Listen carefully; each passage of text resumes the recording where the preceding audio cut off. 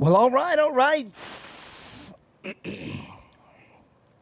Welcome, everybody. It is the 2025 Championship Off-Road Racing Series season finale.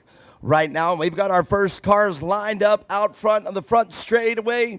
And at this point, we are going to do opening ceremonies. I'm trying to wait for the live track feed to get on, but I think we're just going to take it from here. I'm sitting here waiting and try to get everybody on here.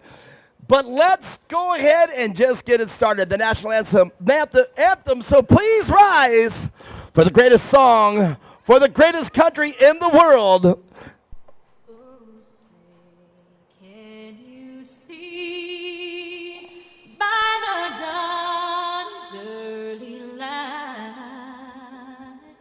what so proudly we held at the twilight's last gleaming, whose broad stripes and bright stars through the perilous fight o'er the ramparts we watched were so gallantly streaming, and against red glare the bombs bursting in air gave proof through the night that our flag was still there.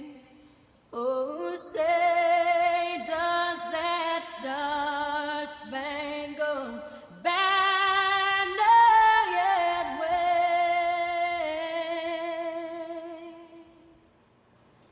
o'er the land of the free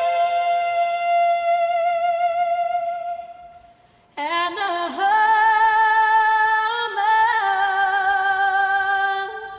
of the brave? Yeah, let's get it on. It is the season finale right here for the 2025 season here at Core. And we're excited to announce several championship bouts on the line today. And that's right, I'm calling them a bout because that is the way it is in off-road racing. It is a battle till the end, and this promises to be a great battle. Tons of championships on the line, and they are going to come down to everything that happens this weekend. It's the final race of the 2025 season. We're going to take a break off here of the summer, and we will go right back into the 2026 season, starting when it starts to cool down. All the dates to be announced, most of them right here at Firebird. Once again, we're starting off the 170 experts and intermediates. So sit tight. We'll have the drivers here included in the race, but I know the majority of them from just the couple years now that I've been announcing for Cora. I'm going to be joined by Mia Chapman up here. She's eating lunch right now, but we'll get together on this. Tons of cars and tons of chaos going to be happening today. R&R Steel, our main sponsor here for 2025. We're going to learn about all the sponsors here today.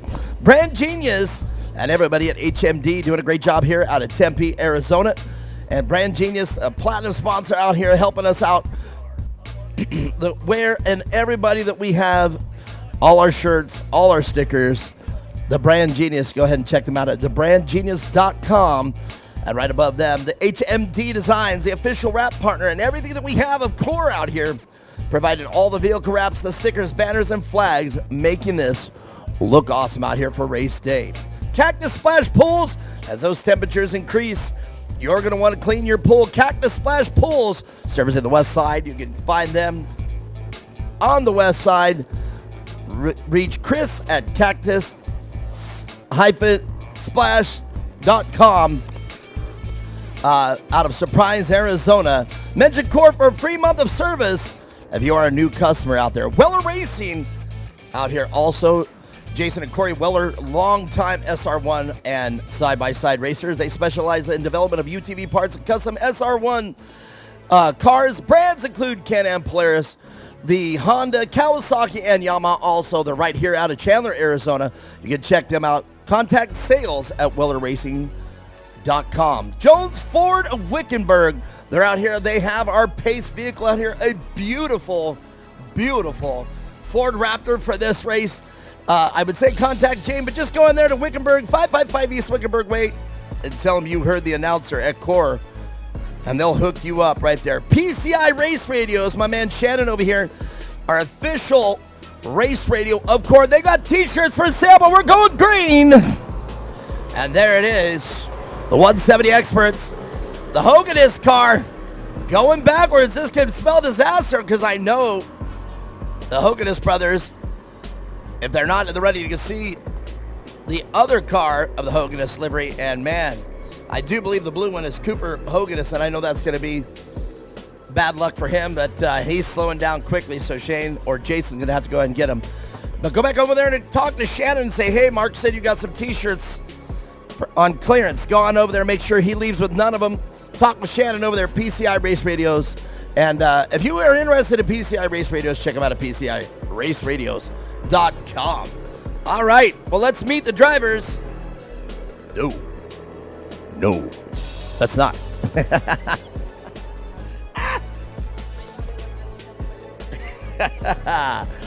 Well, all right, let's see if we got him. The Ryder Forrester and the 695 car, Luke Vale, the Doyle car, and the 831 Fernandez and the 0074 Hoganist 8415. And I do believe that's going to be the Cooper Hoganist car, and Carter Hoganist in the 2014, and McKay in the 098, and 471 also the McKay entry. Stick around. We'll get into it. But right now, Luke Vale out front of the 152 car, and Ryder Forster in second right now, out on the track. So Mia Chapman, weather playing into this today. It's going to reach temperatures greater than 100 degrees here today, and that's going to play into some racing here today. Absolutely, yeah. It's warm out today. It's dry, and that's going to make the track conditions dry out just a little bit more, which is hard to balance, especially when you don't want it to be too muddy, but you obviously don't want it to be super dusty either. So, yeah, kind of play around with it today and hopefully keep things under wraps. But the track looks beautiful right now. Not too much blue groove being shown, but I'm sure we'll see more of that throughout the day. Well, and indeed, the track with some technical spots, as we call them, the stuttered bumps before the step-up jump right there. These play a big factor into upsetting the car over to the step-up jump. The track, the word of the day on the track is wide, wide, wide. The track looks very wide, and this does a great job for the competitors to have several lines that they can choose from to make the pass or to stay in the groove. And hopefully the blue groove won't develop as early because if you have a narrow track, obviously the cars are going to go over and over and over in the same spot.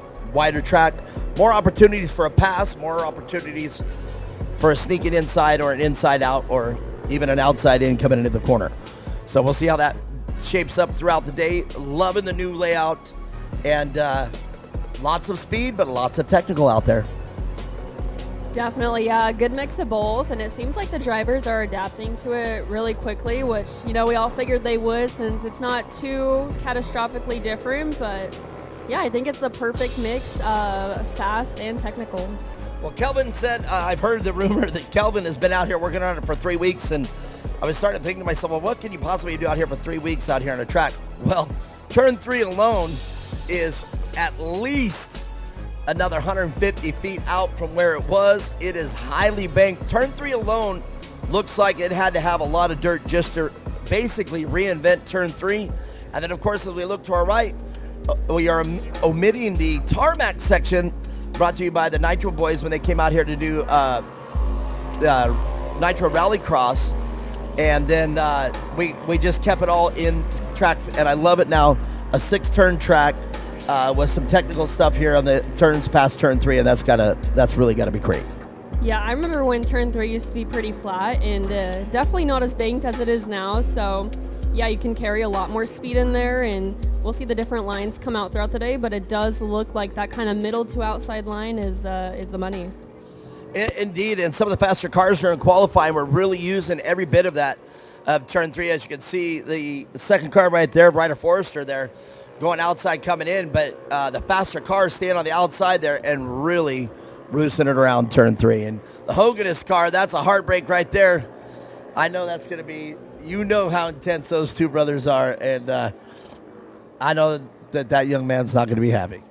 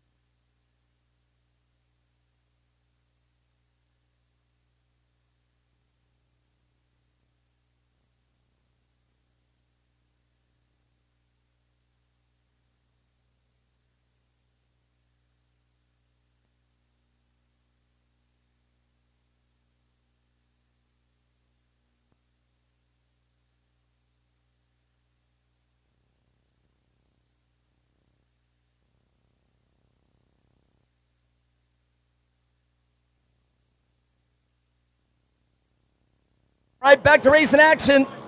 A Forester car right on the bumper of Luke Vale. I know Luke Vale can feel that pressure right there. They're pulled side by side going down the back straightaway. Luke Vale, though, with a burst of speed, extending that lead. 2 or 3 cars coming into turn 2. Gets pretty exciting out there, boy, and you know the heat out there is going to play a factor out here on these cars. But we definitely have a battle in 1 and 2.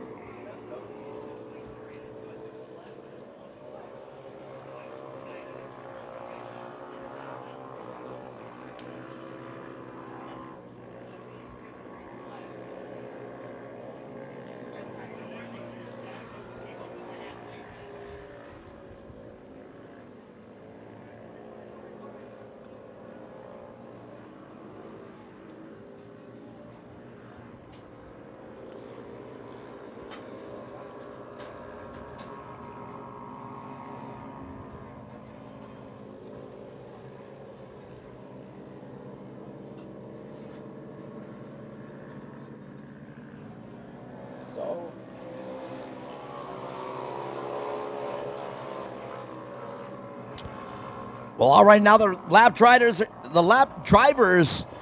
are coming into play, as you see right at Forester to the inside. Luke Vale forces it to the outside. And that lap driver, as they split, they thread the needle right there with the lap driver. And the Hoganist car doing a great job going to the outside of turn 2 there to let the leaders battle. And Forester with a little bit of a slip up there. Luke Vale having to check up. But that puts Forester out in the lead. Forester handling turn 3 like a pro.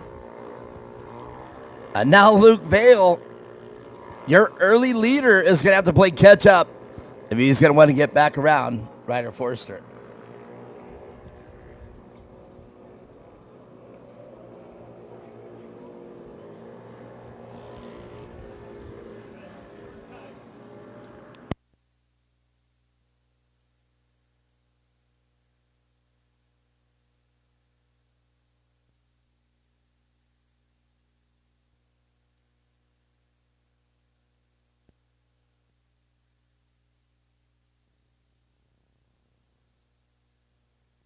White flag flies. That would appear that the Vale car going backwards. Oh, you can hear it there. Sounds like the Vale car having some engine problems. That car is spinning and sputtering, ground down the back straightaway. You can see it right there, the number 152 on your screen.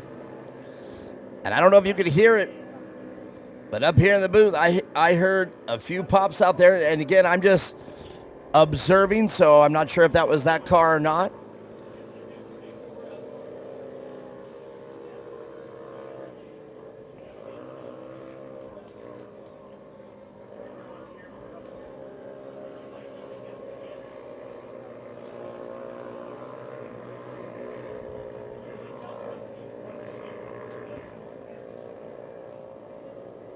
And it appeared the Hoganist car out front of the intermediates. And again, that's unofficial until I got it here. The rest of the cars now will take the white flag. But the checkered flag flies for the 695 Forester car coming into turn one, your unofficial winner. And did Luke Vale hold on?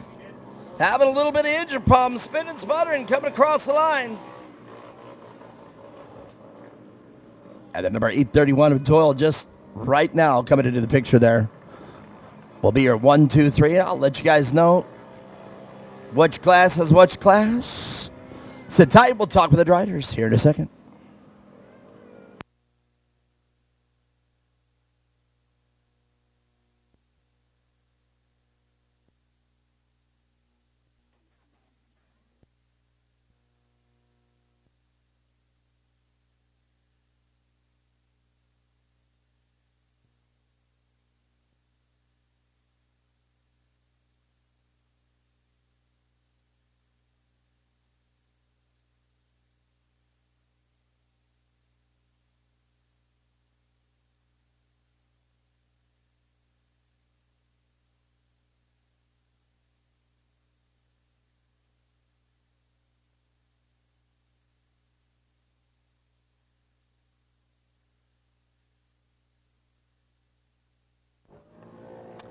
So unofficially, Ryder Forrester in the 695, Luke Vale in the 152, and Hudson Doyle running off top three.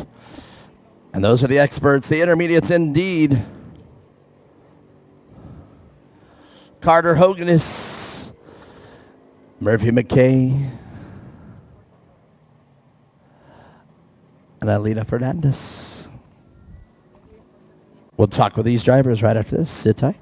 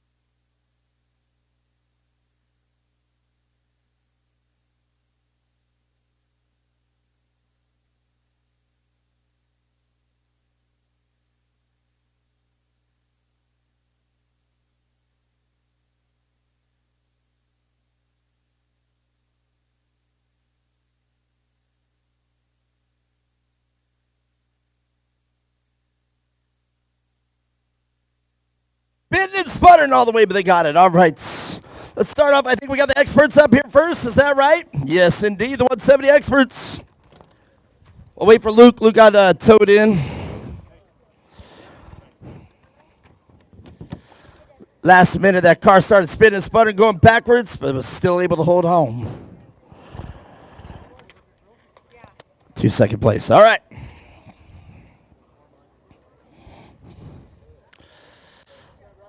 There you go. Well, Hudson Doyle, feels great to have you back. And 3rd place here, starting off pretty good this weekend. Yep. Tell us about your race from the start. It was good. I was following riders' lines. They were battling it out pretty good. Yeah. And you did really good holding in right there, man. One more lap, you probably would have got on Luke because he was having car problems. All right, let's talk about the people that make your race happen.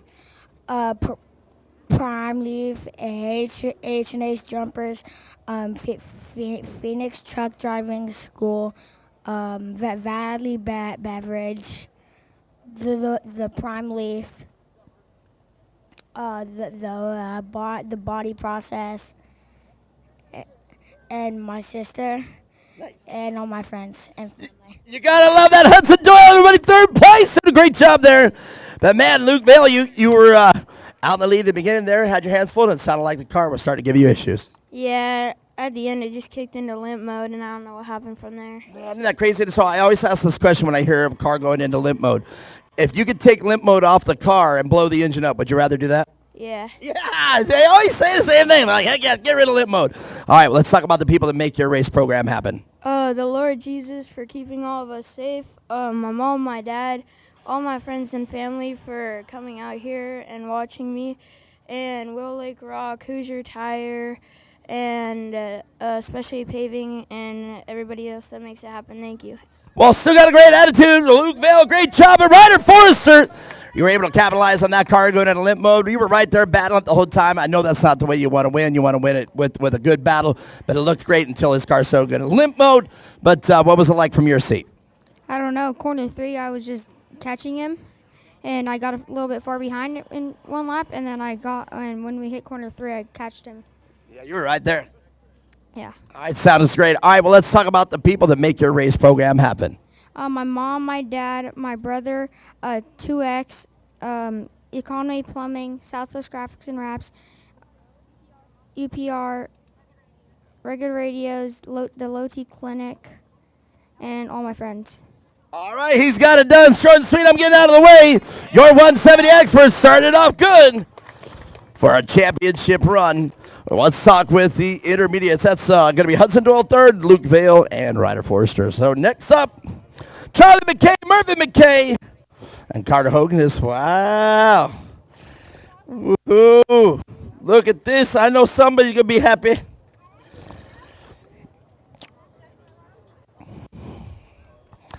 Charlie's got that smile. I love it. You know, the word infectious. Every time I see your smile up here on this podium, it's always fun. Take us from that race. It was good. It's drier than usual for qualifying, but I held up. Yeah, dry. I don't know. People gripe about the mud, but I don't mind the mud. Yeah. All right. Well, very good. Well, let's talk about the people that make it happen for you. My family, my friends, the Foresters, 2X, mom and dad, Murphy, my Uncle Kale, Hopkins, Kleins, Barbushas, and all of the above, and Core, and God. Yeah, Charlie McKay, everybody, you did a great job. But right here in 2nd place, Murphy McKay, a great way to start the weekend with a podium. Yes. Take us from the start. I didn't know Cooper's car was gonna zoom down, that never had happened before. Yeah. And I'm like, oh. It's like just pick up and run at that point, right? Yeah. Well, you know what you did, and you did a great job. You held on to 2nd place, but you had his brother to contend with, and Carter still did a great job. Yes. All right, well, so did you, but let's talk about the people that make it happen for you. Cooper, Carter, Charlie, my mom, my dad, my grandpa, my grandma, my aunt, my uncle, 2X Motorsports, my cousins, Mobile Force Refueling, Servworks Plumbing, and Ryder Forster and Tatum Forster. All right, very good. Murphy McKay, everybody, second place. But, man, Carter Hoganess. Been a while since you've been on top. It feel good? Yeah. Well, I know there's a little bit of civil rivalry between you and your brother, but I know this isn't the way you would want to win. He had some car problems there, and he was just spitting and sputtering the whole track. Yeah, I'm kind of mad that I wasn't able to battle with him. Right.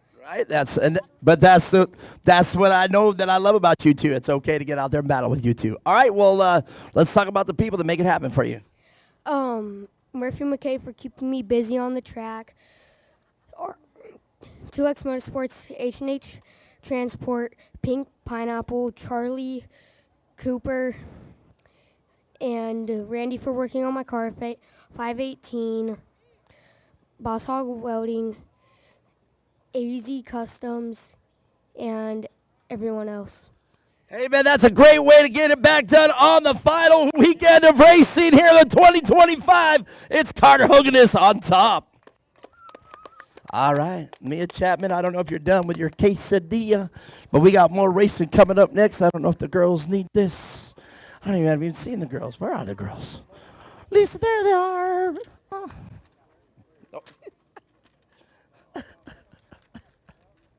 Did you see my ninja skills? I dropped it and caught it with the same hand. Oh. I tried. Yep. Ninja skills left. Great, yes, he is. Well, stick around. We got more 170s. I do believe it's going to be the 170 beginners.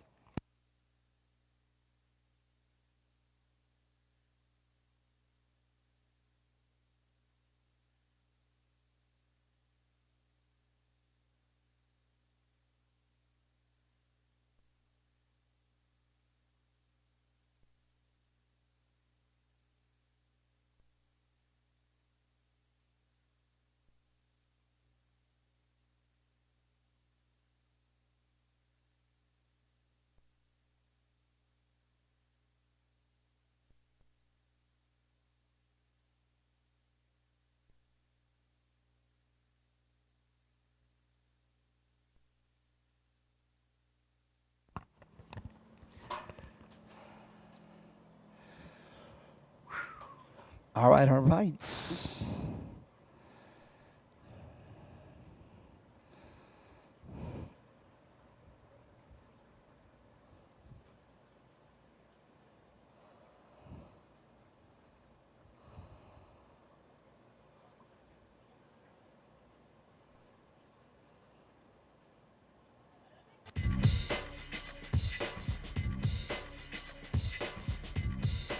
What a great way to start off the weekend. Already getting things going. Well, it promises to be a barn burner of a weekend with all the championship rounds on the line. But next out on the track, let's see what we got here. Looking at everything, making sure I got it.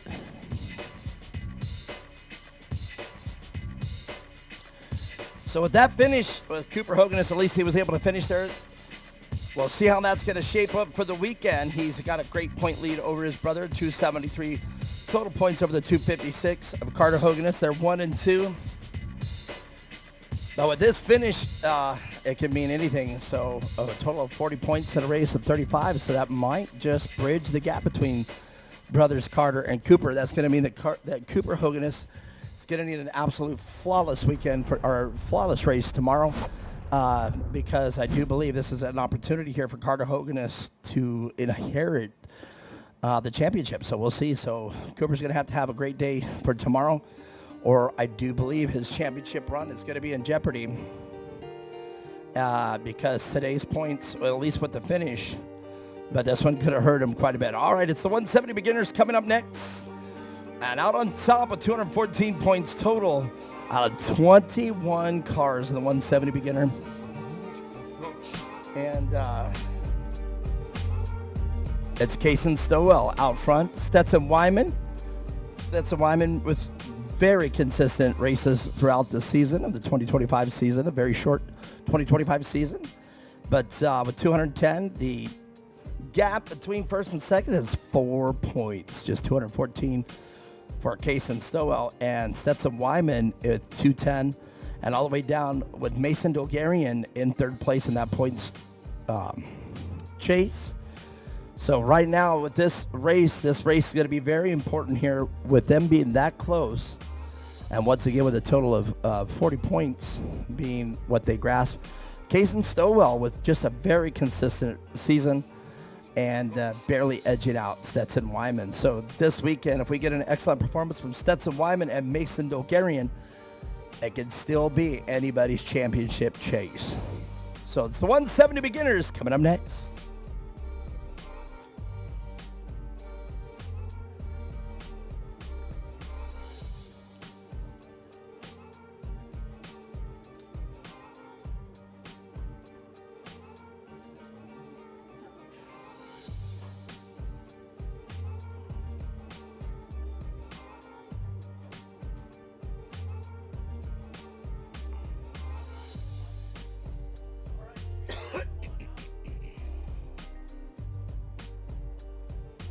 I'm loving the way we get to stage the cars on the tarmac now. And the tarmac now no longer part of the race circuit. And I think this is a better way to utilize the race tarmac. So excited on that one.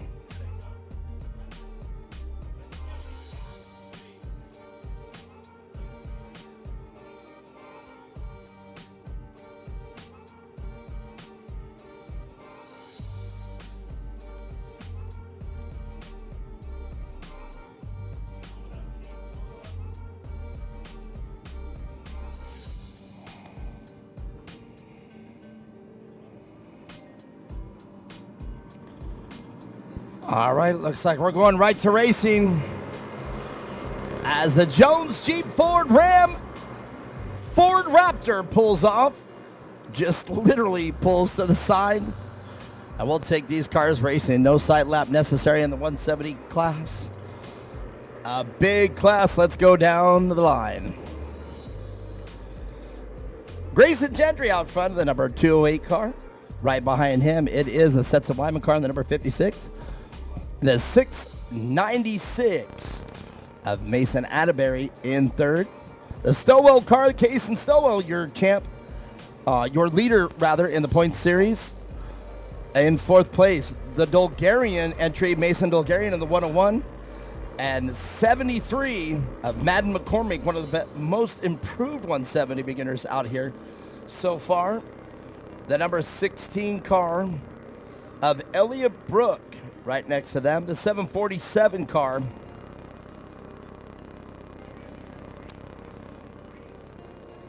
of Zeppelin Ledbetter right next to them. The 1302 car, that's Braden Lucas. And we've already got a little bit of a pile up here in turn 6, it would appear. And that is going to bring out a full course caution. So we're at Braden Lucas on the 1302.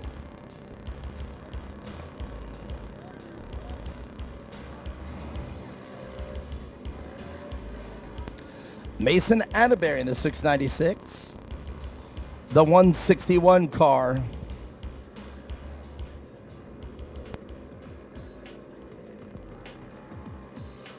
of Maverick Atterbury.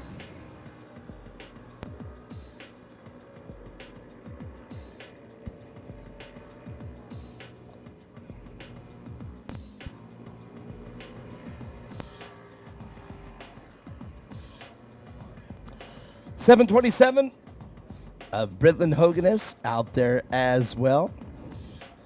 The 102 car of Wyatt Dolgarian. The 44 car of Steele Hopkins out there.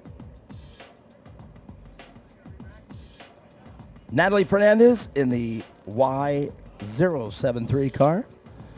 And that is quite an entry out there. There's the number 22 car. You can see them. That is Creighton O'Connor. Creighton O'Connor, unfortunately, with the 2X sponsorship, looks like there's front-end damage to that car, and I don't believe Creighton is going to be able to return to racing. But you can see one of the track officials out there Making sure that driver is okay. Lots of damage there to the left front wheel, and I don't think that car is going to be able to return there. It's got to pull out the forks. So big field already of the 170 beginner class. And while we're talking about it, we brought up the Steele Hopkins car, the number 44 car is what we were just talking about. Let's talk about Tucson Business Insurance. Steve Hopkins out here, local and reliable. I actually was able to give Stevie a call this week. I am actually looking for business insurance, and I am going to use Stevie 100%. And they are out of Tucson, Arizona. They are a full-service insurance agency providing solutions for any business and individuals for all of Arizona. General liability, workers' compensation, group benefits, auto, home, life, and many more.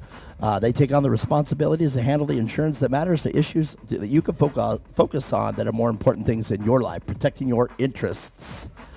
Everyone has different insurance needs. We will work hard to make sure that you get the proper coverage to protect the important aspects of your life, family, business, and belongings. Once again, they're in Tucson. Check them out at TUCINS. That's TUC for Tucson and INS for insurance. TukeInsurance.com, or give them a call at 520-413-3000. And as I said, I was able to call Stevie, get a quote together, and it was pretty much a painless process. He was able to get it done. So if you guys are looking for business insurance, make sure you check out the Tucson Business Insurance. All right, let's keep rocking. Really excited about the race suits that are coming up here, the DX Star race suits. They're out of Australia, and one lucky winner here in the points chase is going to walk away with a brand new DX Star race suit. And man, oh man, if you haven't seen these suits, they are incredible, and they are awesome to have out here, and we're lucky to have them here as a sponsor as well. So more to come out here in the 170s. The heat's going to play a little bit of a factor out here. Trying to keep the drivers as hydrated as we can and keep them out on the track, but make sure that they are competitive here for the race.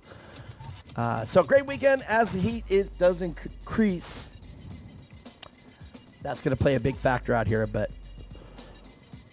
Championship Off-Road Racing Series, this is our final race for the 2025 season. We're going to take a break during the hot months, come back and start the 2026 season at the end of this year, and that way halfway through the 2026 schedule, we'll be done with it with a full race schedule with 25 bleeding into 26. So I think this is a great move by Core, and that keeps the hotter months out of the schedule. So I think this is a smart move on all facets of it. All right. The Jones Jeep Ford Ram truck pulls off right on the front straightaway. They're going back to green. And let's see as they pass who is out front. It's still the Gentry car out front. And let's see. I'm trying to switch back and forth to the YouTube channel to answer some of the chats out there. Go get them, Jameson. Good luck.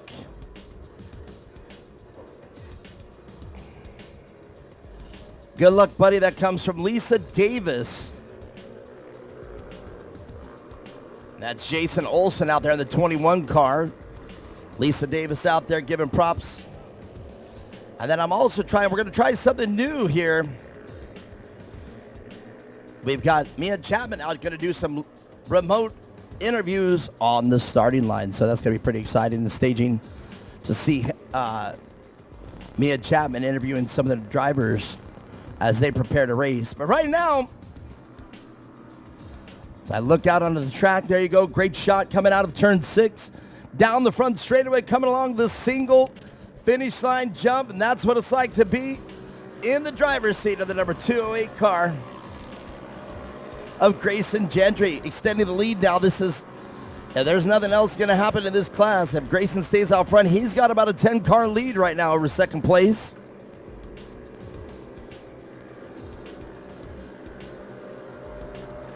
And a great shot by the drones that we have out here.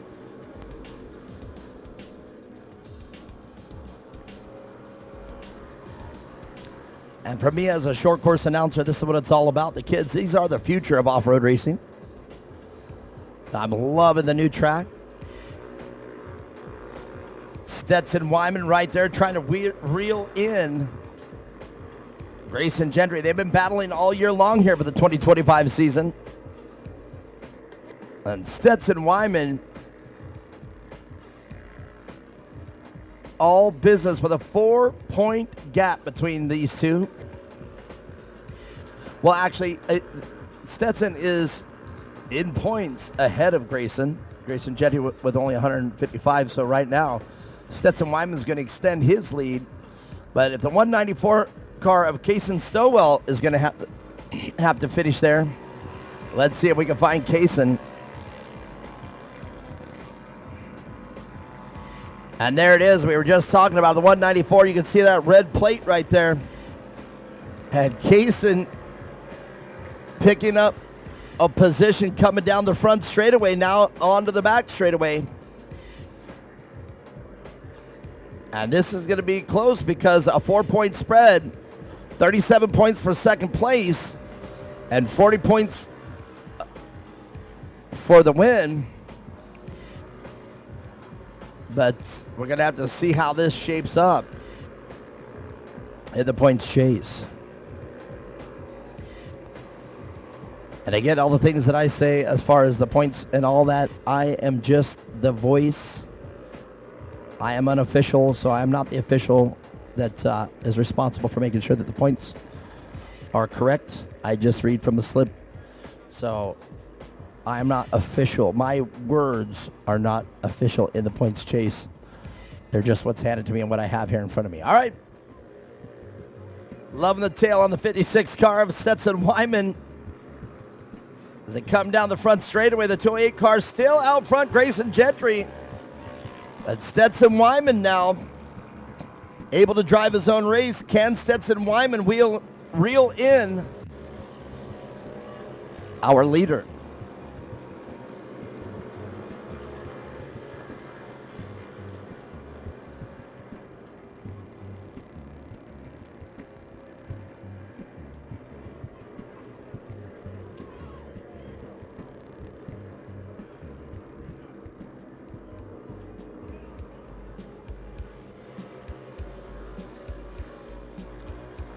As the 161 car comes across the finish line one more time, that is Maverick Atterbury. The 21 car, Natalie Fernandez. The 073 car, Y073. Give some shout outs there.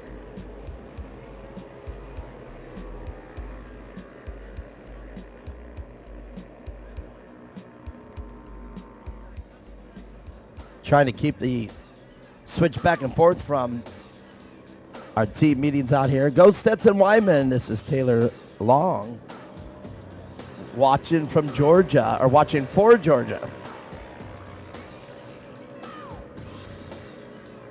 So once again, Stetson Wyman getting a little bit of love out there. All the way from Georgia, Stetson Wyman. And now Stetson Wyman has shortened that gap between first place, the 208 and Grayson Gentry. Grayson is going to have to keep that car fat and happy. We got a race in our hand.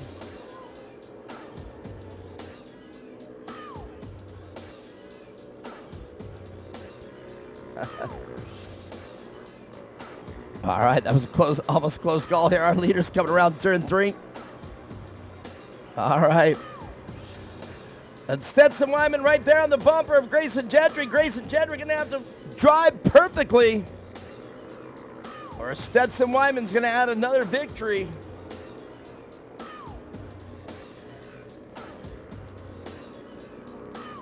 At least 2 more laps to go this time around.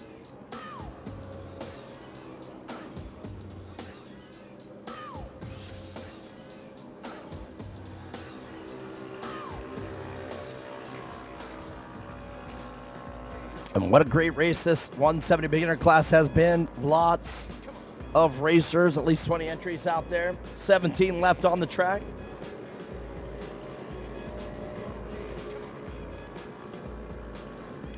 Well, Stetson Wyman falling a little behind there into turn 2. Grayson Gentry deciding to go wide. Stetson Wyman staying to the inside. Picking up maybe one more car. Lap driver now coming into the frame. Stetson Wyman with a great turn 3. And it goes to the outside. Collects your leader. That slows him down. Just enough for Stetson Wyman to get back on the rear bumper. And that's where a lap driver can spell disaster for somebody out front. So now Stetson Wyman. Can Stetson Wyman get that car back on the bumper? Now Stetson dealing with the lap driver. There you go. Great sportsmanship by Natalie Fernandez right there in the 073 car. But now I'm afraid with only one lap to go that Stetson Wyman is not going to be able to reel in your leader, the number 208 of Grayson Gentry. Little bit of drop in that last lap there with lap drivers. The number 44 car nearly taking the 208 car out of contention. The white flag flies for the rest of the field.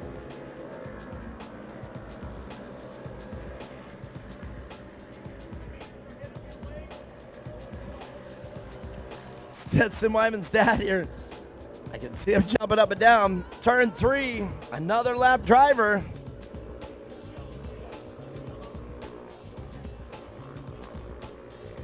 Oh, we've got a local yellow, so this could tighten it up a little bit here.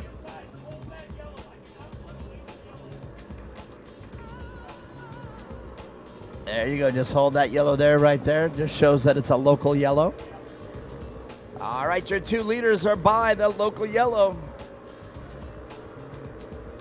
But here we go. Just one more turn, turn 6 to negotiate. And Grayson Gentry is going to be on top of the box. And there it is. Checkered flag flies. Grayson Gentry out front. And Stetson Wyman finishing in second place. And I do believe our next car in our final position is going to be the 7-3 of Madden McCormick. Whoa! But no, is it the 194 car of Kason Stowell?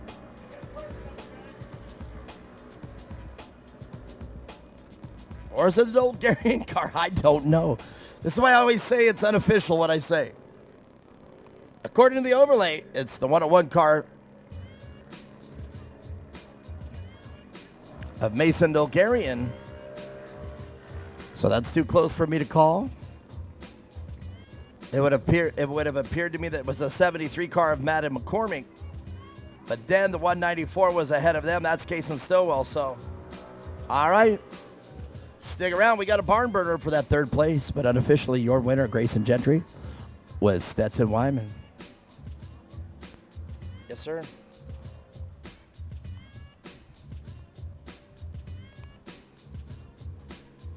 Okay, ready to go.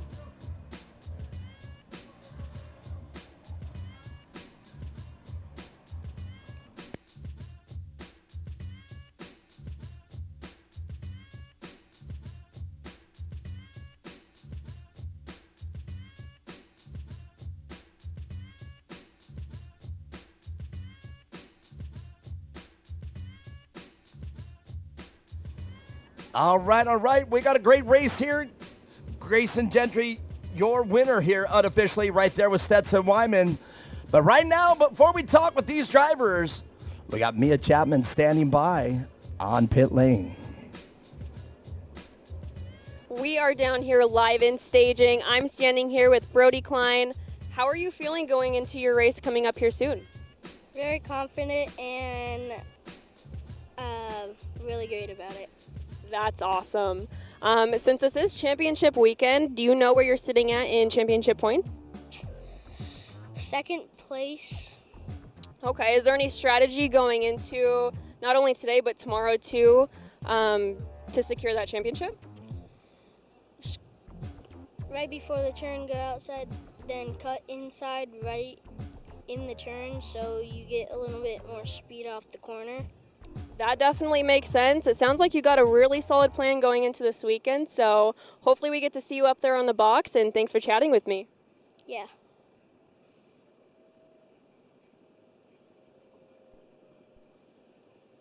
Cool. See, not too bad.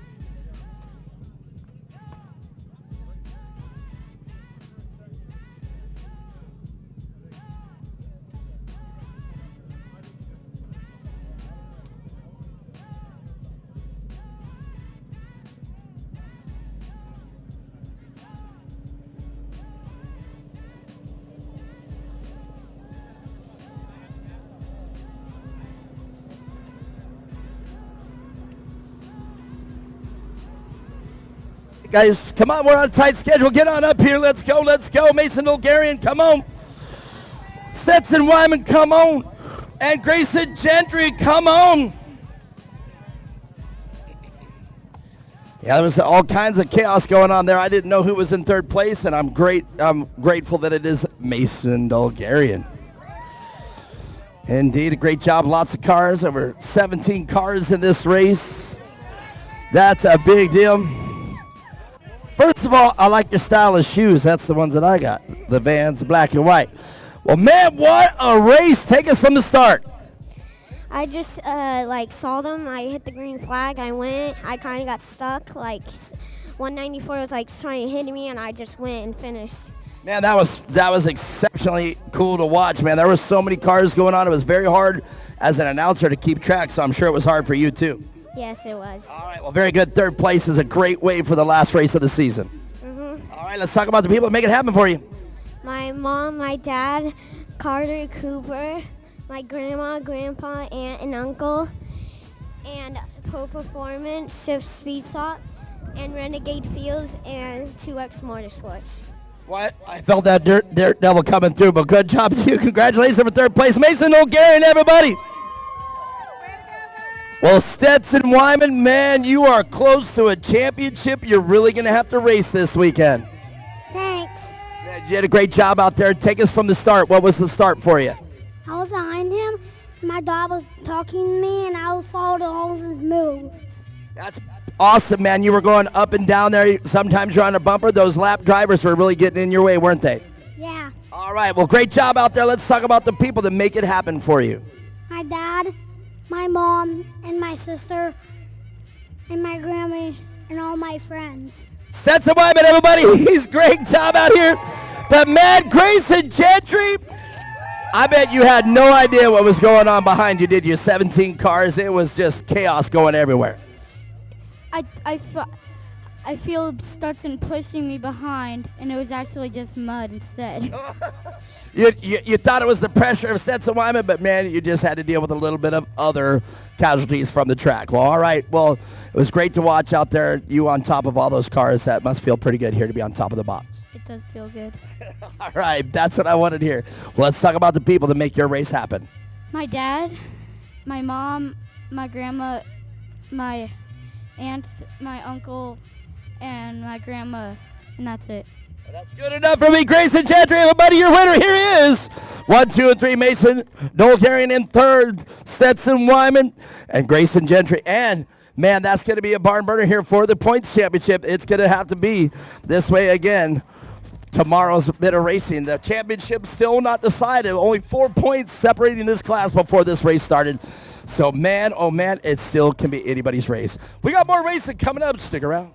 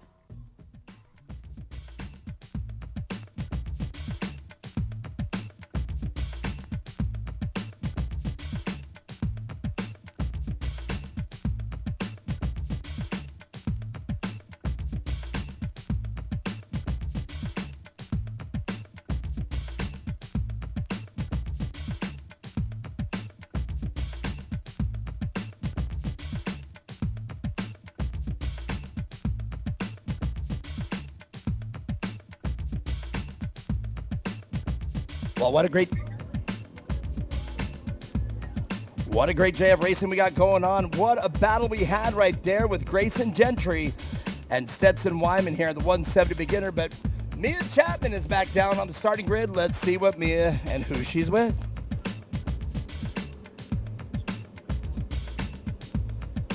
We are live down here in staging. I'm standing here with Jackson Cotter, who's getting ready to take the track here pretty soon.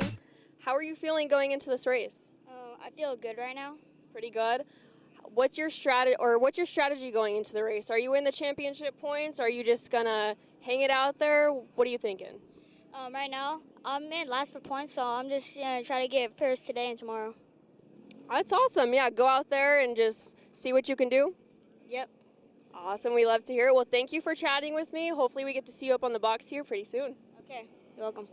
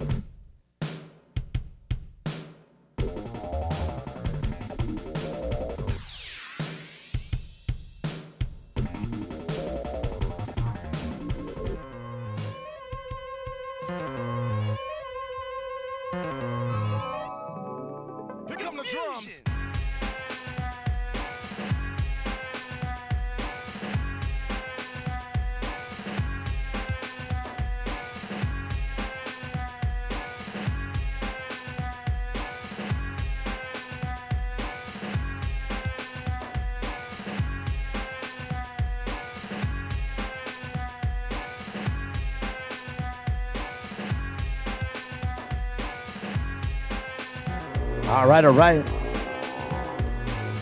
Kids are getting it, says Bill out there on our live track feed on YouTube. And Taylor Long chimes in all the way from Georgia, he said. That's right, from Georgia, not for Georgia. You know what? Either way it works, Taylor. If you're out there listening, Taylor, it still works for Georgia. He said, go Stetson Wyman, watching for Georgia. That's right. Like all of Georgia, you're probably the only one watching right now, unless some of your family's watching. So for Georgia works too, but from Georgia works even better. All right. It is the 800 Modifieds and the Open. And let's see what we got here.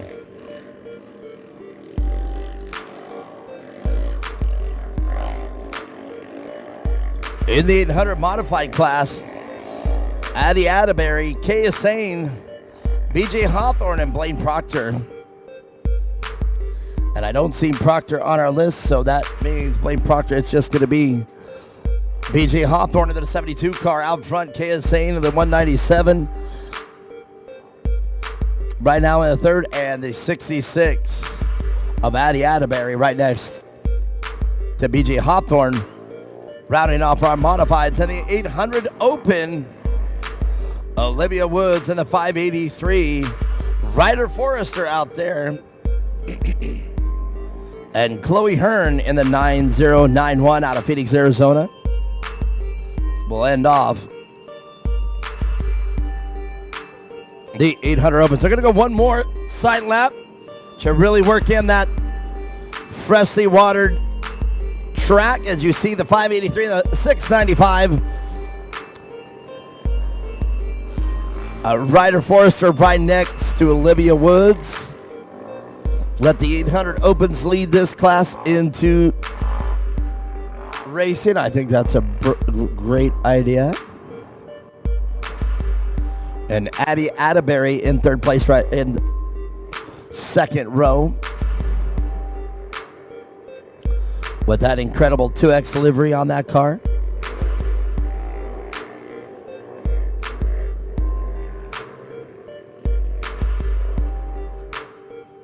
Whew.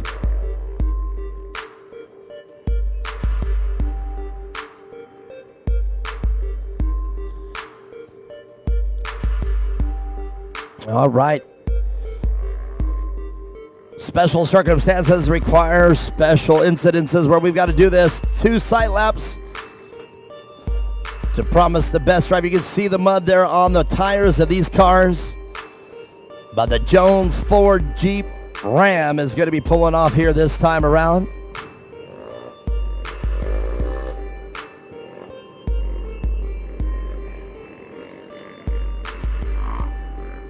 Great shot of BJ. And Addie Atterbury right there. From our overhead. And they're going to take the green this time around when they come through. Let's take some time to meet some more of the sponsors that make it happen out here.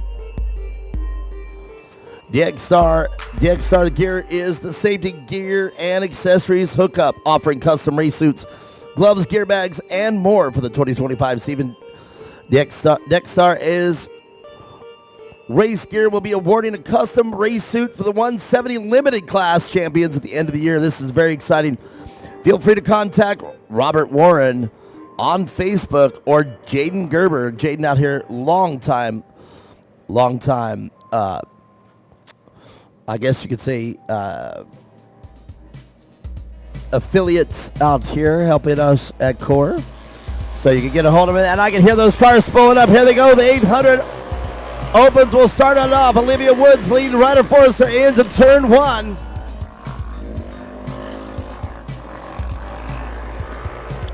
And Ryder Forrester with that yellow, blue, and red livery will now have to play catch up. Olivia Woods way wide, and Ryder Forrester sliding into turn 2, but looks like there might be an issue.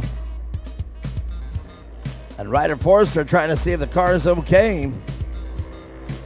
And going to have to get back on it, but now going to have to really play catch up.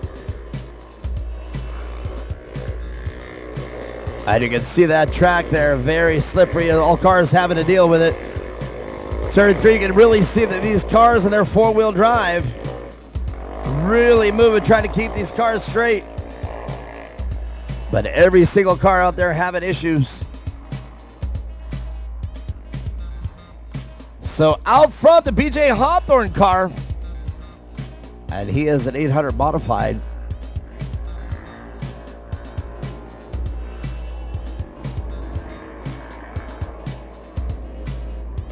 All right, let's see, did I get it right or did I miss the car?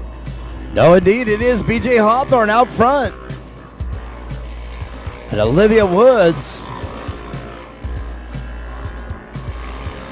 out front in the 800 Open. And Addie Atterbury right behind Olivia Woods, which puts her second in the 800 modified. And Addie Atterbury having the same issues there in the turn 2.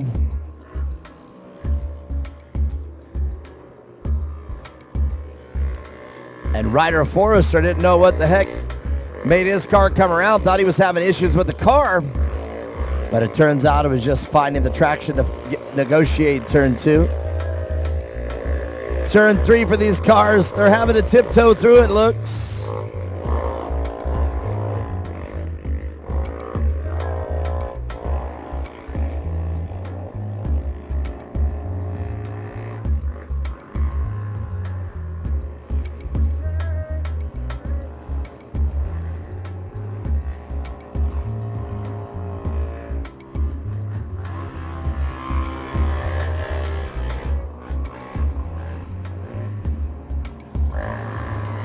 Great action there from our drone footage. BJ Hawthorne right now leading this whole field for their first few laps.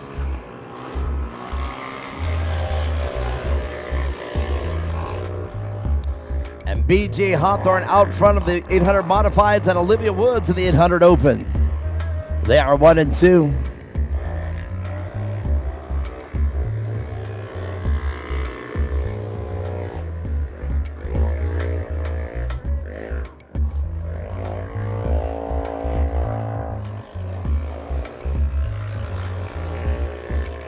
And Addie Atterbury, I got to get that one last little syllable in there. Running right behind BJ Hawthorne, but physically behind Olivia Woods. And Ryder Forrester, your second place in the 800 Open class, but Ryder Forrester having some issues over the step up. And I think all these racers at this moment dealing with a freshly watered track.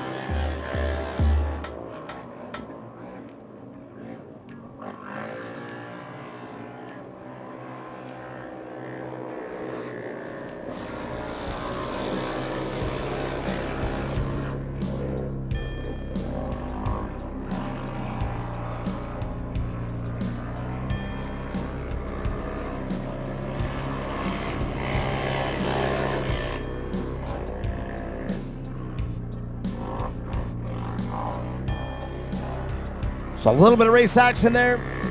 Ryder Forrester and Kay is saying.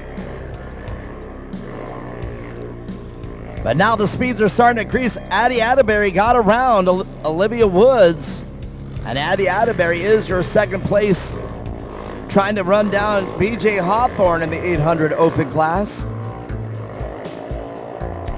And wow, the 800 Open's having a lot they could do to get up and over that step-up jump after the stutter bumps. Cooper Hogan has come on up here. Let's talk.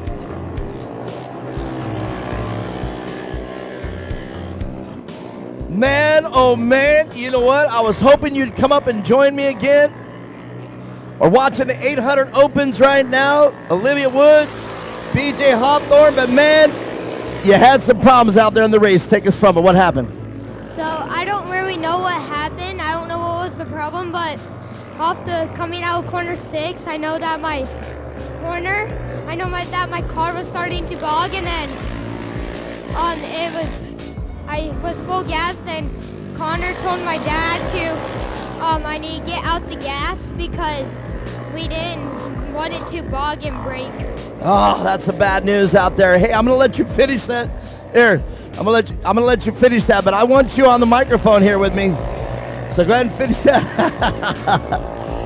I don't want that to melt all over and you miss out on some popsicle goodness there. But Cooper holding this up here. We'll give him some time here, wipe off his hands, get him all situated here.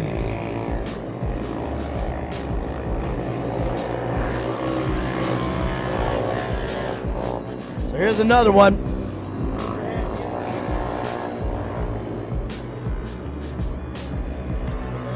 I think we got some trash over there. But go ahead and get those in the trash and get back over here and talk to me. I don't know where it's at. All right. Grab that microphone. Let me make sure it's on there. It's on. Yes, I don't know. You got popsicle all over. That's all right. Well, man, what a great race. Still, though, your brother able to get that top spot. So it must have been a little frustrating out there as you have the points lead right now. Yeah, I'm leading by like 20 points right now. Well, so that's gonna hurt the points a little bit. So tomorrow you're gonna have to be almost perfect here to maintain the championship. Yeah, we're going to fix my car, and let's just hope I get first tomorrow to get that first place position at championship. Man, I gotta tell you, last time you were up here, I know the exact footage and everything, and the exact 4 hours, 30 minutes into the last race, I had you up here as a guest announcer, and everybody said, man, they really loved the way that you corresponded with me up here at the announcer's booth. So that was pretty cool. So you had a lot to say, man, about racing. How much do you know about here, the 800 class? Do you know about Olivia Woods out there normally dominating the open, and BJ Hawthorne right now out front? Yeah, BJ Harper, in round 2, he was leading the open class, and he got first both days. Man, he's definitely a great driver out there, and he finds himself out front of this field. Let's talk about Ryder Forrester. You know who Ryder Forrester is. Yeah, Ryder Forrester, he's a good friend of mine. I know he runs 170. He did really good in 170 today, and he's doing good right now in the 800 open class. Yeah, he had his hands full with Luke Bale. Luke Bale, though, his car having issues. Very similar to yours, I would imagine. It sounded the same, kind of spitting and sputtering, but he was able to hold on to that second place, and at the end, there was no more car left. Yeah, coming into corner 2, I saw that Ryder made a mistake, and Vale almost passed him, but Ryder just kept his foot on the floor right there. Well, that definitely happens. I'm trying to pay attention to so much stuff up here today. Well, let's talk about your car. Is it going to be able to be fixed here for the weekend, for tomorrow, and is it going to be full steam tomorrow? Yeah, I think so. My dad thinks that Jay Lucas or Atterbury has an extra part or something, whatever we need to put on my car that needs to be fixed. So you're not certain what it is? Your dad didn't tell you what it was? No, my dad did tell me what it was. It's just I forgot what it was. All right, very good. Well, I can hear those cars pulling up, so that means they took the short way around. They took our first class with the competition yellow. BJ Hawthorne finds himself out front, but now this is going to give a chance for Addie Atterbury in the number 66 car to be up there with BJ Hawthorne. And now Olivia Woods is going to start feeling some pressure from Ryder Forrester. Now Ryder Forrester able to bridge the gap, but now Kaya Sane is going to be there from the 800 open. Kaya Sane always consistent as well. Yeah, Kaya Sane, she's always consistent. She's a tough driver, and like everyone else in this class.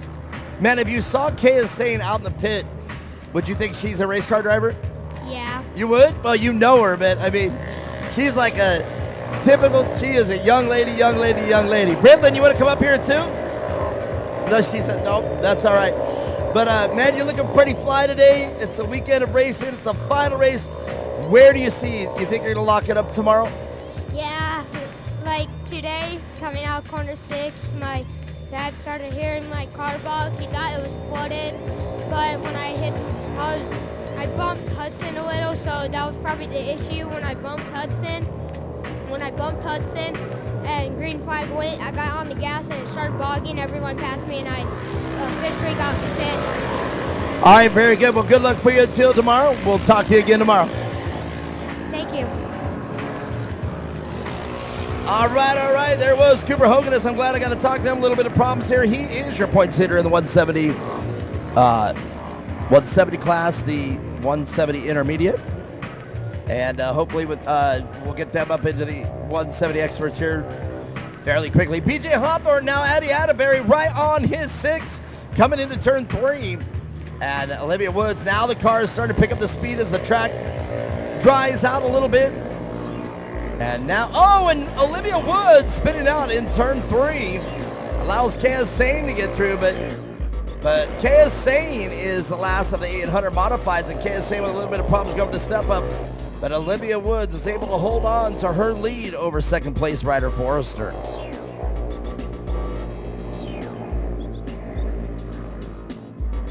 And now Kaya Sane sounds like she's having issues.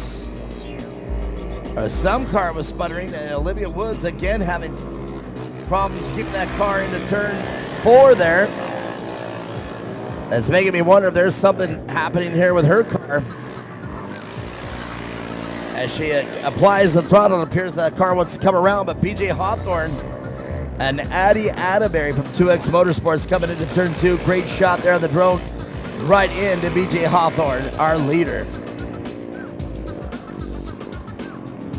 Now that spinning and sputtering sounds like that could be coming from Olivia Woods' car. But BJ Hawthorne's 800 on rails.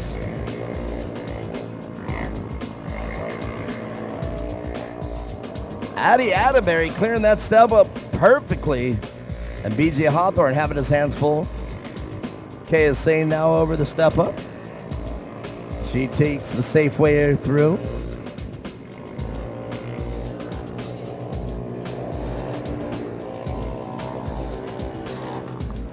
And while we wait here, coming around, the white flag comes around. Let's talk about more of the sponsors here. HMD Designs, Brandon Howard, the official wrap partner of Core, provided all the official wrap stickers and banners here, and including the flags. They're out of Tempe, Arizona. Give them a call at azhmd.com is their website, azhmd.com. Or you can call them at 480-586-3006. And right there, they're on 3131 South Park, Tempe, Arizona. And they're right here making us look so good. White flag flies, BJ Hawthorne. Just a few more turns to negotiate as he goes over the step up. And it's crazy, BJ Hawthorne taking it rough over the step up. And look at this, Addie Atterbury following him. Probably should have went outside in there, but that's okay. BJ Hawthorne now still out front, maintaining this lead over Addie Atterbury. Great drone shot there. You can see how far they have to turn those wheels to get them to pull. Here they come down the front straightaway. Addie Atterbury, a little bit of a correction there. But BJ Hawthorne, your unofficial winner of the 800 modified, with Addie Atterbury in second place. But Addie Atterbury with a great points lead. And I have a feeling with a second place finish behind BJ, she still maintains points lead. Kaya Sane will unofficially take third place, and Olivia Woods still out front in the 800 Open, and I'm going to be looking for Ryder Forrester, the 695 car. But it indeed looks like it is going to be Chloe Hearn, second place unofficially, and Ryder Forrester will settle for third.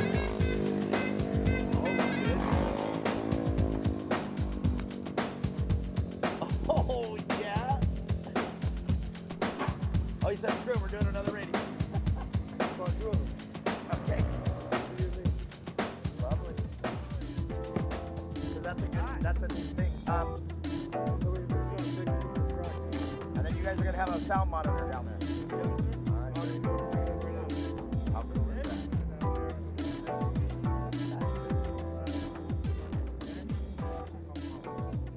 We were able to get those numbers, the two months. That's perfect. Yeah, so now I'll get my handoffs better, and once I know who she's talking to, that'll be. Well, and we can put it on the screen so you'll see it too. I mean, so like, because I want is for Jordan to be like impressive right on stage, right? So she'll be in front of the camera, right? So that we all can see what's going on, and then she'll be like, okay, we're going, visually, right? Like, like whatever, you know what I mean? Right. And then she goes off screen, right? And that's your cue to start. And you do the handoff. And then I don't know how much they get back. Now, if I can hear her. And then we're doing it now. All right. Well, I'll tell you what, while we're getting the drivers out of the car and getting the first three on there, I see that Mia Chapman is getting ready to take on another driver out there. So as I walk down to the podium, we will see here and see if they can get that interview in there. And that's the way we're going to do it. We're going to try to talk to the drivers here while I walk down to the podium. We'll meet the winners here of the 800. I'm coming to grab them right now. Thank you. Thank you, Timothy. Great job out there. Let's talk with the 800 modified first. Or who do they got on there? I'll have to see. But here we go. Let's, as I take the walk, let's see if we can get it. Mia Chapman. We are live down here in staging. I'm standing here with Blaine Proctor to get a few words from him on how he's feeling before the race coming up here soon. Yeah. You got a strategy going into today's race, or do you not have too much pressure and just kind of going to do what you can? I don't really have much pressure since I'm kind of in the back with points, so today I'm just probably going to go in there, have fun, maybe try to just get high positions.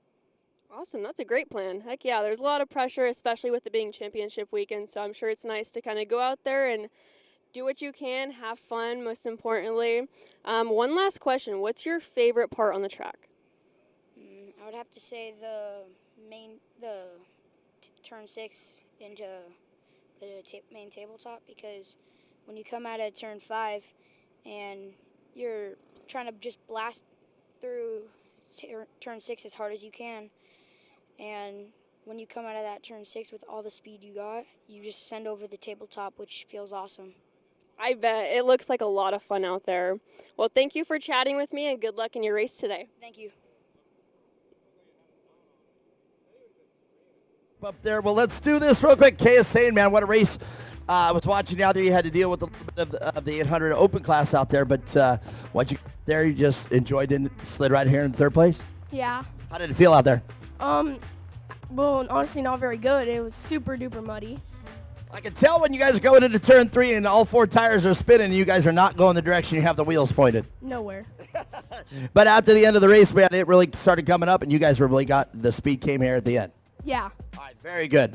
Well, just so you know, everybody was dealing with it ahead of you. So, all right, well, let's talk about the people that make your race program happen.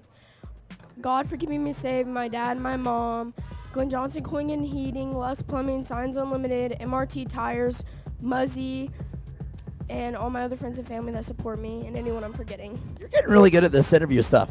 Yeah. Does that feel better for you? Yeah. All right, I love it. Can't say it, everybody. Moving right along, Addie Atterbury.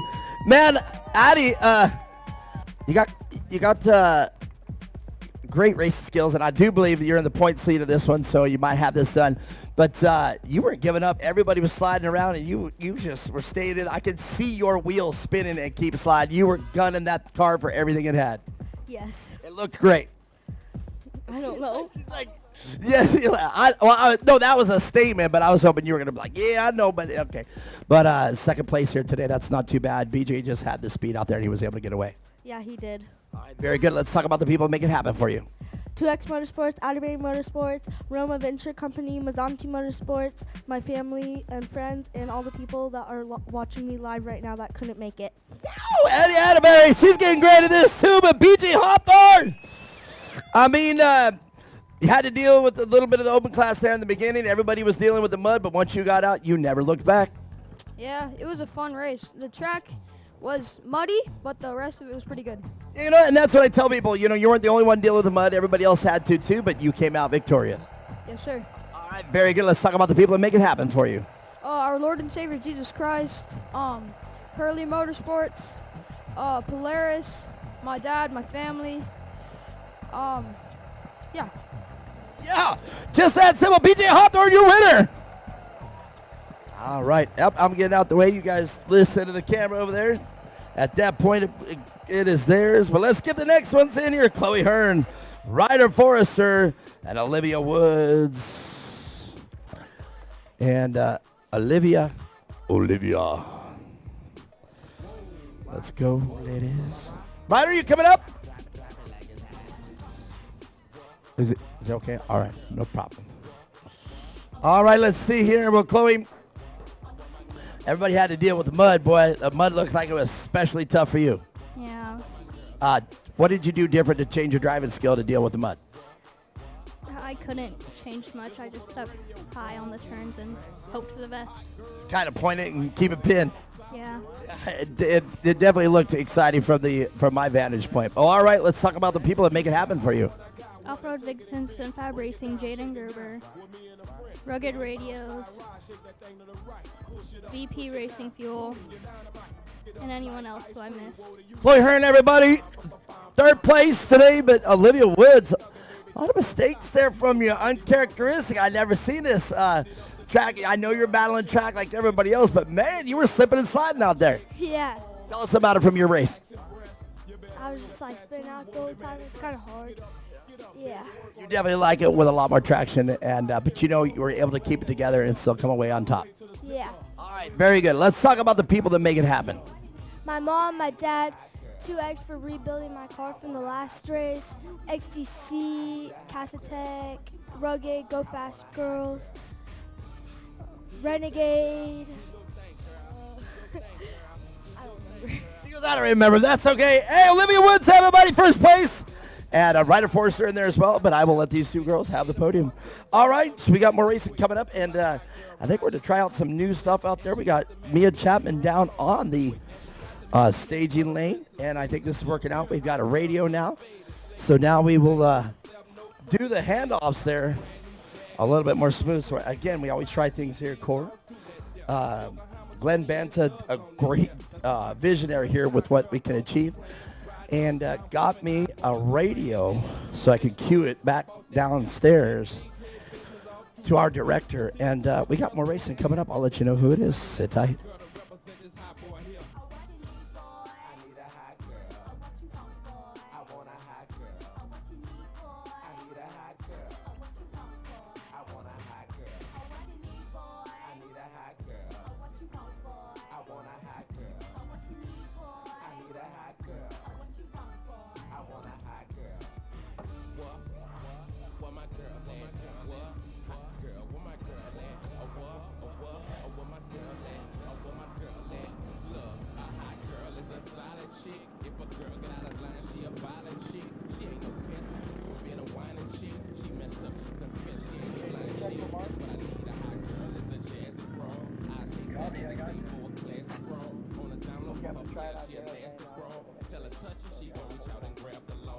All right, we got some more racing in store here, and when Mia Chapman down there at the staging lane, when we get some more on there, I bet we're going to talk to some great riders. Stick around.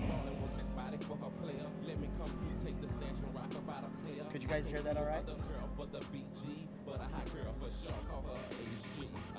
Well, look great. We're getting ready to do another one. I've got you up on preview if you can see it. Hold on.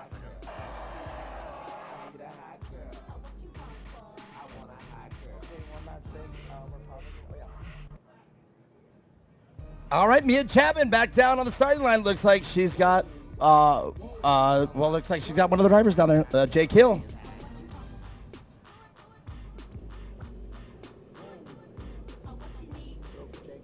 I'm down here chatting with Jake Hill just before his race starts here soon.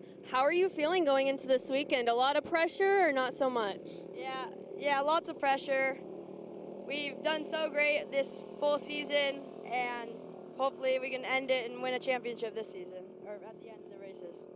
That's awesome. Do you know exactly where you're sitting at in points? Yeah, we're leading.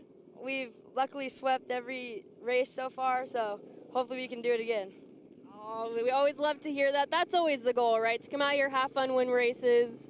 Well, hopefully you can get it done here today. I know there's going to be a lot going on with the new track change and the championship on the line as well, but we look forward to seeing you out there, and good luck. Thank you.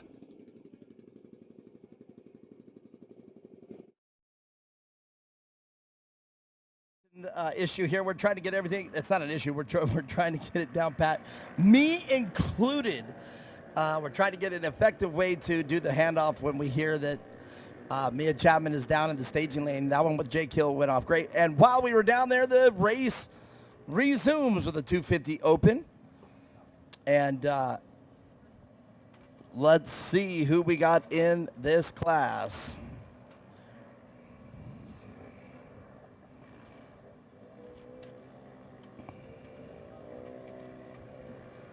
Trying to find my 250 open here. Sit tight. I think it might be all the way back to the front here. There it is. I know Maggie Flores is in here, a few other people. But out front right now, Rylan Gahn in a 62 car right next to them, the 18. It's Brody Klein. We were able to catch up with Brody earlier. And Jackson Cotter in there. Let me make sure I got that one right.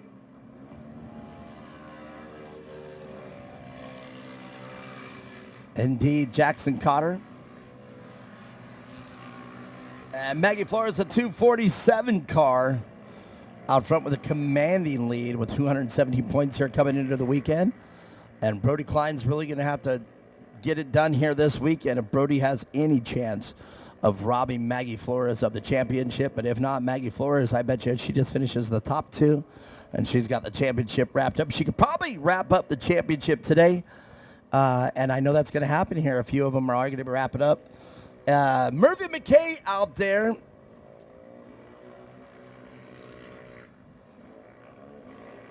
But wow, so Murphy McKay, Maggie Flores, Jackson Cotter, Brody Klein,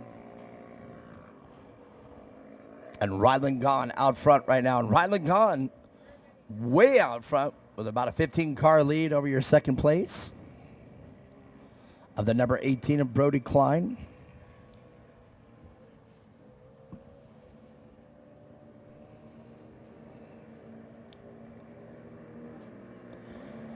And we'll see how this shapes up here. And this is another class that will have a competition yellow. But looking at this points lead of Maggie Flores, she's going to have to pick up a few more spaces. Otherwise, Rylan Gahn and Brody Klein are really going to start adding some points here to this weekend, and that would put them in contingency for the championship here for the rest of the year, or for the one more race, rather. And as you know, this is our final event of the 2025 season. We're cut it short this year so we can shape it up for the 2026 season. We'll start in 2025 at the end of the hot months, so that way, fresh start after the summer months, and we just come in right out of the summer into racing, fresh car, few months off, get the cars, everything ready, and then a full race schedule for 2026. So. And I have a feeling that everything we do here at Core is really, really going to step up here into the next level. We got trucks here today, so if you're out there watching live on the live track feed, make sure you keep tuned in because this is a historic first here for Core and its second revival here. KS says, "Go Maggie, love KK." All right, KK, a big shout out there. And Maggie is on the move. Maggie already right behind the Cotter car. And she is still on the lead lap. So Maggie Flores can still pick up a couple positions and probably still secure the championship for 2025. Maggie Flores around Jackson Cotter down the back straightaway. Can Jackson Cotter respond by passing and getting that point placed back, or is Maggie Flores to the outside, the faster into turn 3? So Maggie Flores now still ahead. Jackson Cotter.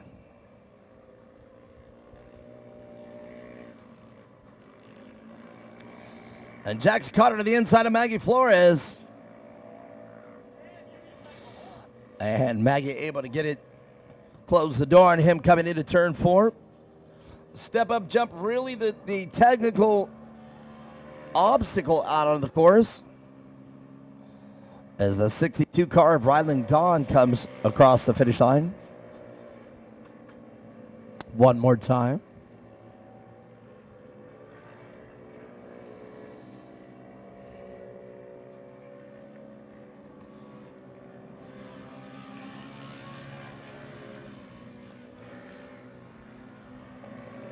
So loving this new thing, able to talk to the drivers while they're in staging and able to talk to what their strategies are going to be for this race. Ryland Gahn, a little bit of a slip up here coming out of turn 3, but was able to regroup and get that car back under control.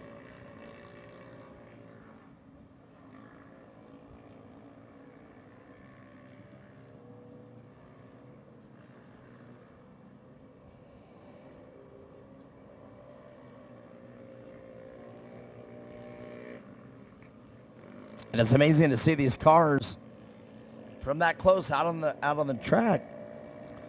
These cars not much bigger than a normal race quad, but as you see there, they have a race set. They have a steering wheel instead of handlebars. But basically just about as small as you can get into a race car here in the 250 Open, before you get into the bigger cars here that are featured here at Core.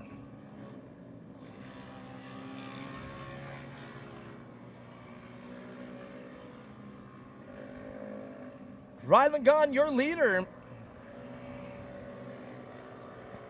As the 471 of, I called it Murphy McKay, but it well, actually it is the Murphy McKay, and I just looked from the 170 and saw Charlie's. But it is Murphy McKay in the 250 Open. All right, Maggie Flores now extending her lead over Jackson Cotter.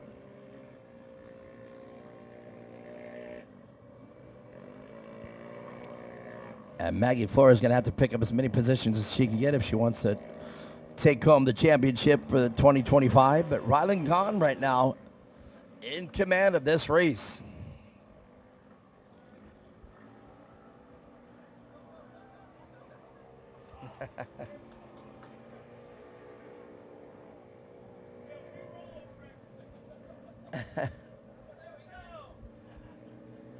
All right, a little bit of action happening up here. The spotters here getting vocal. Love to see it. There it is. Brody Klein, 18, but well off the pace of your leader, Ryland Gahn. Great shot of the cars coming into turn 1 there. 471 now. Murphy McKay going into turn 1. There it is.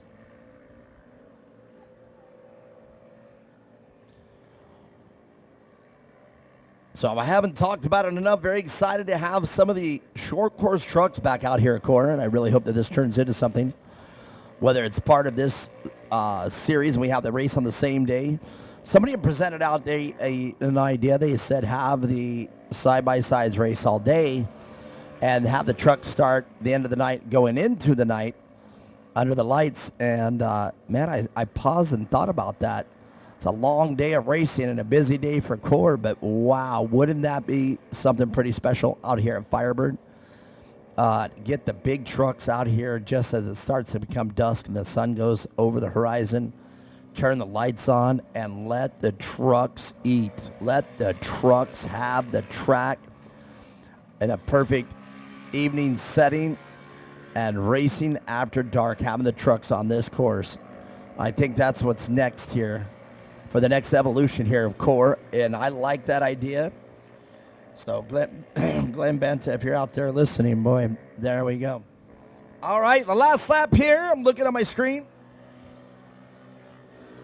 Looking on my screen, trying to figure out if we got another interview happening at staging with Mia Chapman, but we'll talk with her in a second. But right now, Rylan gone with just one more turn to negotiate.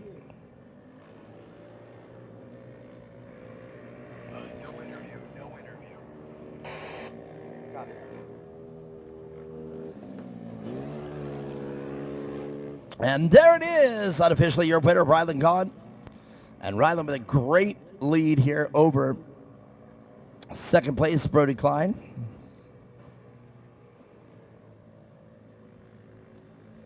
So Rylan gone, let's see here in my points chase, Rylan gone.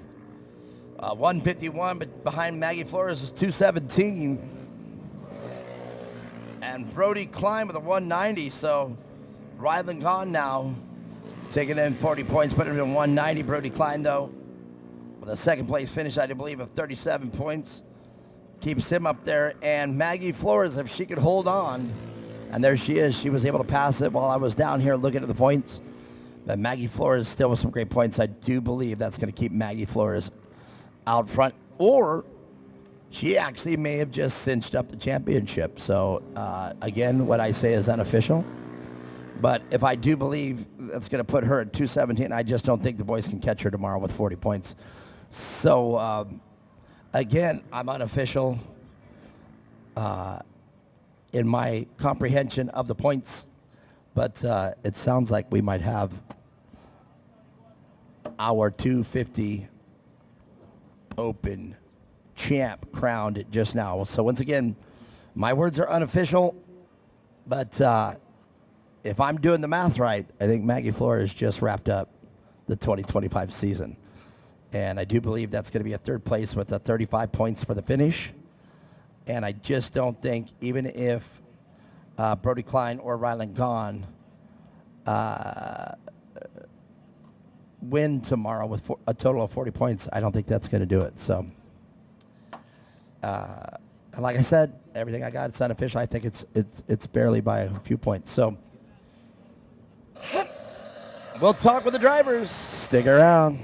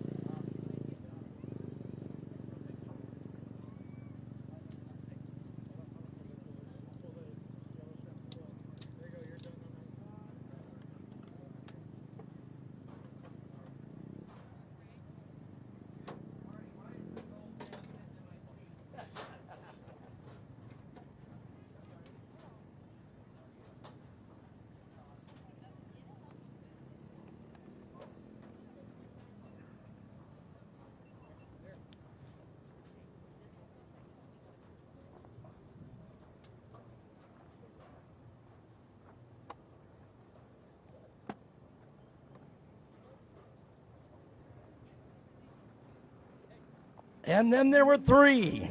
I think intermission's after this, right?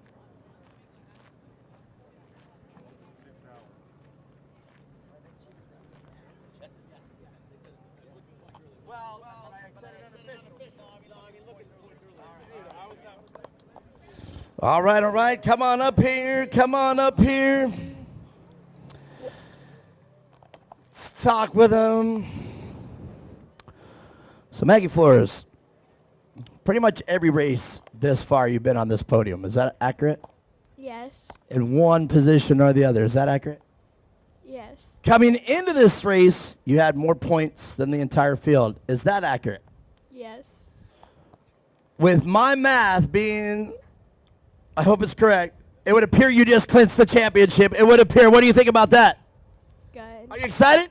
Yes. I'm trying to get it out of her. She's just typical Maggie Flores. I think you just wrapped up the championship. Again, I'm unofficial, but just by your output right there, I think it's a great job. Well, let's talk about the race. What was it like from the start? At the start, it was very muddy, and then my visor got, I keep my visor cracked, so the mud got all over my eyes. Oh, no. So you were dealing with that? Yes. Oh, man. Well, congratulations. I hope it does work out where the championship is yours. Again, I'm unofficial, but just adding the math together on my slip, it looks like you did great. Well, let's talk about the people you want to say thank you to. Peter Drival, Jerry Cotter, Cotter Boys Racing, Gates Belts, PCI Radios, my mom and dad, my grandparents, and George. All right, very good. Maggie Flores, everybody, officially your new champ in 2025 here at Corm. But Brody Klein, let's talk about this race. Man, you had your hands full, a little bit muddy out there on the start, but what was it like for you? It was just great. Just going into the turns, I kind of lost power. Turning it, I just followed right in, and then when I just lost him and he kept speeding up, I just did my own thing. Well, sometimes, if the car's not right, the speed's not there, or for whatever reason, sometimes you just got to let it do and run, like you said, run your own race. Yeah. All right, well, very good. Unfortunately, that had to happen, but let's talk about the people that make your race happen for the weekend. Shock Turn, Foresters, Rylan for keeping me busy, and Maggie Flores, and my friends, 2X, my dad, my mom, my sister, for supporting me, and that's all. All right. Brody Klein, everybody, great job here with a second place finish. But, man, Rylan gone right now. Hey, may not be the championship, but it's a win for the weekend. You got to be happy with that. Yeah, I'm pretty happy. If it didn't win, because I joined late, I think. But, I'm still winning most of them, so I'm happy about it. All right, well, very good. We got you for the next year for 2026? Yeah, we do. All right, very good. Well, great race. Take us from it. You got out front. You just checked out. What? Tell us about your race. You got out front. You just checked out. Yeah, it was kind of wet, not too wet, but at the end it started getting tackier. And at the end, because it started drying up, but it was a pretty fun track.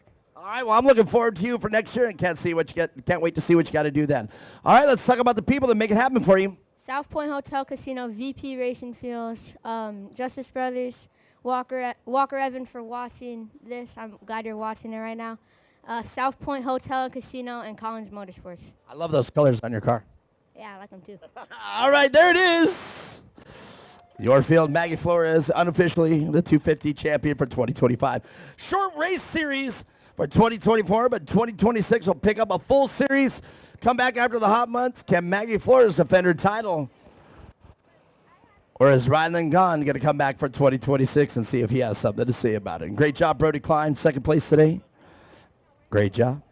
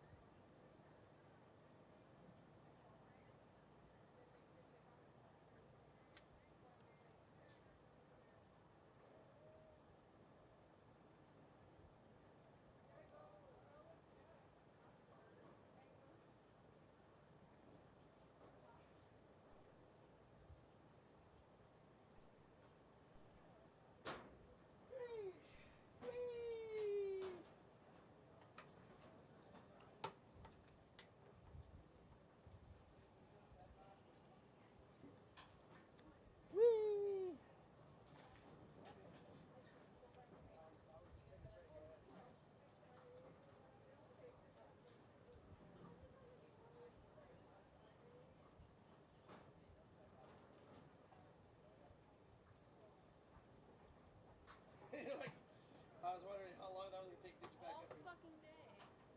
Hey, that worked out pretty good, though. At least it looked good. Yes. I couldn't hear it, though.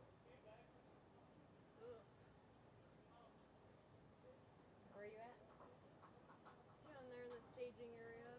Oh, they don't have one of these out there? No. I mean, they do, but all the staging guys sit in front of it.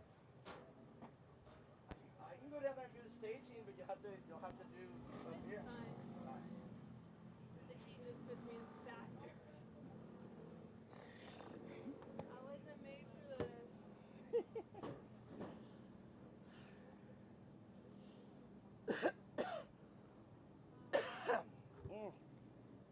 I've got this one little thing of phlegm on the back of my throat, just won't let go.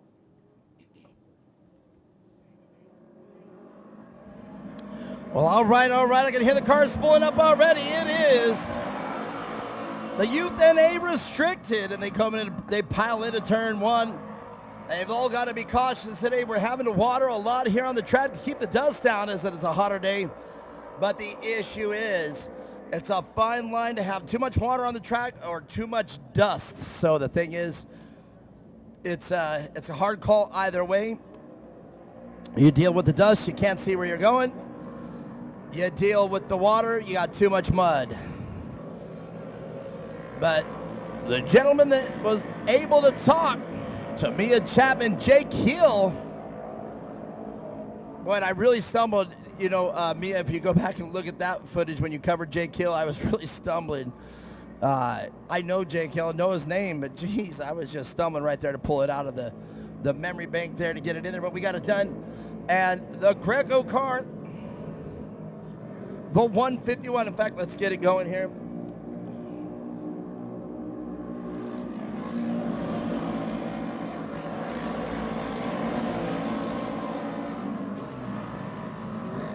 And there it is.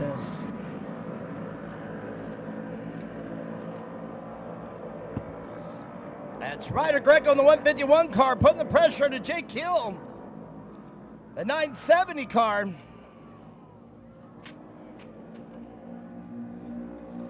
And in third place, the 909 of Hudson McCormick.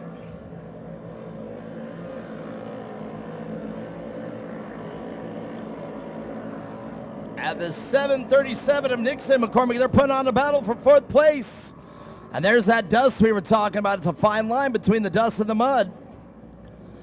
I just said it like it sounded like a Garth Brooks song, Dust in the Mud. It's the dust in the mud, the roar of the crowd. Spurs and Latigo. Well, there it is. It's the dust in the mud. So it's one or the other. We got to have them both. So there it is. Jake Hill out front. Ryder Greco. And where is the 36 of Crew Hart? There it is. Crew Hart, though. Down to fifth place. And now the McKinney car of Harper McKinney as far back as sixth.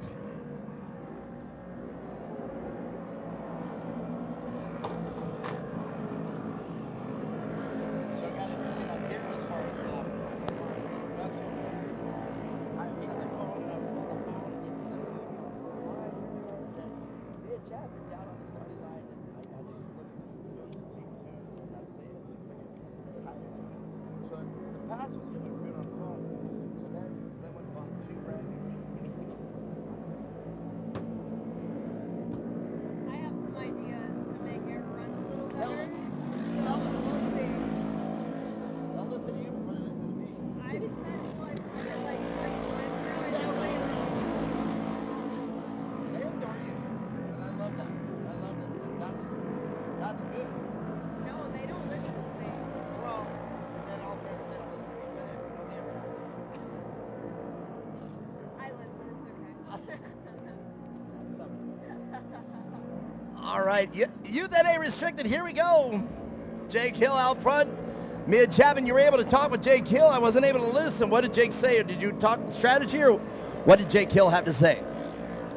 Yeah, you know, they've had a great season so far, running up in the front, having some good luck. So I think he's just really trying to keep that momentum going and finish out these next 2 days with hopefully a championship. So we'll have to stay tuned and see, but he's running a great race so far. Well, we were talking about Maggie Flores in the last race in the 250. She came into the round with 217 points. She was well ahead of second place at 190. She ended up finishing third. And that's good enough for 30 points, so that put her at 270 points. So even if Rylan Gahn is to win tomorrow for 40 points, all she has to do is finish the championship. But right now, there's nothing they can do. She just has to finish tomorrow, and she wrapped up the season today. So Maggie Flora is your champion in second place. And that's where I was going with this. Jake Hill with a 240 points. Ryder Greco right behind him with 218 points. If it ends up the same way as it does today, it would appear that Jake Hill can wrap the championship up today. Yeah, it's really close, especially going through all of the classes, really. Nothing's really wrapped up for sure, besides maybe a few, but yeah, it's going to be a close one. A lot of pressure going into this weekend, but everybody seems to be handling it really well. Man, lots of pressure one way or the other there. Whether you're the one with the points lead or you're chasing for the points lead. And I know Ryder Greco has been there all season, and we've been watching this exact race happen and unfold, and here it is again. And Jake Hill, all year long, pretty much catastrophic failures to a minimum. And that's why he's able to be your points leader here with 240 points. But look at this. Ryder Greco is not going to let him just have it. He's going to have to earn it. And it would appear, and listen, again, I always say, everything I say is unofficial. But it would appear that Ryder Greco's got the speed and could possibly get around Jake Hill in this race. We'll have to see. Just a few more laps to go, at least two more. Oh, Ryder Greco with a big mistake out of turn 6. And there is the caution flag. And that's going to bring out the Jones, Ford, Jeep, Ram, Ford Raptor, and Jones Ford out there.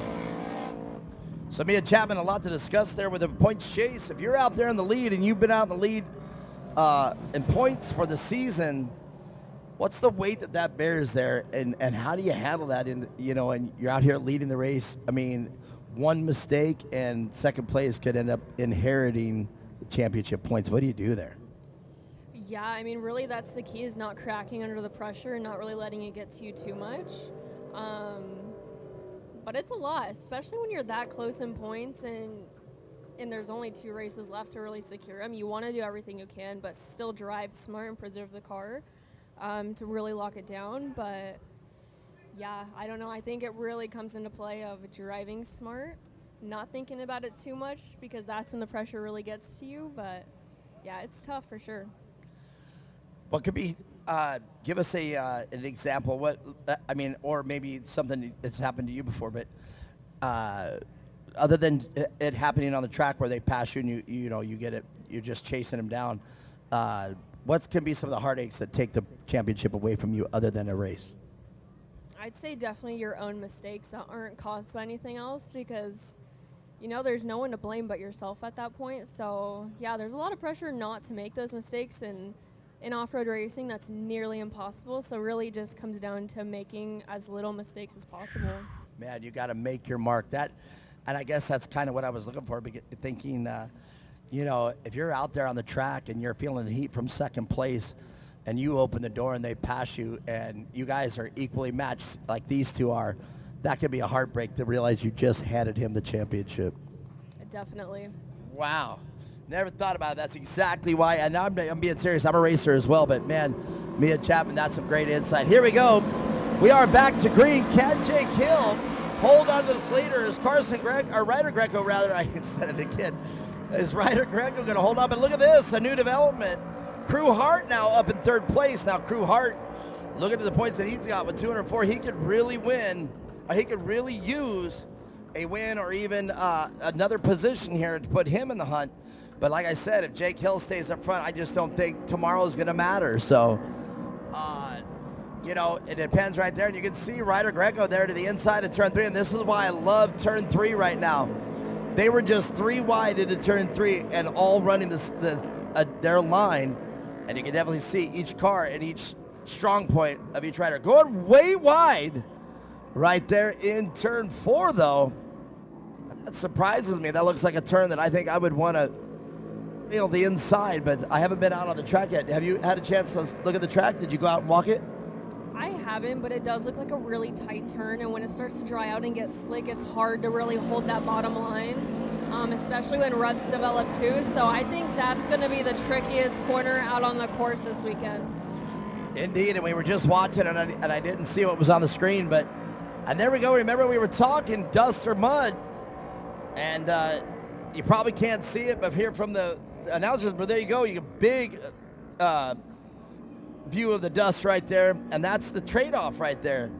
You deal with the dust or you deal with the mud, and I would think that the drivers, there you go, turn 3, just total dust bowl. I bet the sentiment of the drivers is they'd rather deal with the dust. Yeah, I think so too. At least it settles. With mud, it's kind of hard to drive through that, constantly pulling tear-offs. Tear-offs, the car gets heavy. One of the drivers already said, man, I thought I was feeling the pressure from the driver behind me, but turns out I was so far ahead, it was just my car was getting muddy.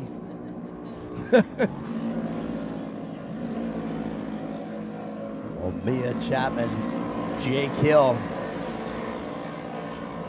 with at least 2 more laps to go. And Ryder Greco down the front straightaway. And Crew Hart now handing that position back over to Harper McKinney. Harper McKinney now, and let's look at Harper McKinney's championship run. Harper McKinney right there too with a 193 will at least better his points for the season.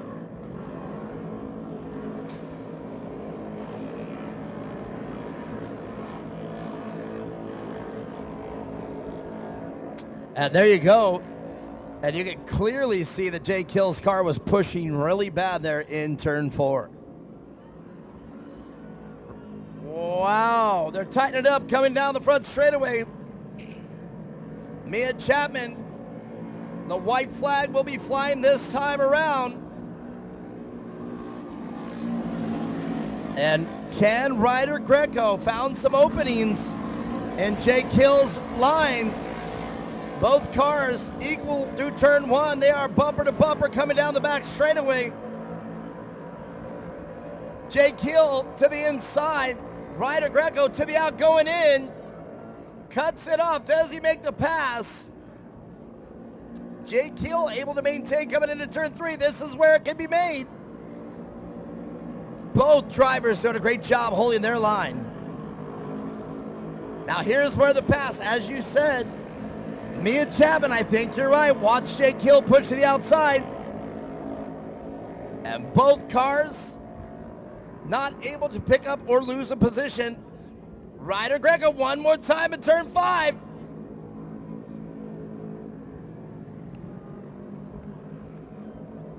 And Mia Chapman, I think that's going to do it. Jake Hill coming around the front straightaway over the finish line jump. Kevin, your flag man, pointing at Jake Hill. Your winner. And Ryder Greco, and that's going to do 548 of Harper McKinney in third place. I know there's going to be some happy drivers out there. And Mia Chapman, if I'm doing my math right again, I do believe Jake Hill just wrapped up the championship. Now listen, I'm unofficial. Did I say it enough? It would appear. I would have to agree with you, though. It was a pretty good lead going into this race, and after securing that win just now, I think it'll put him enough ahead to where tomorrow he just got to come and wrap it up, really. 37 points to a 218. It's just that Ryder Greco with 218 deficit, that's a 22-point deficit. He only picked up a few more points. It's about 13 more points today behind him. So that equals the point spread out, the gap, and the differential. So, man, it's hard to say. And I mean, there would have to be absolute catastrophic failure out of the Hill pit. So, all right.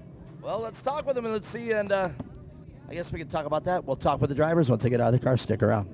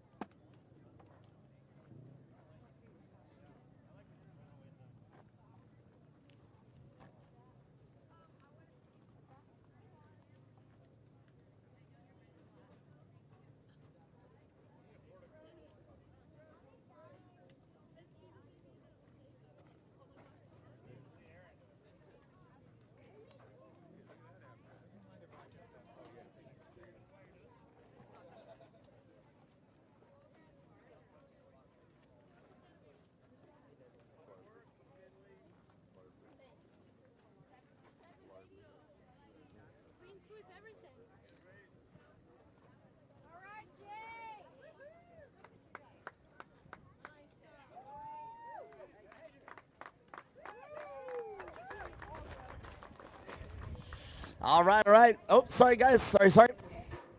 Harper McKinney, third place. You really had to get. There was a lot of stuff going behind this battle over here, man, and you came out victorious on that one. Yeah, I just waited for him to make a mistake, and I took over. Yeah, man. There was you guys. The race actually was back there for third place because that third place position behind this battle just was changing quite a bit. Yeah, it's super fun. All right, very good. Let's talk about the people that make your race weekend happen. My mom, my dad, Alco for pouting on my stuff, and friends and family who came out to support me, and my little brother for taking pictures of me.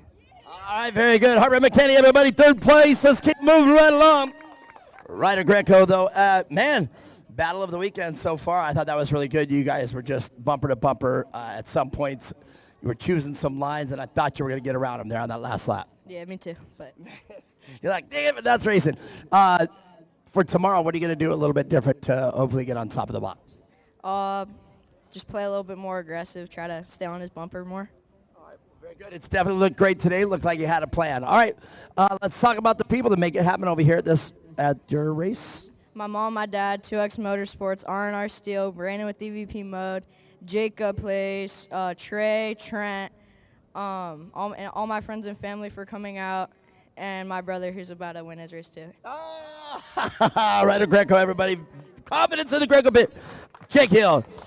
Let's talk about this. 240 points going in. Another win, 40 points, 280 points. Even if he wins tomorrow, I think you just wrapped up the championship. I don't know.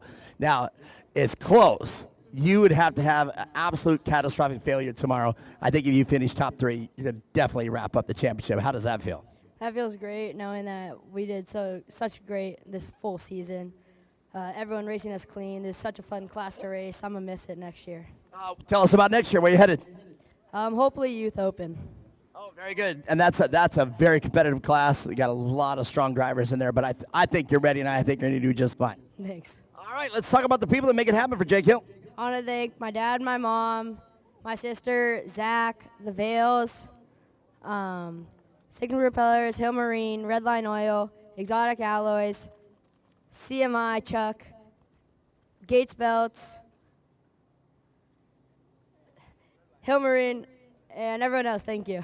All right, there you go, Jake Hill. It's his box. And too early to call for sure, but he might have just wrapped up the championship. All right, listen, everybody here, do me a favor. How many people like drinking beer? Raise your hand.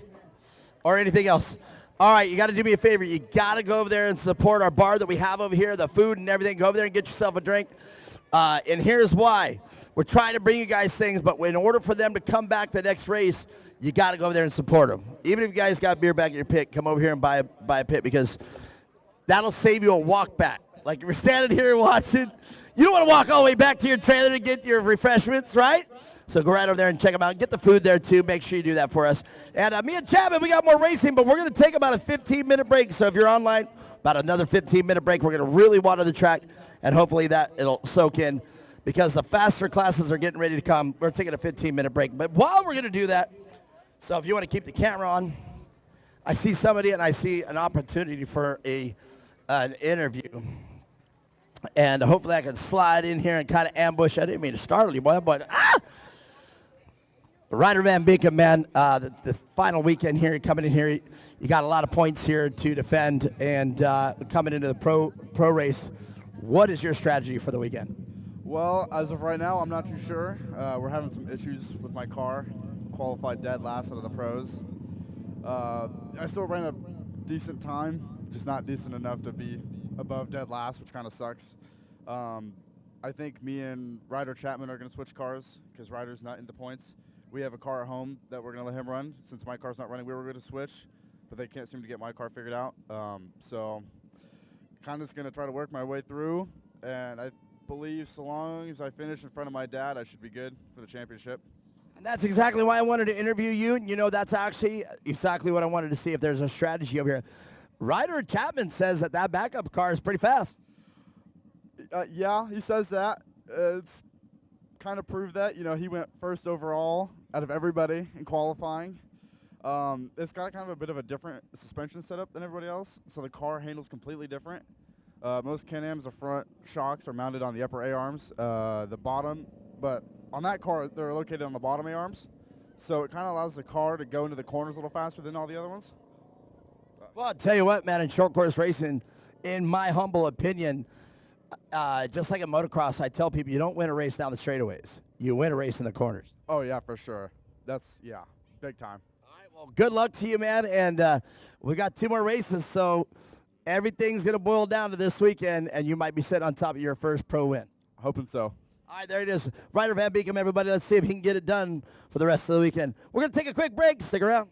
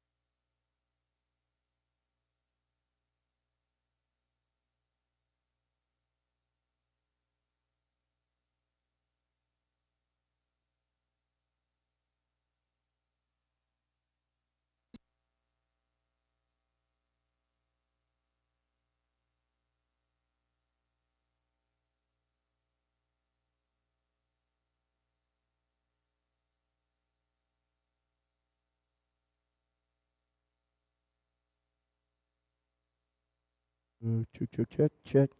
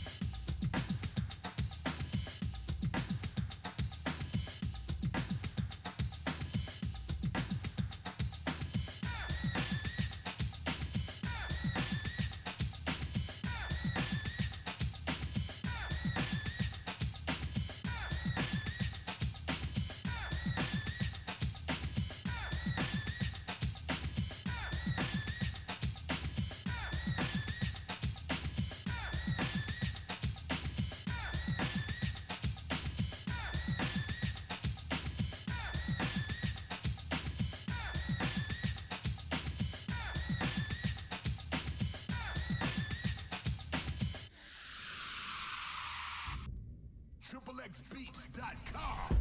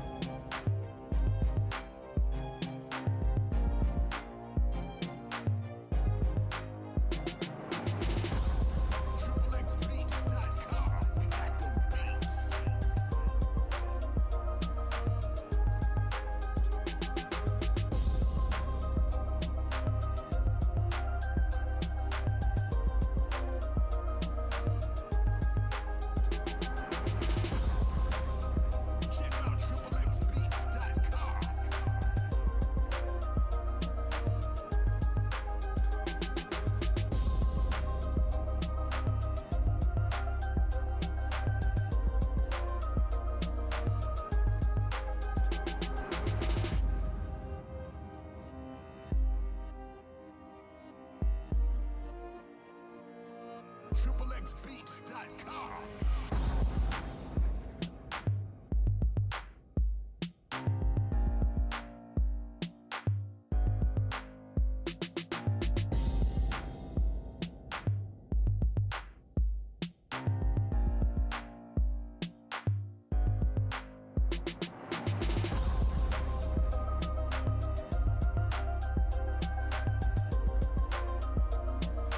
Check out XXBeats.com. We got those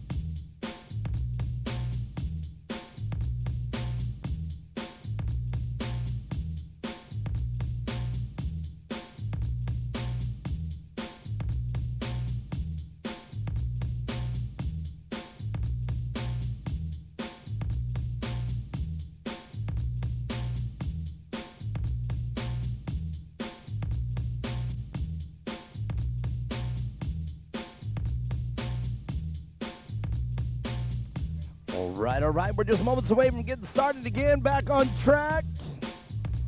And I was just told that we're going to have Mia Chapman go do some more interviews in the pit area. So if you boys and girls are out there and you see Mia Chapman, go ahead and get her attention. We're going to be sending her out with a camera. And if she wants to do it. So I've been trying to get her attention over here once she gets going. When we come back, we'll get back into some racing. The trucks are coming up here very soon, so everybody stick around. Had to do a little track prep.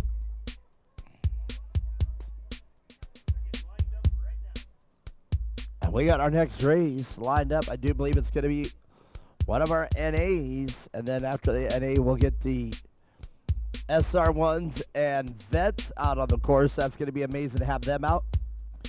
Then after that, the Pro Turbos. And then one more NA race. And it is in the history books. So sit tight, everybody. We're just moments away from the second half.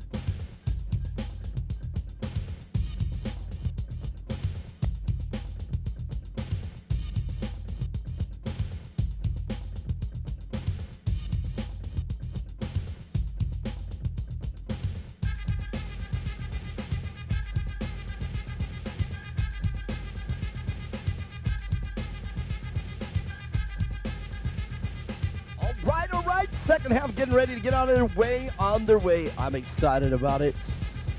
I hope you are as well.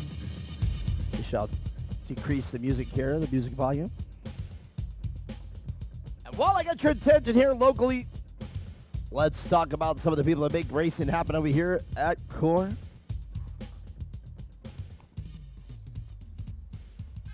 HMD Designs. HMD, official wrap partner of Core, providing all official vehicle wraps, stickers, banners, and flags. HMD is located in Tempe, Arizona. azhmd.com.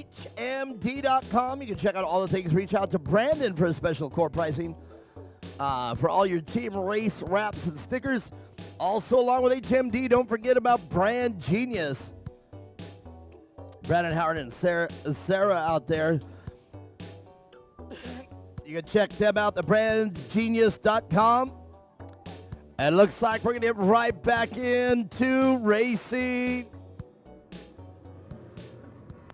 And I said we're going to have they're going to let it go one more round. But as I said, we were going to have one of our NA classes, and I do believe this is the NA restricted.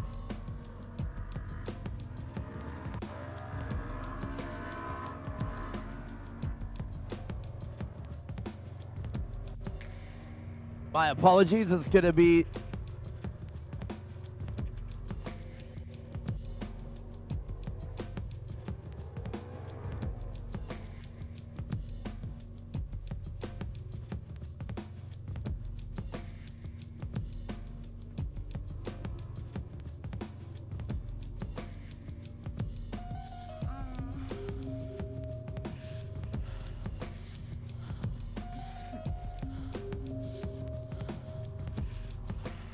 this is going to be the Youth NA Limited class. And let's see who we got here today. Very excited to have this race out here. Well, on row one, it's the Kyle Niner car, 999. Right next to Kyle Niner, Declan Shields in the 258 car. Cash Hart in the number 2 right next to him. The 195 of Tatum Forrester is out there as well, rounding off your first 2 rows.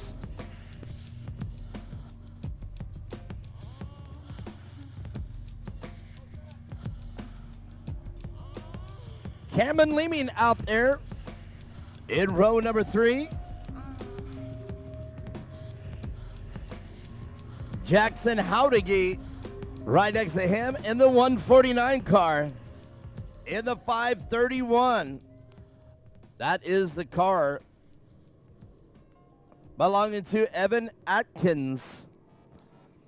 And the last car out here for today's race in the number 62 of Ryland Gone. We're getting ready to go. It's the Youth NA Limited, and they're going green.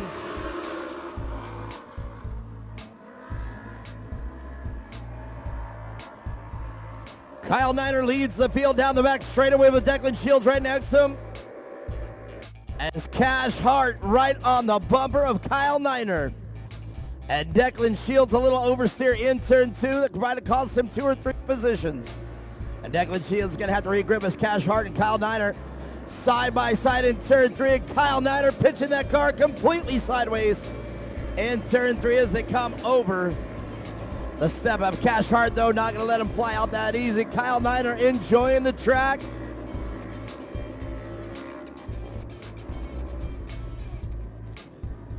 And Cash Hart, one of the few out there that can be quick enough to chase down Kyle Niner. Kyle Niner into turn 6. And they'll come down the front straightaway this time around, scheduled for 10 laps. With a mandatory caution in the middle of this race. And look at this. In third place, Cameron Leeming, right here out of XTC Power Sports, out of Chandler, Arizona. Kyle Niner setting the car in turn 2 and keeping that car backing it in turn 2.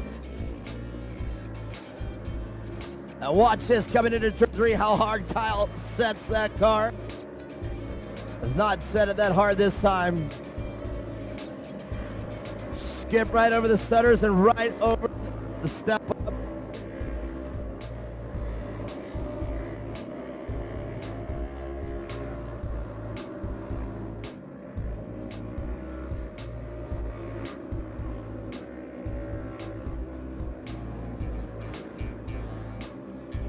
The track absolutely perfect right now for this race.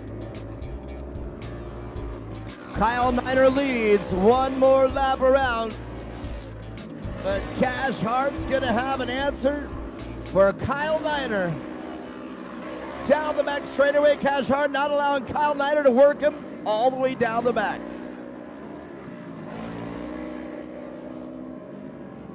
Cash Hart up on two wheels going into turn two.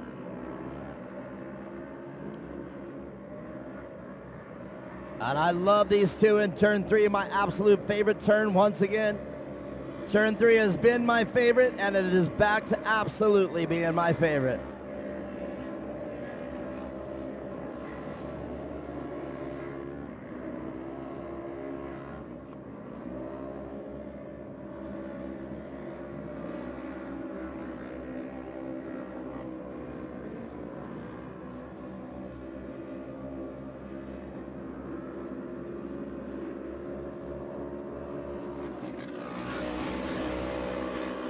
Kyle Niner once again into turn one.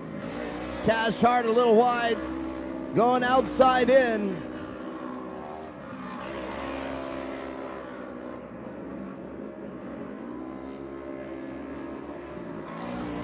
Cameron Leeming doing everything he can do to try to get back into this battle. As Kyle Niner and Cash Hart just check out from the rest of the field. That's where the second half's really going to play into the strategy of the rest of the racers out here on the track.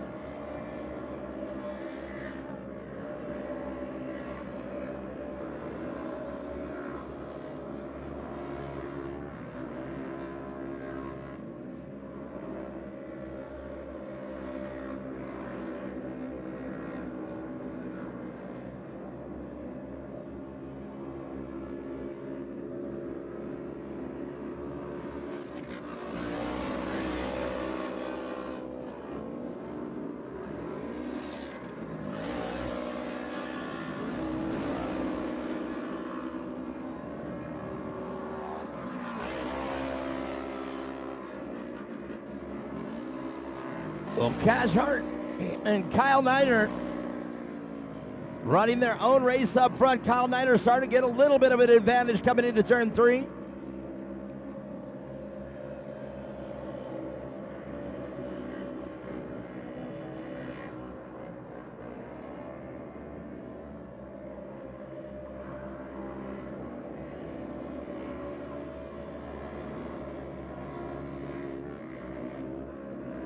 Great aerial view right there in turn five coming into turn six.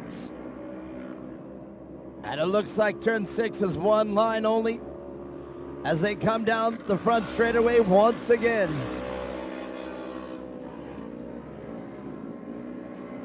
Kyle Niner now with about an 8-car lead above Cash Hart.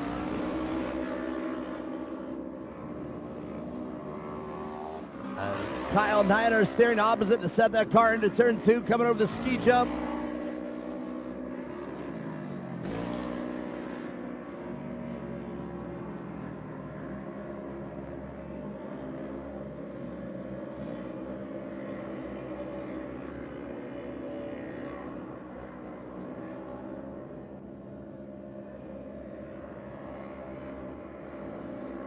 It's the Youth NA Limited.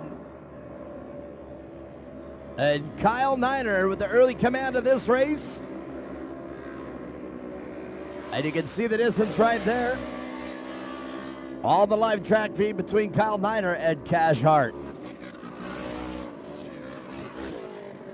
And there it is, the competition yellow coming out. That's going to cue the Jones Jeep Ford Ram Ford Raptor Pace Truck.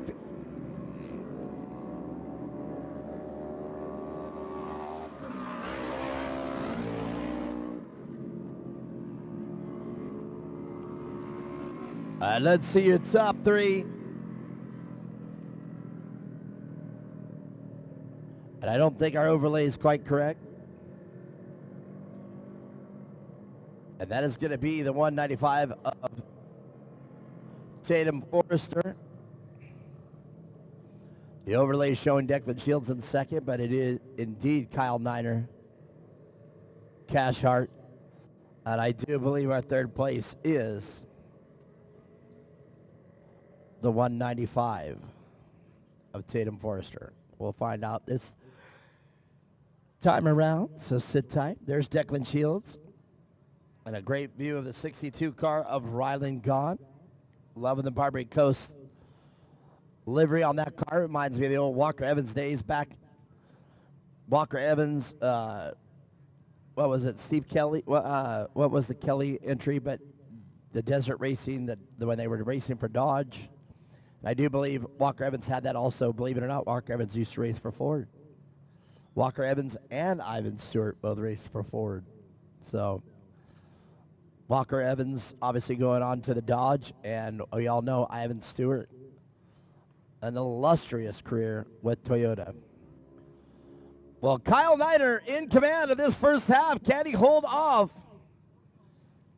Cash Hart in the number 2 car? And I do believe in the third place we have the 195 of Tatum Forrester. We'll find out this time around. Got it all messed up in there, but here we go. We'll see as they come into turn 1. It's the second half of the Youth NA Limited. The final weekend of the 2025 series. 531 with a little bit of a jump there. Evan Atkins. Evan Atkins got the wheel in on Tatum Forrester, and Evan Atkins now inheriting third place. Declan Shields also sliding past Tatum Forrester as well. Kyle Niner now siding up for the competition yellow as Cash Hart and Kyle Niner into turn 3. They are literally bumper to bumper. Cash Hart to the inside of Kyle Niner. Kyle Niner closes the door. Keeping it clean so far. Top 5 looking great.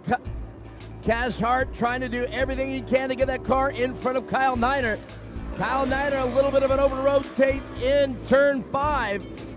It comes into turn 6 of both drivers. Backing it into turn 6 down the front straightaway. We got a drag race. Kyle Niner a little high on the cushion coming inside just for a 7. Now Declan Shields inheriting third place. And it would appear we've got another race for third place right behind him. Evan Atkins' car not letting Declan Shields out of his sight.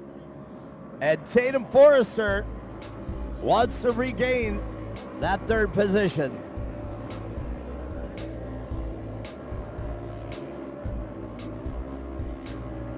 Kyle Niner down the drop-off.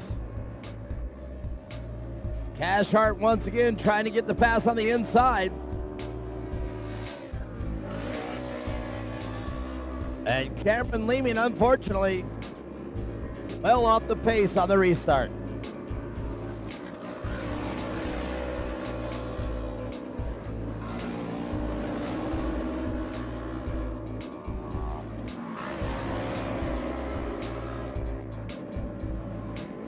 Great shot right there. Kyle Niner gonna have to make sure he runs the rest of this race error-free. Error-free. Once again, both cars into turn 3. Pretty much neutral position on the high banks of turn 3. Cash Hart to the inside. Kyle Niner closing the door once again. In turn 4, they go to the drop-off again. Cash Hart outside looking to go in, and he does. They touch. No damage. I don't think Cash Hart was trying to do it. They touch once again, it looks like. Here they go. It doesn't get any closer than that. I don't think there was any malice. Cash Hart stuck to the inside, and Kyle Niner closed the door. That's the kind of racing right there Believe it or not, still clean. But you take the risk of damaging the car and taking you out of the race. You can see a little bit of damage there. Kyle Niner's car. An inside body panel. But now Kyle Niner out ahead, about 6-car lead coming in to turn 4 down the drop-off.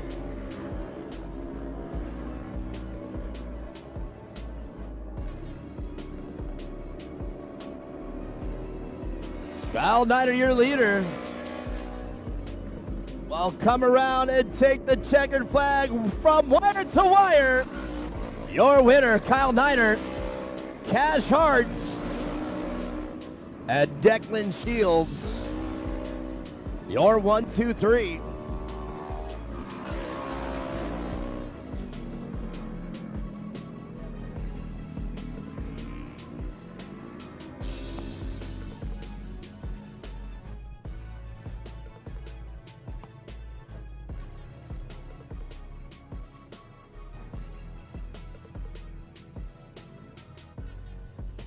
All right, runner race. Kyle Niner doing a great job getting the whole shot out of turn 1 and not looking back. Cash Hart right there the entire time. They definitely put on a great race there. They touched a little bit but didn't damage the cars. And were able to maintain 1 and 2. That is a great race right there. And Declan Shields, what a great job. Tatum Forrester, Evan Atkins battling it out for 3rd place. And Declan Shields comes out victorious of that one. Stick around. We'll talk to these riders right after this.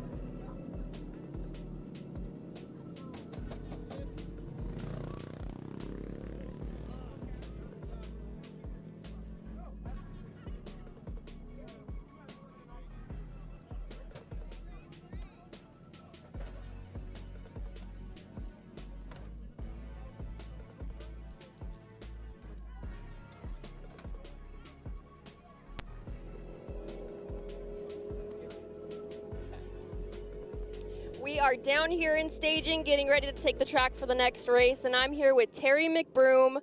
Do you have any strategy going into this final championship race weekend?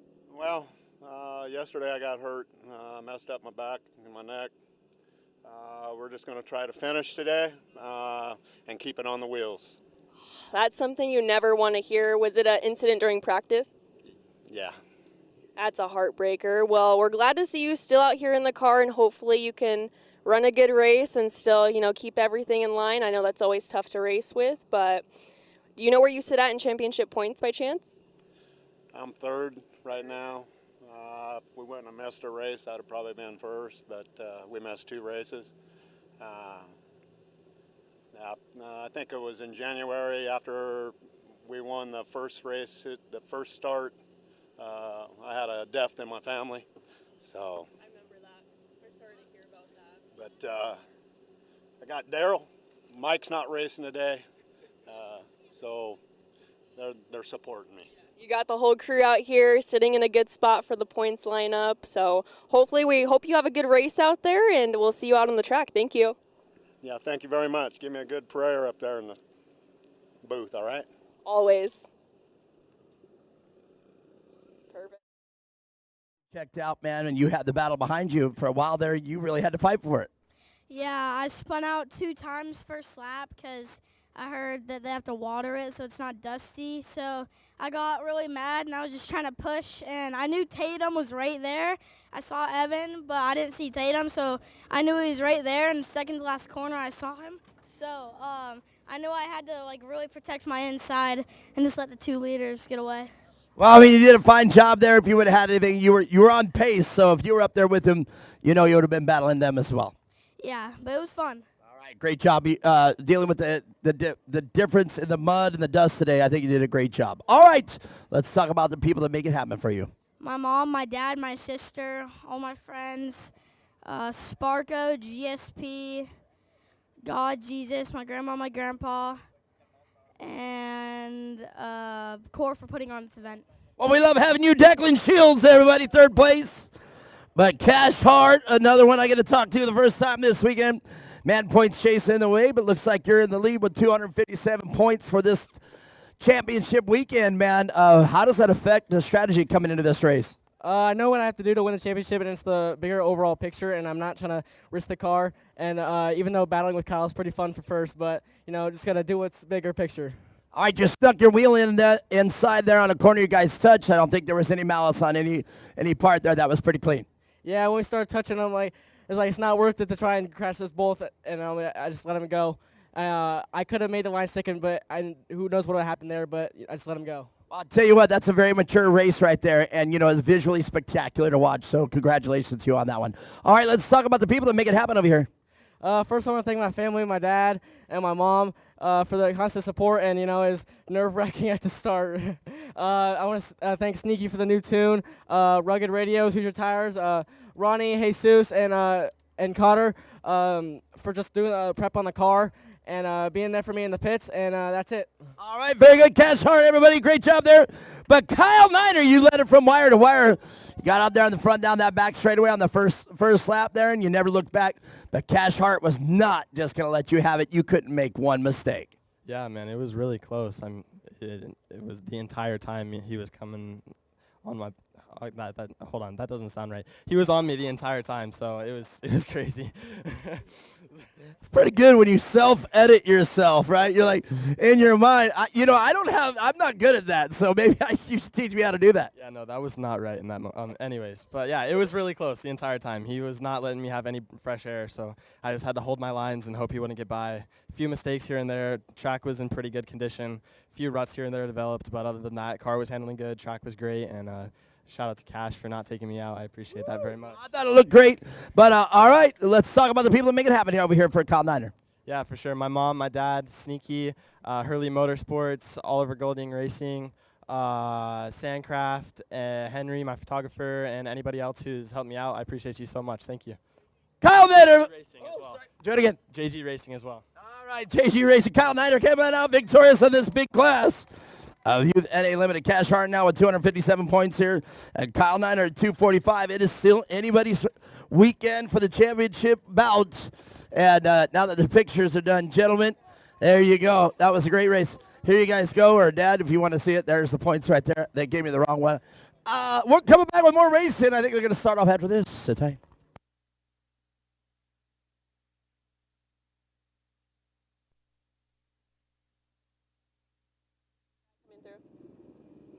Hey, by the way, everybody, make sure you go over there and support the food vendor and purchase the beverages.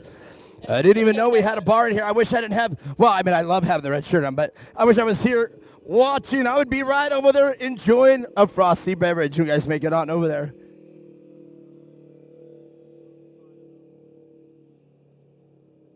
We're live down here in staging. I'm here with Dan Hearn, who's just getting ready to take the track here in just a few short minutes.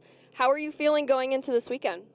I'm feeling a little nervous with this one, track change. When it was wet, it's very slick, and this car doesn't like it when it's slick, I guess. So I was just fighting it for qualifying and practice, so we're going to give it our best. Definitely, yeah. I know they just threw this track change at everybody, so everybody's kind of dealing with the new changes, the slickness of the track. A lot of factors go into it, and I know you guys are fairly new to short course. Are you guys still enjoying it and planning to come back next season? Yeah, we're discussing next season. I mean, the long season, we might, I don't know, we race another series too, so it's you know, it's more like desert style short course racing versus the groom track style. So we're planning it. We're just not sure if we're going to hit them all yet or not. We'll see. Awesome. Yeah, we love to hear it. Do you know where you're currently sitting in the points championship? Yeah, I'm currently sitting in first by 21 points. That's awesome. Is there any strategy going into this race then to kind of hold it down and keep it there? If the car doesn't feel like I'm going to be able to keep control and get up onto the podium, I just have to finish. That's all I got to do. So A little less stressful and a lot less pressure, I'm sure. Well, we love to hear it. We love having you guys out here, and good luck out there in your race coming up. thank you, and you guys too. Thank you.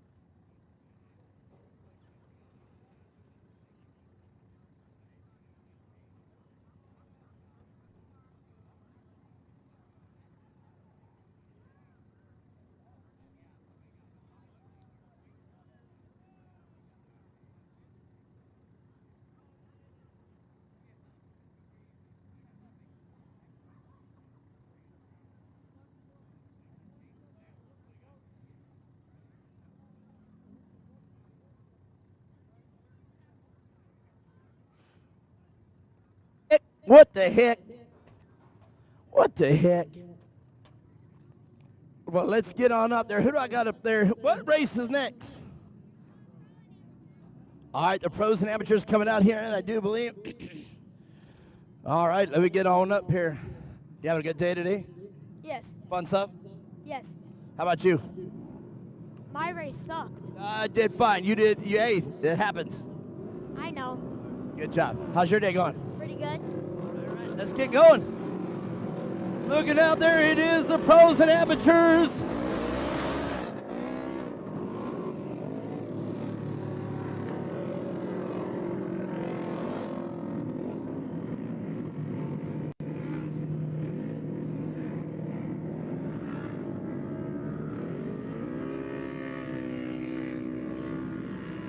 Let's meet Braden Cry out front of the number 1047. The War Apius car in the 623.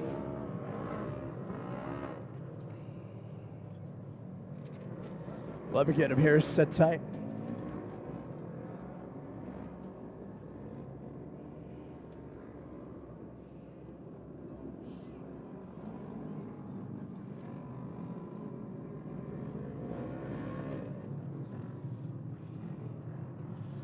And there it is.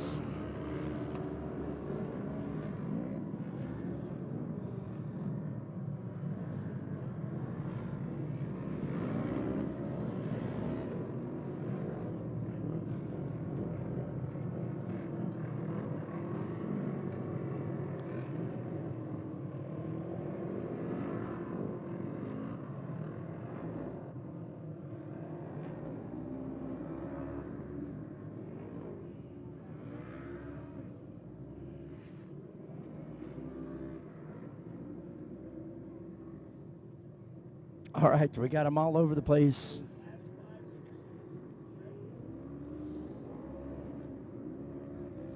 So, all right, let's meet the amateurs. In no particular order, Ryder Chapman, number 32. Brian Willett, number 951. Michael Bernstein in the 295 car, the 155 driven by Carson Greco. 431, Bree Seek. Cole Warner out there in the 119, James Cummings, the number 498. And in the pros, it's going to be TJ Sievers, the 101. Ryder Van Beekum, the 64Y. Braden Craw, the 1047, 1917 of Jesse Lanahan. And Robert Van Beekum, 64. And Trent Olette. And they'll get the start first. We're going to do a staggered start. TJ Sievers out front. And that's going to leave the door wide open.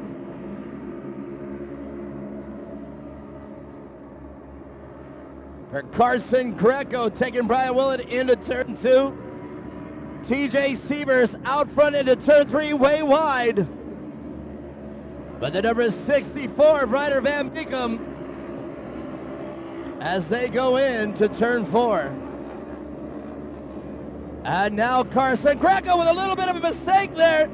Carson Greco with a broken spindle. He will retire. And that is too bad. That is some bad luck for Carson Greco. He's already out, not even half a lap down, and that is bad news. TJ Sievers, though, the 101 ahead of the 101 and the 92 car. 922, rather. The 922 car of Trent Olette. Your top 3 in the Pro NA.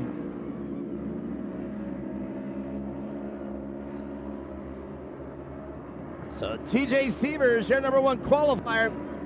This car simply on rails. This car was fast, the fastest qualifier. And watch this car, the amplitude he gets off the jumps and how well this car works. TJ Sievers just has to literally drive this car and watch the amplitude off the jumps, the speed this car picks up down the front straightaway, and showing you why it makes TJ Sievers so fast. Back in it into turn 1, and watch this down the back straightaway on the final jump. Watch how much air TJ Sievers gets right here. Just sending it off that rear straight. Great entry into turn 2. But Trent Olette now getting up into second place. And that's going to move the Farrell car now into third place. And oh no, there it is again, Ryder Van Beekum. That car is locked up.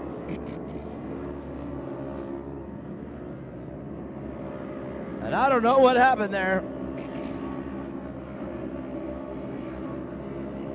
And now we got a view of Ryder Chapman there. Our first view of him.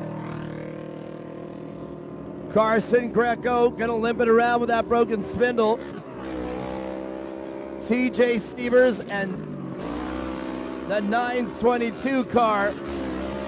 A Trent Olette.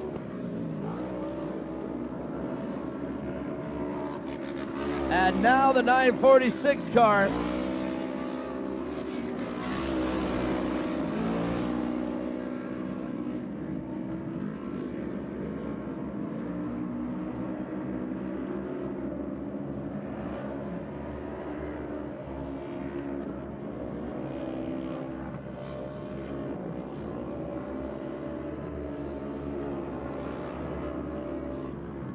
And Ryder Chapman out front.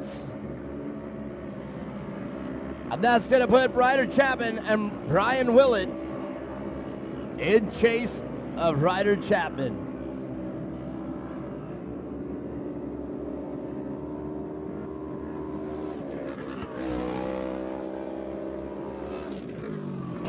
Tough break for Carson Greco. Going to have to nurse that cart around for the points. But TJ Sievers and his car looking solid as ever right now as he leads this entire track, this entire field of pro and amateur NA.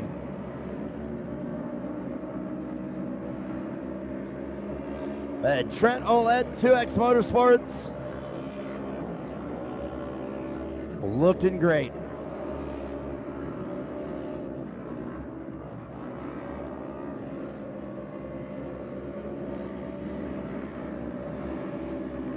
And Brian Willett with a great run here so far. Ryder Chapman now.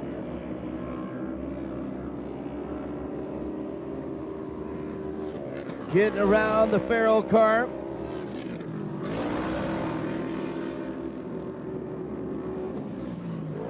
Ryder Chapman up here dicing it up with the pros.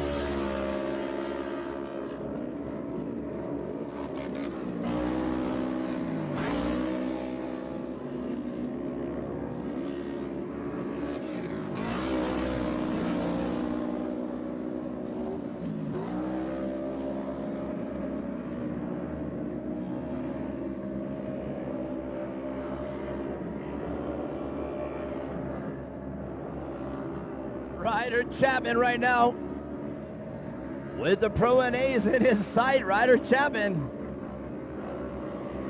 And I know I've been talking about it, but I know, and I mean this when I say it, I know Ryder Chapman is ready to move up, and I'll say it. Ryder Chapman, one of the fastest drivers out there, and he's showing you why right now. He's the amateur, but he's out front of the amateurs. And here during the competition yellow, he is right behind Trent Olette and TJ Sievers, your pros out there. I've been saying it all season long for the 2025. I even said it at the end of 2024. I think Ryder Chapman should be moving up. And I know a lot of people go back and listen to the replays on the live track feed, and I'm okay with that, and I'm going to say it. And I know I'm going to catch some flack for it, but I'm still going to say it. I do believe Ryder Chapman needs to move up. Right. In fact, for 2026, Ryder Chapman, I fully believe you need to be in the pro class. So I know your sister will disagree. Your father might disagree. But as an announcer, and I try to be fair with everything, but I just foresee that. And he's got the speed. He has always had the speed. So anyhow, enough of that. Let's get back to it. Ryder Chapman firmly out front in the amateur NA. TJ Sievers. Carla, come on over here. Well, while we're sitting here waiting, tell everybody who you are here. I think we're going to be looking right here. You can see where you're at, and tell us how your day was. It's been good. I mean, my race was not that bad, but it wasn't the best. What could you have done to improve your results? probably just stay on the gas and listen to my brother. Who was spotting? Wade, but my brother was telling me lines I should have done, and I should have listened to Wade a little more. So how much practice time did you have on the track? What do you mean? Well, in other words, the track's vaguely different. I mean, not vaguely different. It's vastly different. Yeah. And lots of speed up here. Cash Hart coming up here as well. What'd you think of Cash's performance on that last race? I mean, it was scary, that's for sure. I mean, when he got right next to Kyle, it was definitely frightening. Well, Crew Hart up here telling us how much his brother was out there. But, man, I got to tell you, I think that was one of the races of the weekend right there. Your brother put the wheel in more than a few times, got it in, and I think that was the right choice, checking up there a little bit. Kyle Niner, I don't think, took his line or anything. I think he closed the door pretty fair. And that's racing because now had you had a little more in there, a little more nose in, then maybe that would have been malicious. But I think that was a great move that both of you still came out all right. Now, when you see your brother race like that, does that encourage you to race like that? Yeah, it definitely make me see what lines he takes and see what I do, so I can do it better. Right, do your race better or do it better than him. Race better. Do you think there's a rivalry between you two? No. No? You guys been best friends since you guys hang out? Yeah. All right. I like seeing that. I don't know if you guys had it. All right, well, back here, look at this. Ryder Chapman, the amateur leader out there in front of all the pros, all the amateurs. What would you know? I catch a lot of flack from his sister saying when I say this, but I think Ryder Chapman should move up to the pro class. I've seen him do this all year long. So would you think that Ryder Chapman would do, in your opinion, I'm not asking you to follow mine, but if it matches mine, if you were Ryder Chapman and found yourself out front in this class all the time, would you move up? Yes. You would? All right. I just want to make sure, now, like I said, it may not be the popular, popular consensus, but... And look at this. Trent is right by TJ. Oh, that's a big deal. Trent Ouellette now getting around the pro leader there side by side down the front straightaway going into turn one. Trent Ouellette lifting a wheel into turn one. TJ Sievers now having to settle for second place. It looks like TJ. Oh! That sucks. Well, that is not the way we want to see anybody have to race. Cash almost flipped on that rut. Oh, really? On the second to last lap. On the same way, just like that, and that's Trent Ouellette. So Trent Ouellette carrying speed into turn two is now precariously perched right there into turn one, and I do believe that's going to bring out the full course caution. And like I said, I do believe I'm not the official, but indeed the Jones Jeep Ford Ram car is out. We are going to go to full course caution. And I know TJ Sievers, that is not the way he's going to want to get around Trent Ouellette. And look at Brian Willett now, physically in third place. That still puts him second behind Ryder Chapman. Well, that's quite a thing. I don't think they touched in there. I think Trent just found that rut that you were talking about, put him over on his lid. Yeah, I almost put Cash on. Cash went on two wheels, barely saved it. Was it last lap? It was last lap. That was pretty impressive too, and I think I said it in the interview watching it happen live. Kyle Niner, come on over here. Have that mic on to Kyle real quick. That was a great race. Loved seeing it. I think it was very clean on both of your behalves. See, I love coming up here to the booth because we can talk a little more candid over here that we can't get to talk to on the podium. I think you guys both put on a great race. I did get to see the sportsmanship at the end of the race there, and I just got to commend you both for that. That was pretty good. But when you get out front like that, I know you can feel the pressure the whole race. You got out front, you led wire to wire, and man, he was right there putting the wheel in the whole time. What's going through your head? How do you handle that? I just had my spotter in my ear the entire time telling me just block, block, block, don't let him by. Like, he's 2 car lengths behind, like you're good. And then some corners is like he's on your bumper, like hold the inside line. So it was a lot of adapting my lines to make sure that he wouldn't be able to get by me. And adapting your lines along with the track change as well, because in corner 2 there's that rut that Trent Ouellette hit, and it flipped him over, unfortunately.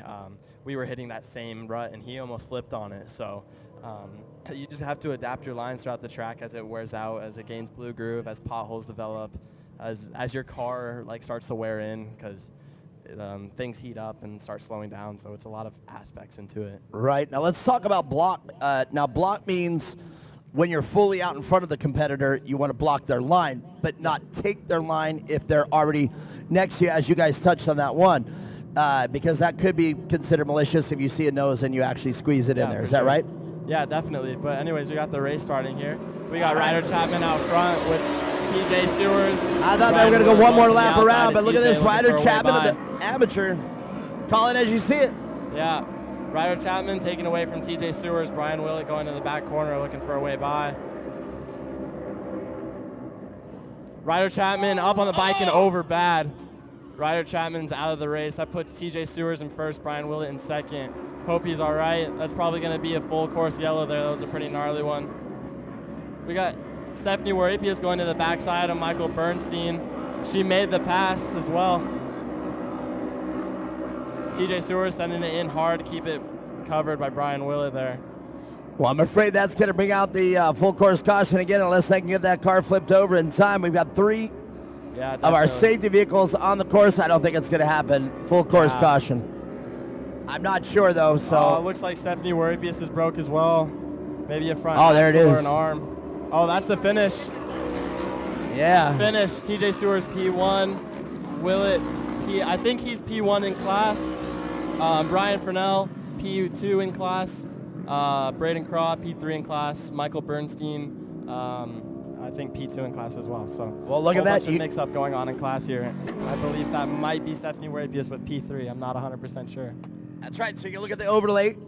Now you can see how I do it. I look at the overlay here. Now the hardest thing about this is differentiating the amateurs from the pros. TJ Seaver's running pro. I was going to say Trent Ouellette, but now it is. We look over here. Yeah, the Farrell car. Farrell car's in pro. Braden Craw's in pro. And Braden Craw. There you go. Seaver's. Willett's an amateur. Steph's an amateur, and Michael Bernstein's an amateur as well. Everybody else is in pro. That's right. Brian Willett here will sit on top of the box. Bernstein will be second, and the Warapias car in third on the amateurs. So there it is. Yeah. And I always say unofficial because everybody else says, "Well, wait a second." Yeah. And I say it's just the way that I observe it. So I always say it's unofficial. But what a race out there! What did you see out there? A lot of people trying to adapt and not adapting correctly. It happens to the best of us. It, just it is what it is. I know Ryder was definitely trying to push super hard so that nobody would get by him and then just hit that rut that everybody was talking about. But it looks like his car is going to be fixable for tomorrow, so hopefully we'll see him out here ripping again. Yeah, that was a pretty crazy roll. It doesn't look like it hurt the chassis too bad, but definitely took the suspension. Yeah, definitely a hard hit. Arm. Well, they got a lot of cars over there, so they'll get it back into. Yeah. Well, all right. Well, what's in store? You guys coming in? I saw the points. That's going to put you in the lead of the points. But what's in store for tomorrow? Because if you finish again number one and you have a hard day of racing tomorrow, that could potentially hand you the championship. The only way that I can win the championship is if he doesn't finish. That's the only way. Wow. So. That's got to be quite a weight for you. How does that feel? It relieves a little bit of pressure, you know. Really? Yeah, knowing I just have to finish, I mean, I could make a mistake as long as I just get to the finish line. Wow, I would think that pressure of finishing is the heaviest. In fact, not even of racing with the caliber of you guys, because, you know, it could be on a good day you can win, on a good day you guys win. You guys are equal as far as skill goes. And, man, that's got to be, that's nerve-wracking. Yeah, it definitely is. I mean, it's fun, though, because me and Cash are really good friends, so it sets a good little competition, friendly competition there. Absolutely, absolutely. How long have you guys been racing together? We've been racing together for, 2 years?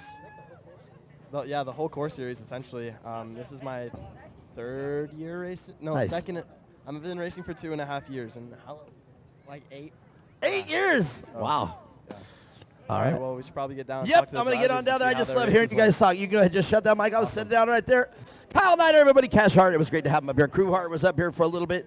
And let's get my results over here from Marnie Jones.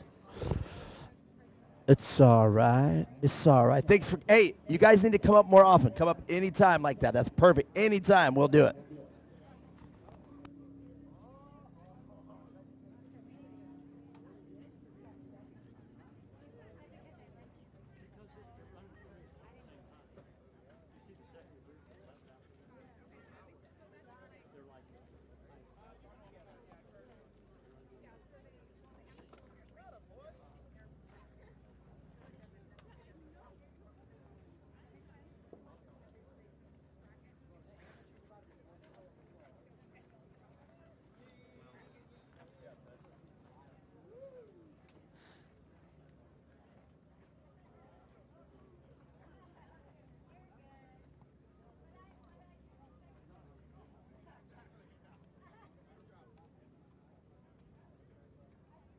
All right, all right. What an eventful race there. A couple cars catching the red over there in turn 2.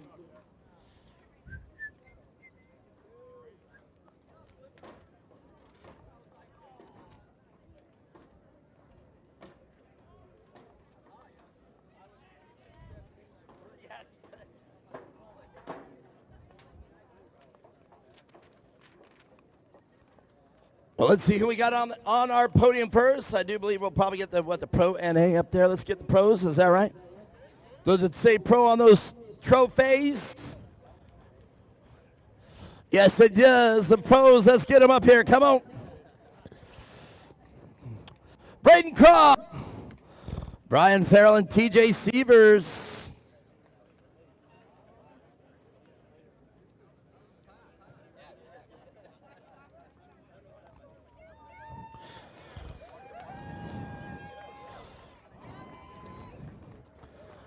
Well, what a race. Lots of changes in there, lots of lead changes, and you were right there to get it done in 3rd place.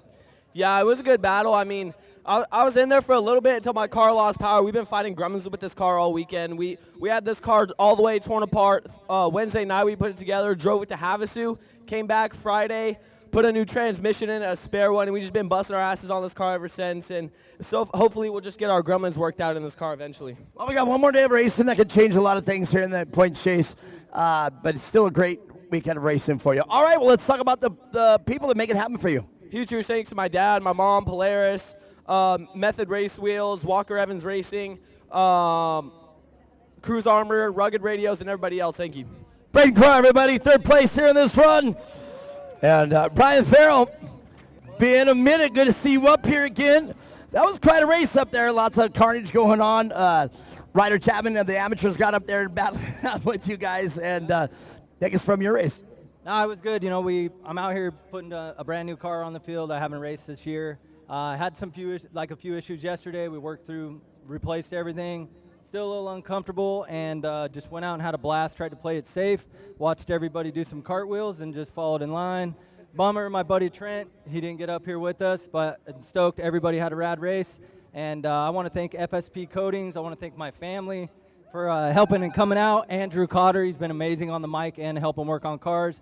And Simpson Racing, Method Race Wheels, Sneaky Side-by-Side Tuning, TPR, Bikeman, whoever I forgot.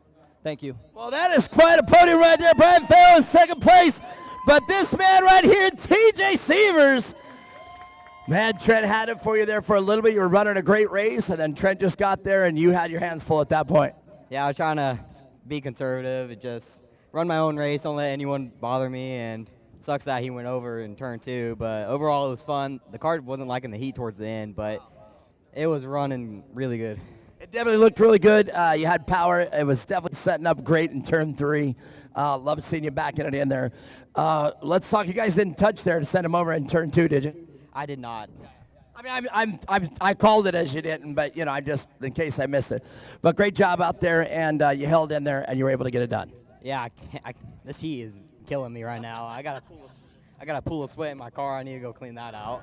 Welcome to Arizona. You know better than that. You've been here for a long time. All right, well, let's talk about the people that make your race program happen. I'd like to thank God for keeping all of us safe. Polaris Razor, R&R Steel, Rob Muzzy, Mayru, DX Star, Seal Saver, Valor Wheels, ZRP, XTC, Baja Racing Gear, JG Racing, And everyone else, thank you so much. TJ Sievers, everybody. By the way, his car is for sale. If you guys want to buy that car, you better get it right now while it's hot and on top of the box, because you know how that goes. If you say, I want to buy the car, and they take it back, they take all the good stuff off. So you better buy it right now. It's for sale. All right, let's get the amateurs up here.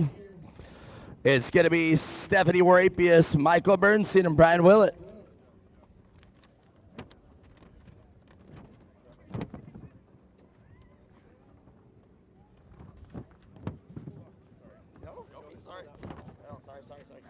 Don't be sorry, my brother. And you don't have to get up on it if you don't want to, but if you want to, I'll go.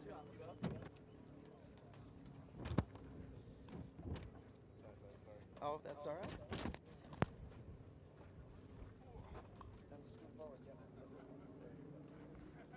Got it? All right. That's all right. All right, hold on there. Let's quickly say, all right, Stephanie, great job out there. Lots of carnage going on that you guys were able to maintain. Oh, yeah, a lot.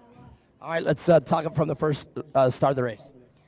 Start of the race was really slippery, but I just had to be careful on how much throttle I would give the turns and just stay in my place. This is my first race in this class with my new motor, so I think I did pretty good. I think you did pretty good, too.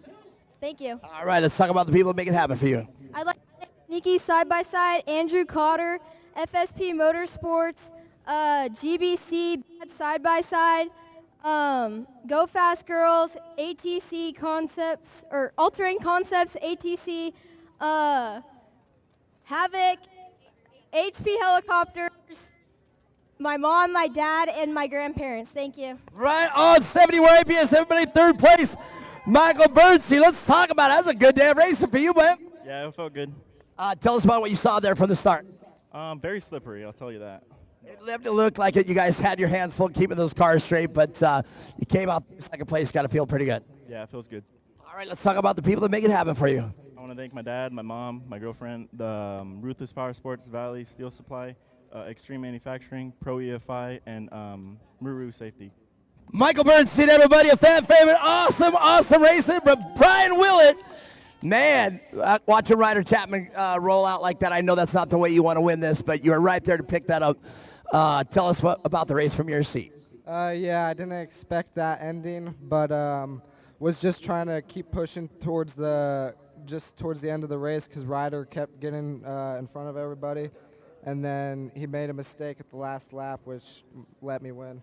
Well, you know what? You were right there, and you had the speed. It's just a matter of you getting it there to the end. Yeah. All right, perfect. Brian Willett, let's talk about the people that make it happen for you. I'd like to thank Willett Motorsports, Sneaky, Benchmark Performance, IMG Motorsports, and my family. There it is, everybody. Your podium. I'm going to get out the way briefly. Yes. Wait a second. There's money flipped off. Boom. $200 for you. Boom. Now wait a second. The other three for you. 1, 2, 3, 4, 5 for you. And wait a second. Come over here and talk to you. You get it. Here, I'm actually going to hand you the mic. Who do you want to say thank you to, or who do you want to give props out to for that kind of money? Willett Motorsports, all the way. No way, Willett Motorsports. That is some serious stuff right there. Let me get out the way. Hold that cash up. Hold those trophies and hold that cash, Willett Motorsports. You know, and I've been a fan of Brian Willett, and I watched them come in. I watched them come into the track. And I saw how well equipped they are. And geez, I saw the Raptor. I saw the big race trailer. I saw it all. And what a great job. Yep, you got that. And I know he's got the cash. You notice he didn't hand us the cash. He knew better. Michael, we love you, brother. I'm glad you're all right. Boom. But so I didn't. And then wait, I talked about the Raptor. And I saw you guys in the Expedition. Like, if you guys don't know what an Expedition is, it's like a side-by-side. Does it have air conditioning? Yeah. Does it have heat? Yeah. Oh my gosh. It's like a small, it literally is like an Expedition. Yeah. Brian Willett, everybody.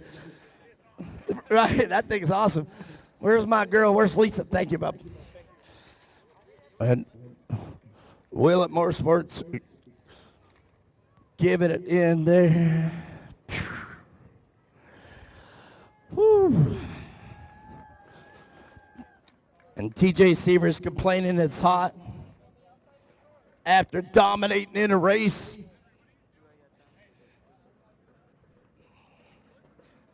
Stephanie, we're APS, new car for this class.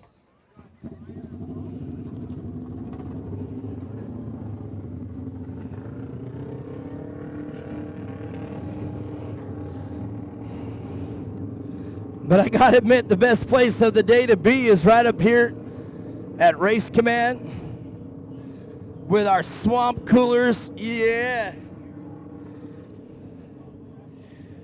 Oh yeah, there we go. Daddy spoiled. Sit tight. We'll let you know who the next race is. And if I know, I do believe it's going to be the SR1s and the Pro Turbos. Or wait. The SR1 and the Vets.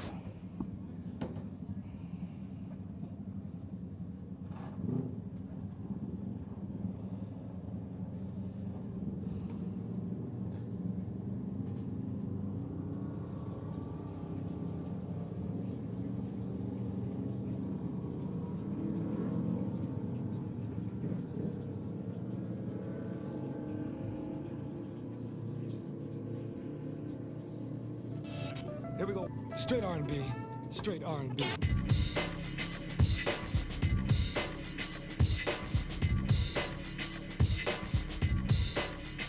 There it is. I definitely had it nailed out there. Let's meet the SR1 drivers out here. This is a Weller Championship out here. In the number 11 car, Paul O'Brien, and the number 42, Scott Webster, Larry Hayes, and the number 75. We're minus Charles Etheridge this weekend, but we're going to have 3 of the SR1 cars, at least Larry Hayes, Scott Webster, and Paul O'Brien. And Paul O'Brien sliding in this season with 232 points coming in there. And I just don't think the old man's going to be able to catch him with this weekend, so that's probably going to have Paul O'Brien secure the title here on this race if he has a better than top 3 finish.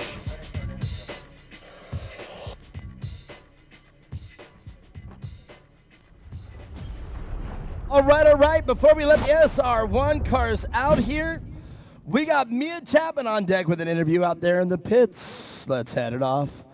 All right, but, well, we are waiting in the meantime to get these cars out here. Mia Chapman is out in the pits right now, and I'm very excited to see who she's got here to talk to. Let's pay attention to the live track feed. Mia Chapman.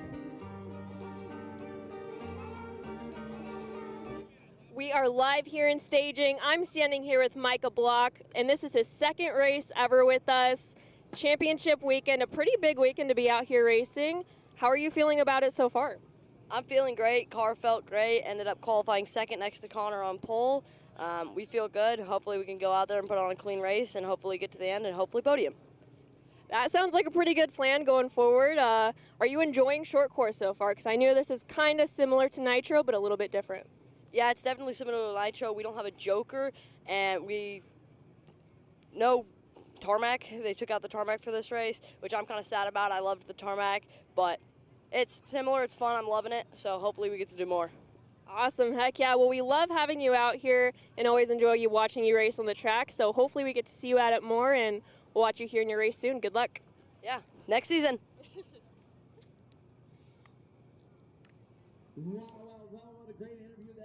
Thank you for that insight. That's going to be a great race here. We got that one coming up here shortly. And what a race that promises to be. Right now, the SR1s are going to take the track, and I'm looking forward to our very next race, the Turbo class and the Pro Turbos and Amateur Turbos. And that's going to be, in my opinion, out here at Core, that is our premier class, and I am very excited to have Micah Block here, out here today. And I know Micah and everybody over there at the Block Pit, very good on the social sites, and it's quite a pleasure to have that family out here at Core. Coming up right now, the SR1s, and let's meet the Vets. Daniel Hearn's out here. Steve Hansen is out here as well. Terry McBroom. Terry McBroom, one of my favorite racers. He is also a fan favorite. It's like everybody loves Terry McBroom, so we'll see who's going to be victorious. But right now, coming into the Vets, I never thought I'd see this, but Dan Hearn out in front with 185 points today. But Dan Hearn's going to have his hands full with Steve Hansen and Terry McBroom. And Terry McBroom had to miss a couple of them, so that's going to be hard for him to make up the point deficit. He's over 68 points behind here coming into the championship. This is the final weekend. But Steve Hansen, well within range to catch Daniel Hearn. So Steve Hansen, if he gets his Arctic Cat out front, he is the lone Arctic Cat out here this weekend. But Daniel Hearn out here racing short course in a desert car. And there's not big differences, but you put smaller wheels, change the ride height, maybe stiffen up the compression a little bit. In the desert, you want the car pretty soft. And gobs of travel and gobs of ride height. But here in short course racing, you want to change the car up a little bit and lower your CG, your center of gravity, lower it down for the corners, get smaller tires so you can have a little more low-end grunt coming out of the corners without changing gearing. So there's a lot of things that are different between a desert car and a short course car. But that's not to say if you're out there and you have a desert car and short course racing is something you've been wanting to break into. Well, Daniel Hearn and Chloe Hearn, they've both done it in desert cars now out here at Corder. So if you have that desert car in the garage, you're going to come out and race it. That's the class. And, if you're of age, like, I'm 55 years old. Daniel Hearn, I know he's up there. I know Steve Hansen's up there in age. Come out here and race the vets. And, man, the vets Terry McBroom, wait till you meet this guy. This guy is incredible. He is so full of joy and energy, and it's actually an absolute pleasure to talk with Terry McBroom. Dan Hearn, always a pleasure. And Steve Hansen, man, I got acquainted with him out here at Firebird, I think it was, and he set that car end over end to launch his name into infamy out here at Coors. So I will always remember Steve Hansen. All right, the SR1's coming up in the Vet Open, so sit tight. We'll come back after this, and we'll talk with the drivers.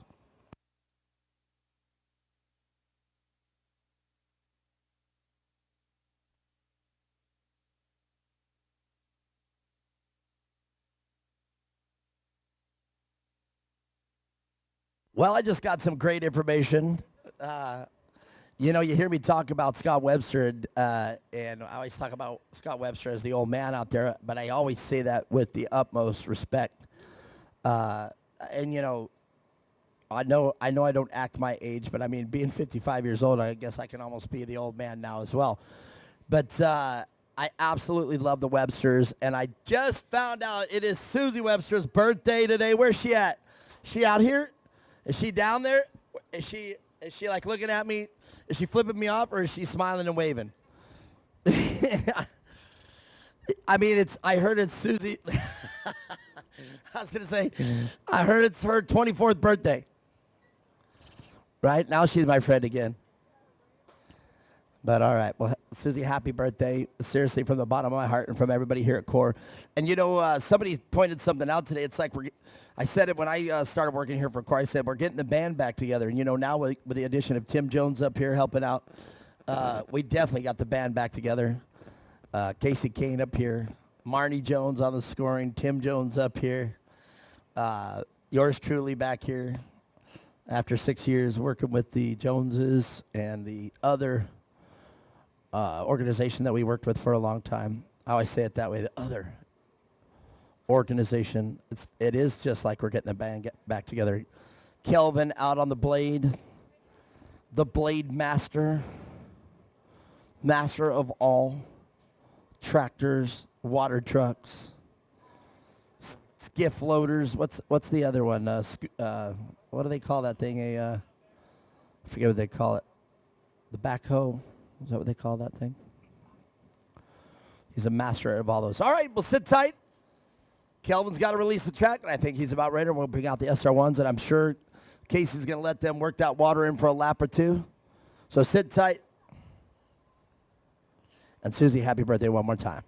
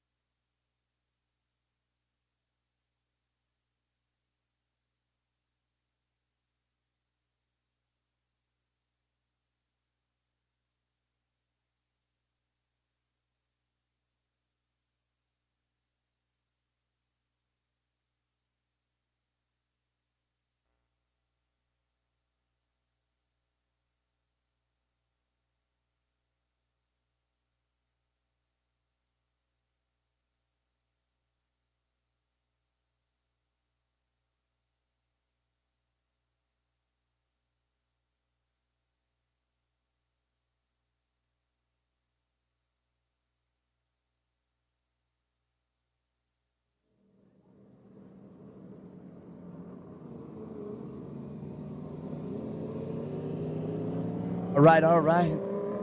The Jones Jeep, Ford, Ram, Pace Truck out on the track right now, taking these SR1s around the track.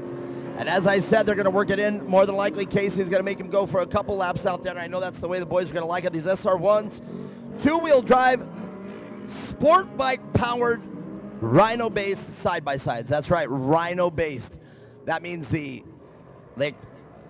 were a lot of the originators coming out in the early days, but the Rhino 660 definitely stuck out, and there were a lot of Rhinos built back in the day that you'd start seeing in Glamis, and even a lot of them built for desert racing. So somebody out there, namely the Wellers, decided to put a street bike engine in a Rhino, and Corey Weller tells stories that back in the day that the only thing holding the axle and the rear sprocket in behind the Yamaha R1 engine used to be pillow blocks. And if you don't know what pillow blocks are, open up your water cooler and the squirrel fan, the two bearings that they sit on, they're just bushings on rubber.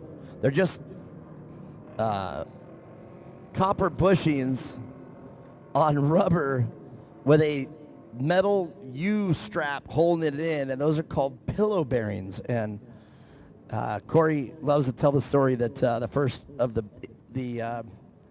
really high horsepower Rhinos was a Rhino that they built with the rear carrier on pillow bearings. So that's a neat story. They've come a long way, and here they are. Scott Webster, the Yamaha R1. Paul O'Brien, Yamaha R1, the only one that used to race another engine out here. Brian McCormick, he's out here for the weekend, and he's racing the 12 West car in the Pro Turbo class, and he used to run a Honda CBR 1000 engine. So I'm trying to catch and see if they're going to let him go around one more time to work the water in. If not, if you see the Jones Jeep, Ford, they're going green this time around. The SR1s will take the green. We're going to do a staggered green start. Kevin's waiting. And now the Vets. Terry McBroom ahead of Steve Hansen as they come into turn one. They're daintily pushing the car into turn one. Lots of water in that corner. They'll dry out. Dan Hearn now in third place behind Steve Hansen as Paul O'Brien very delicately all cars to the outside of turn three. But Terry McBroom finds himself out front early.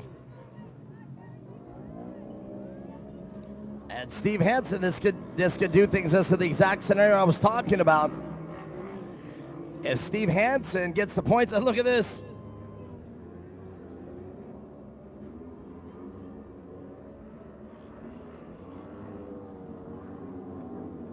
I gotta get this.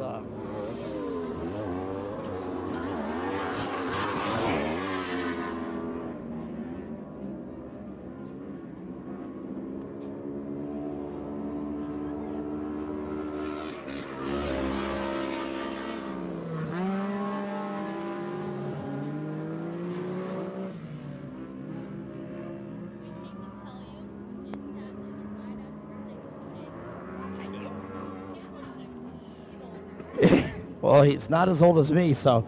Chloe Hearn, you're up here, and great day of racing, and you told me that it is your dad's birthday here a couple days ago, so now's your opportunity. We're out here, we're on the microphone, it's on the internet. You get a chance to say happy birthday, Dad. What would you say to him right now? All I can say is happy birthday. You're an old man. So, Dad, I just found out you're 46. I thought you were my age. You know, that must tell you how I act, how young I act right now. Paul O'Brien leading the SR1 field with the old man, 42.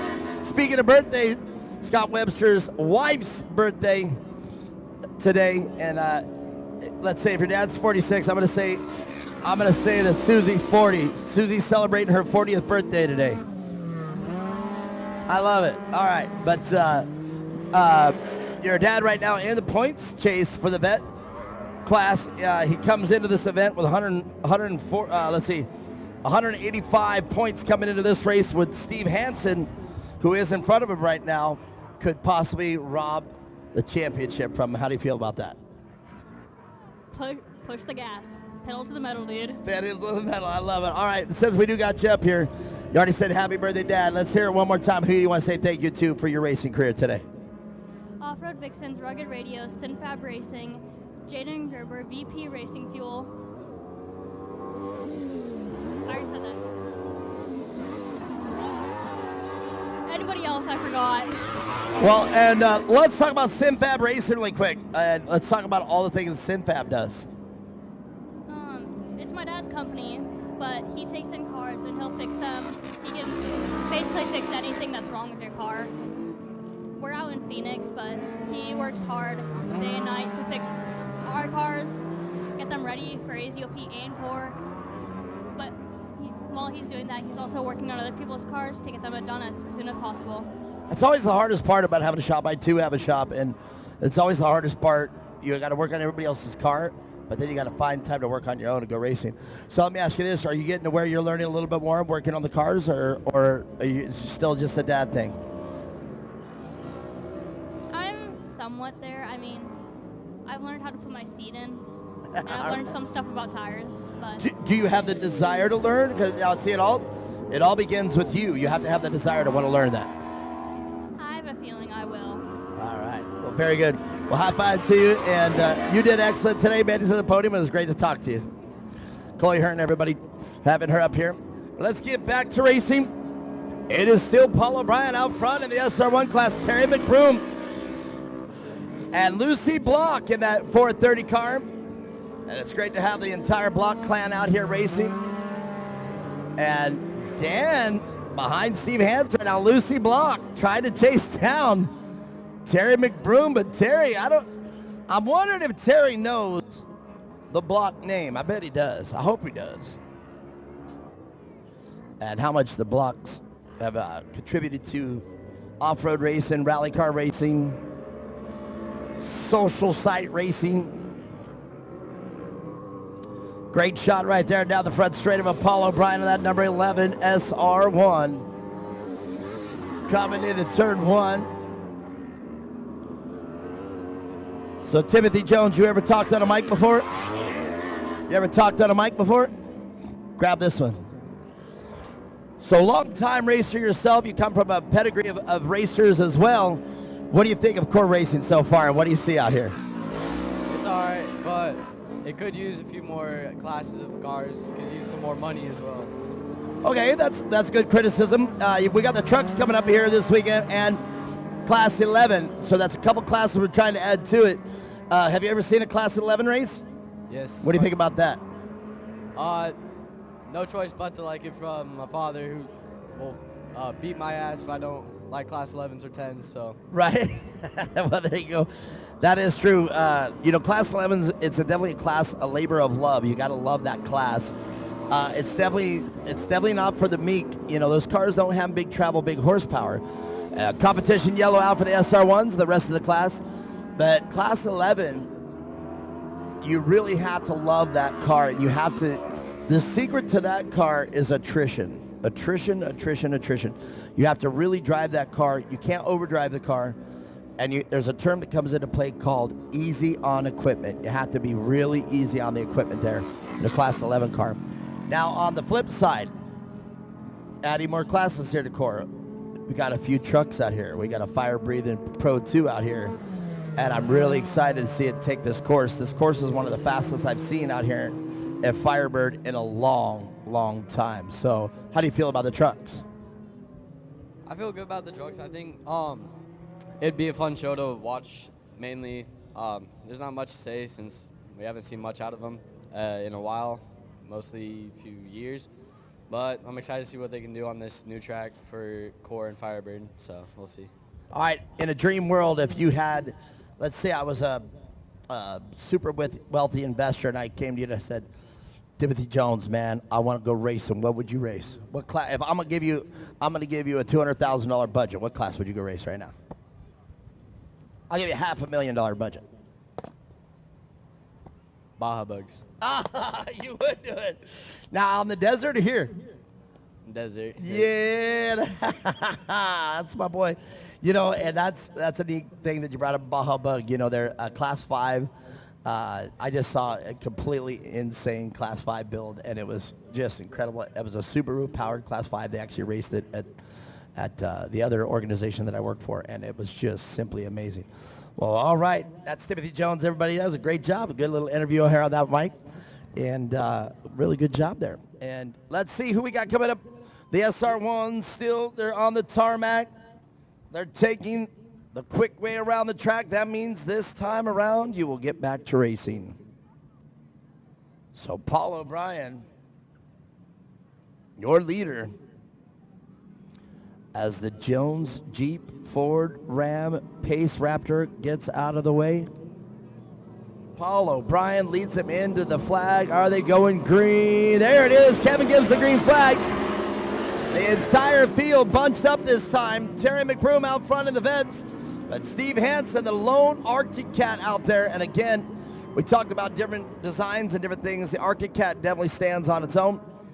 If you notice, the Arctic Cat has no connecting rods on the rear control arms. The rear control arms have 2 pivot points that locate them on the y-axis, left to right. So, but Paul O'Brien, smooth as ever out front, coming in, probably going to take the championship right here in this round.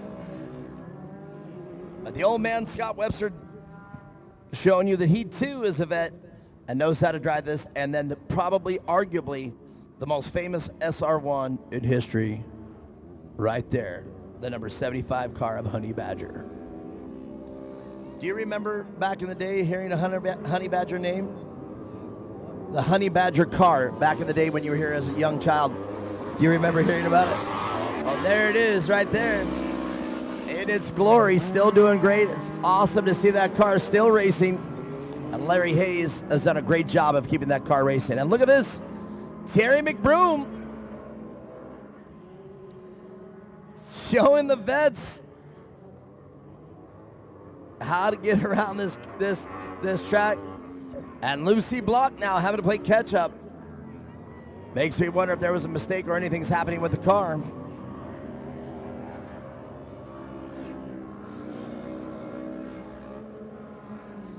I can see a lot of movement in the car with Lucy Block. It's making me wonder if there's something wrong with the car. Just doesn't look like the car that started the race.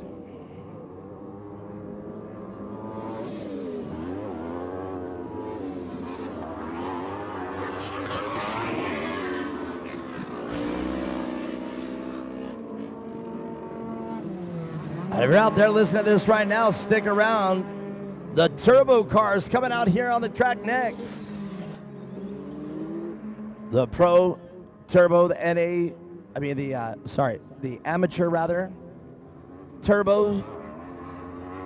And providing the rider Chapman is okay after that tumble. I haven't heard anything on it.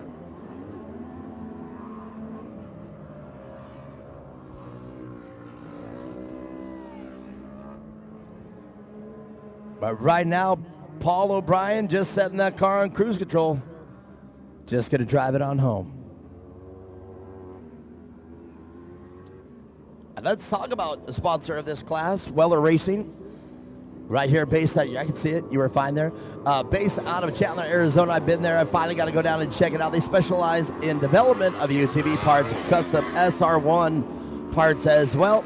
The cars include the Can-Am, the Polaris, the Honda, the Kawasaki, and Yamaha. That's pretty much all the major manufacturers.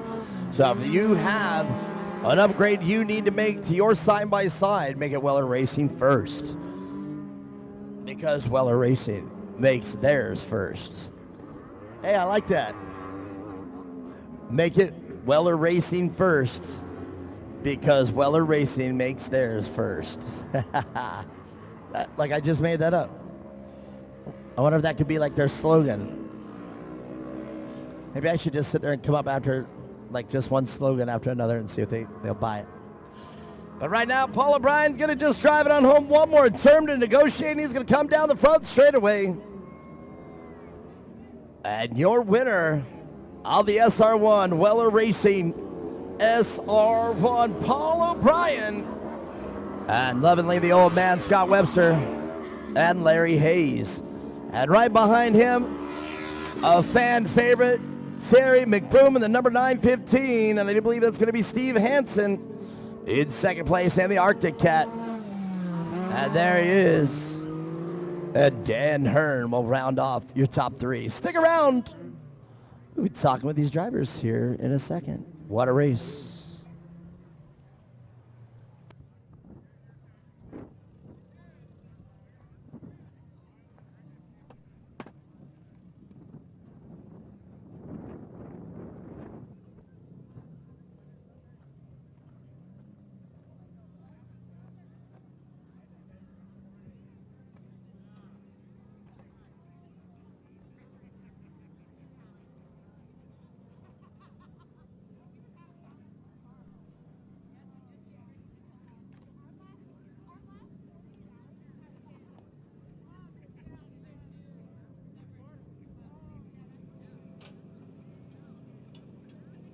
Can I talk about your broken wrist?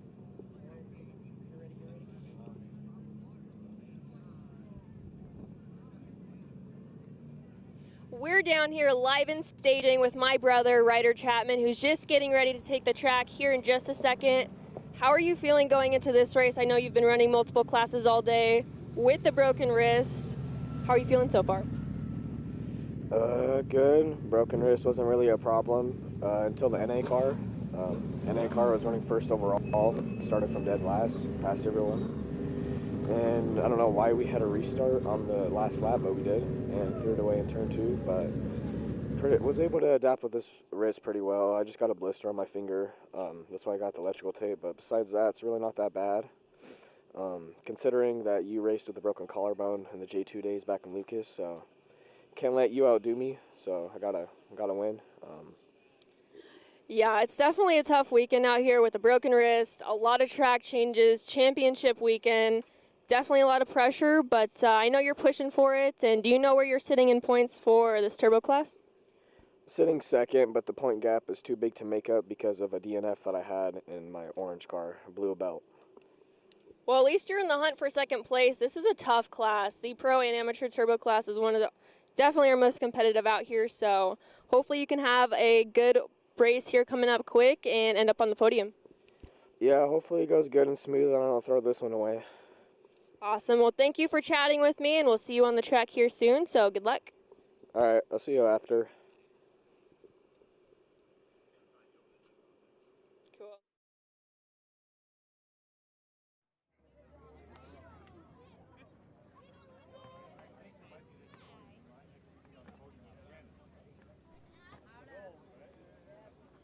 All right, all right.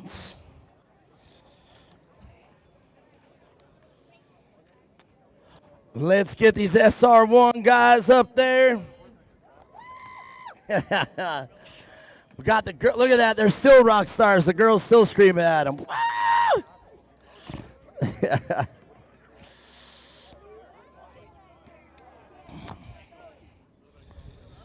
Well, wowzer, wowzer, wowzer. We've been talking about it, the Wheeler Racing. Look at that. More. better him than me. Right, exactly. He's like, here's your money, and you don't have to say anything. I'd hand it to you and go, what do you got to say about that? Well, right on. Three of you out here, you're finishing. The car still looks great out there. It's still awesome to see you guys race out there.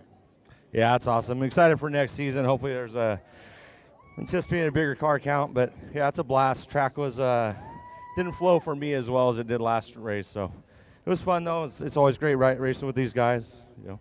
Well, and that's what I think this is a proof of concept. You know, the thing's going to get better. You know, we got trucks here today. They're going to come out here and blast around the track, and I hope you all stick around for that. I'm pretty excited to see that happen because I can remember, 40-some-odd SR1s, all these guys still racing, that car racing, that car being out front, So I share your sentiment about seeing the SR1 class go up because those cars are still out there. They are, absolutely. Yeah, and I thought, I took some sugar out of my kitchen and put it in Paul's tank last race, and then I gave Scott second place. I thought he'd do the same for me today, but he's not a team player. No, both of these two, they get out on the track, you ain't their friend no more. That's all it is to it. You're now their competition, and I love it. All right, well, let's talk about the people that make it happen for you. yeah, just my wife Susie, Cor for putting it on. Thank everybody for coming. All right, there it is. Hey, everybody. All right, before I get to this interview, you want to help me sing Happy Birthday? Happy birthday to you. Happy birthday to you. Happy birthday, dear Susie. Happy birthday to you. You dang straight, I'm not going to miss that one, girl. Well, you know what? I was thinking about that the whole time, so I'm glad everybody chimed in on that one.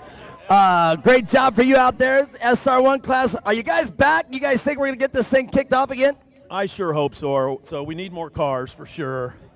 We got to get more cars out there. We're having a blast out here. These guys do an amazing job of getting this track prepped and get us racing. We really appreciate it.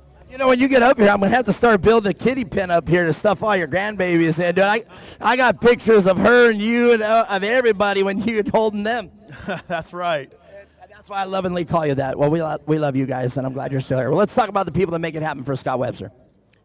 First and foremost, my wife, Susie. We're supporting, and she wanted to, she could have picked anything she wanted to do this weekend, and she wanted to come race. So thank you for everybody coming out and helping her have a great birthday. I don't think Paul kind of heard the story. I thought I was supposed to win this thing, but you didn't get that memo? There's always tomorrow.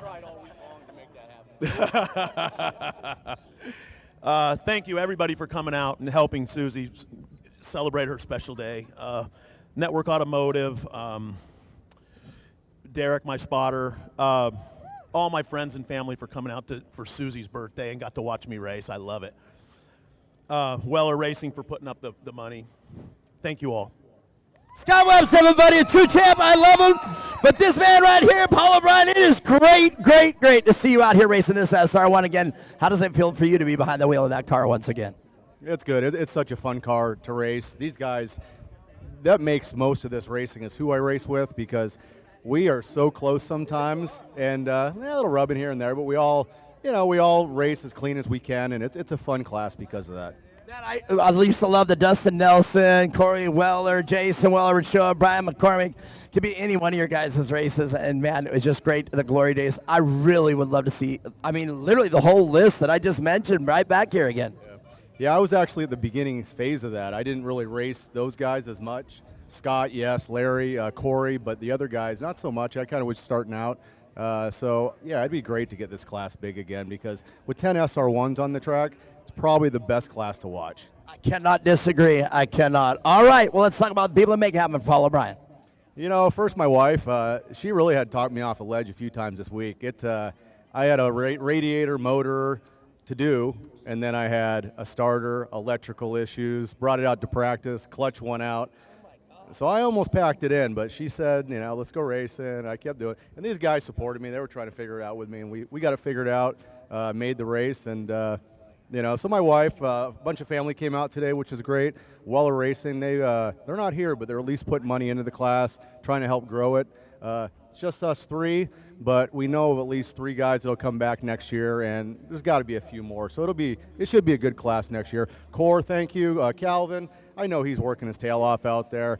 I really support this track as far as they want to make changes. They're making it fun for us racers. It may not always be perfect, but at least they're trying, and I'll keep supporting them as long as they keep trying themselves. Well, we're very lucky to have competitors like you out here. Paul O'Brien, everybody, you're first place. I'm going to get out the way.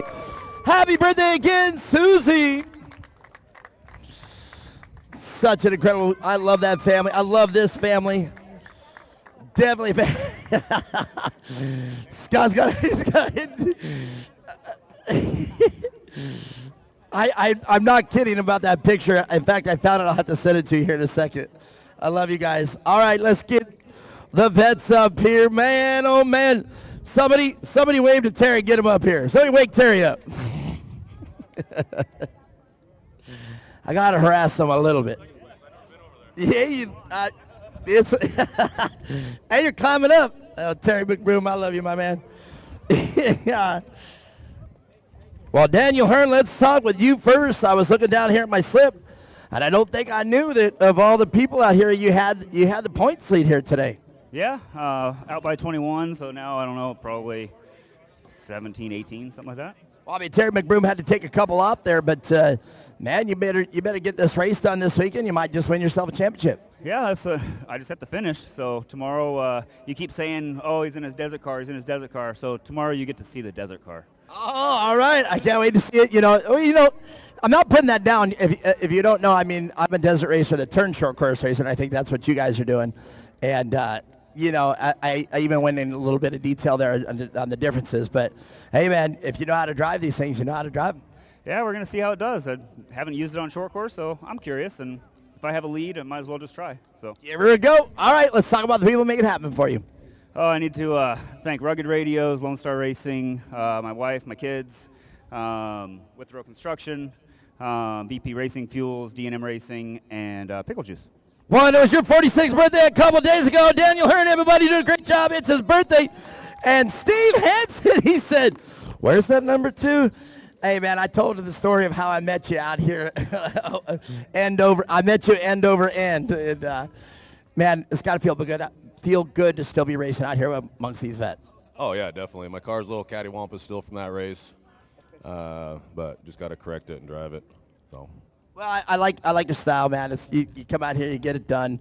Car's not it, it's the vets. It's all about the good time this weekend. And Terry, man, this boy, he's just hard to beat. Yeah, Terry's a good driver. Car's really good. I was trying to keep up with him for a while. He started walking away. I got into had some company for a while, took care of that for a minute, and Daniel was hot on my heels. We got into it a little bit. That was good racing. Slicker and shit out there. So trying to hold your line is hard. Yeah. So. All right. Let's hear for that list of people you want to say thank you to. First off, my wife, Jaggy, Metal Havoc, PCI Radios, Speedworks. That's it, and Core. All right, well, we love having you, Steve Hansen, man. A fan favorite right here, my man, Terry McBoom. Looks like you got it done again, man. You were on rails today. I love it when you have a great weekend of racing. Well, so do I. I want to thank the good Lord, my wife, and all my friends, Tyler Herlock, Andy, Michael Holmes, all these people, my friends, Mike coming out, my sponsors. It was a good time. I was hurt Friday from practice, but they gave me ibuprofen and told me to go to bed early. So business as usual. I'm totally teasing you. Well, that's a great job. We're lucky to have you out here, and congratulations on the win. Thank you very much. I want to thank Core Racing. I didn't like the track on Friday, but I like it today. I knew you would. I want to thank my sponsors, Metro Traffic Control, Apex Trucking and Cattle Company, DBA Construction, Ozza Contracting, and like I said, all my family and friends and all my new friends, what I've met out here. I love them. Well, you handed him a win, and that's got to feel good. Terry McBroom, everybody, I love you. A definite fan favorite. And Terry, I didn't mean to rush you along, but we got a little bit of daylight. I want to get these trucks out here. So, all right, there it is. 1, 2, and 3.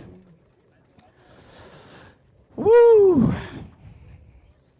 Now I'm starting to feel the heat, and I'm up there getting not air conditioning, but I got a water cooler up there. At least I'm spoiled. I almost handed it to her. What the heck? I'm starting to suffer from heat stroke. I'm just kidding. I'm not. Oh.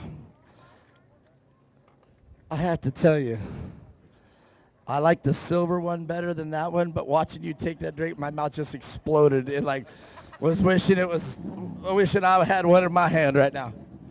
A couple hours from now, I'm going to. My girlfriend's here, and she says she's going to drive, so I think it's time that I'm tired as hell, though, too, so I'm fighting that. Oh, let me see. Oh, well, I like that. Right in the face. In the face! He said, you want it? I thought you spray here. You just right in the face. Here we are, right for it. I mean, I ain't mad. It feels good.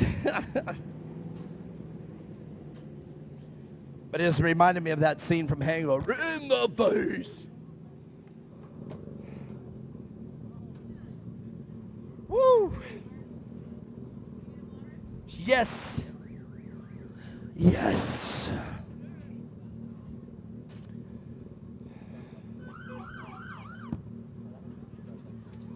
Yeah, he is, but he's actually awesome. He's such a great guy. Love me some Terry McBroom. He is an awesome human being. Just brings joy. We were up here just talking about Terry McBroom. Absolutely grown to love that man. Definitely a fan favorite.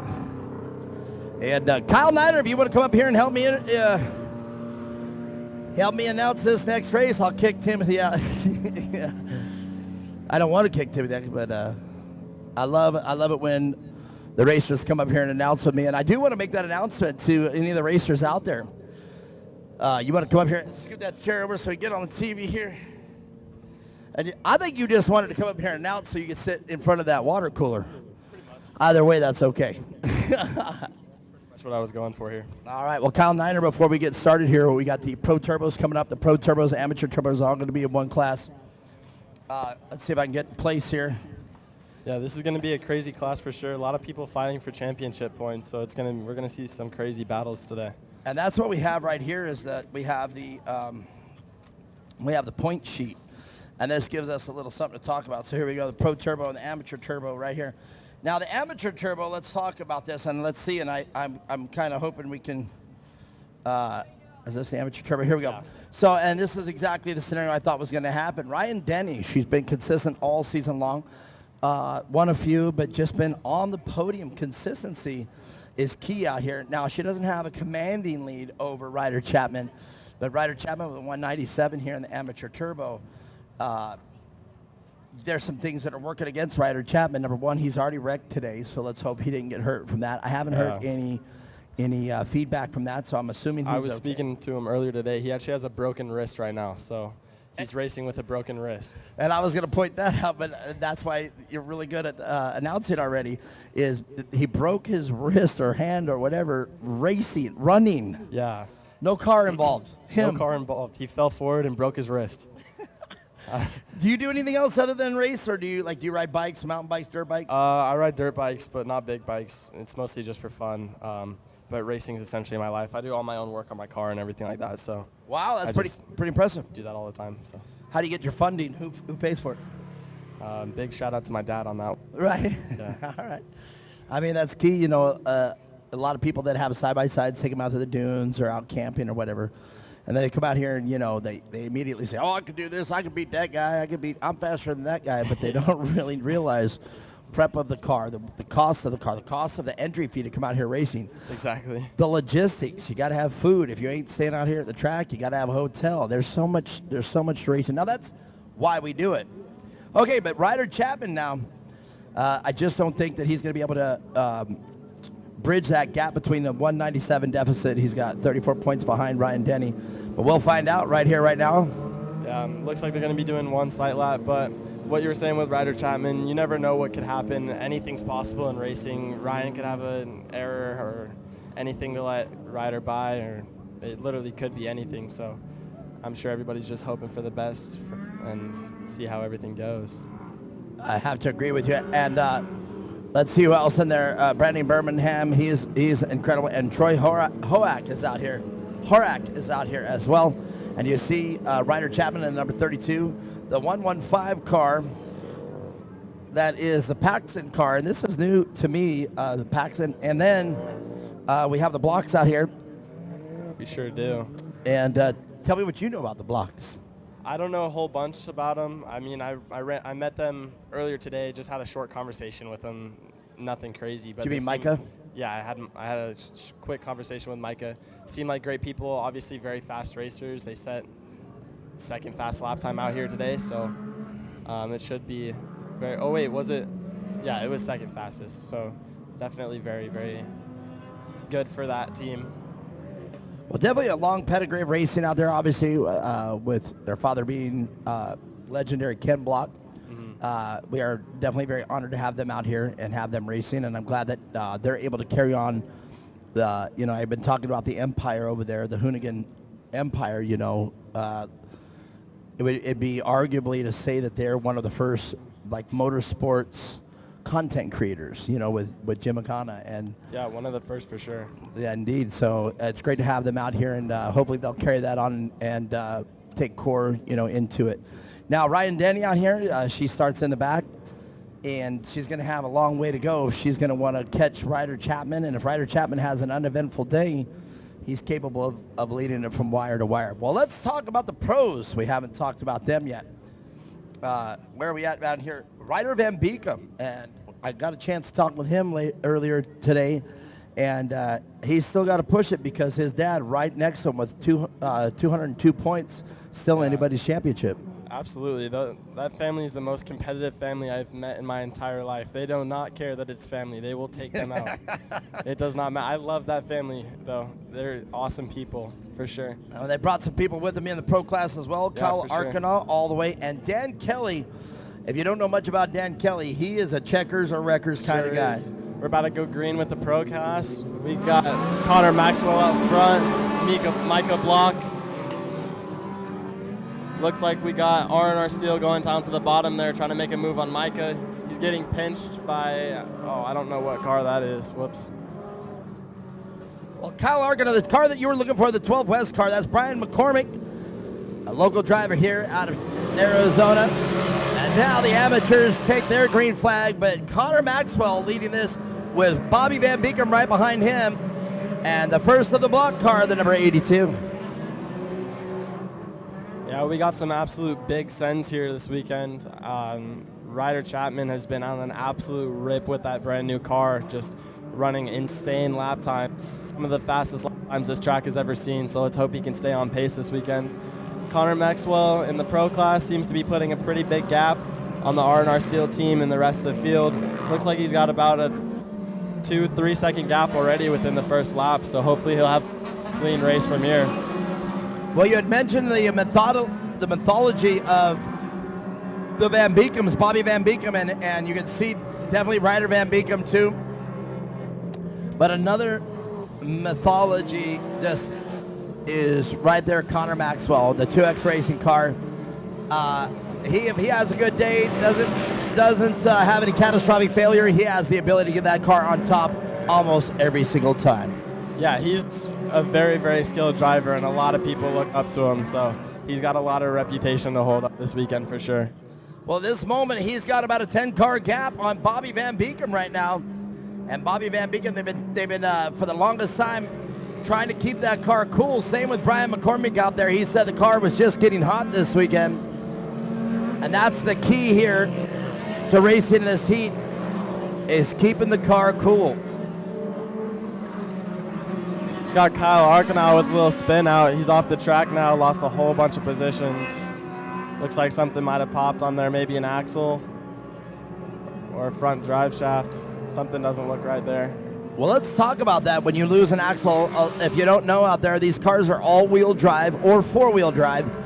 But you lose a front axle, it's very hard to keep that car straight. Yeah, it's pulling your whole car to a specific direction, so you have no idea which way that car's gonna land. If you land on the gas and one tire has no power and all of them do, it'll shoot your car in that direction, and it is not a good way to end your weekend at all. Very frustrating. You know, you can. What's worse, losing a rear axle or losing a front axle? It depends on the track, to be completely honest. I would probably say a rear axle, because that's where most of your power delivery is from.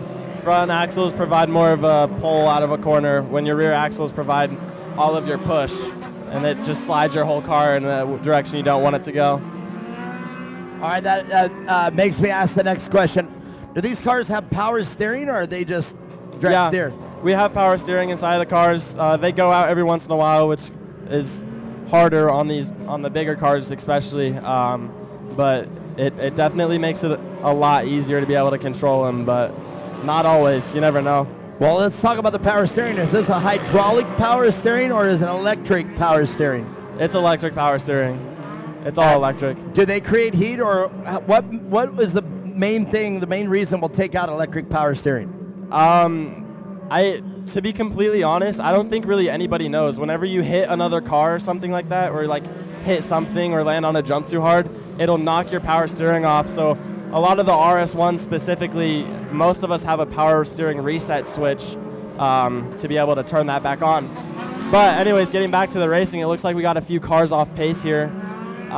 Looks like, who is that? Is that Ryder Van Beekem there? He's taking the wide line on the track way out of pace.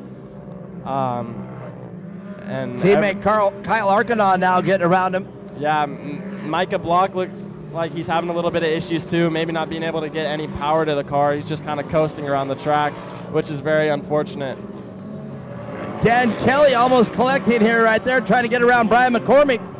Dan Going Kelly and Brian huge on the jump, Yeah. absolutely throwing it into that corner. That was one of the sketchiest things I've ever seen in my life, but you know, it worked out in his favor because he made that pass. Have you met? And into the Oh, tires. no! Oh my, that was not a good one. Oh. He's good. Is he gonna take off? I think so. He might. He is all right. Oh. That was gnarly. Straight into the tires. That saved his rig for sure. That was pretty nuts there. Brian McCormick straight into the tires. Dan Kelly pushing him to the outside of turn 5. Came off of that jump just a little sideways, and it carried him straight into those tires. That was not ideal. Man, now you know why we got those tires there. Yeah. Looks like we got that halfway caution coming out next lap. Next time around. Who's that? Somebody just did a spin out in the infield there. Who is that? That is the Birmingham car 388, I Birmingham. do believe. The Birmingham car is orange, and I do believe that's the Birmingham car. There is another orange car out there, but that one's not it that I'm used to. So yeah, if I remember correctly, that is our new name, the Paxton car right there.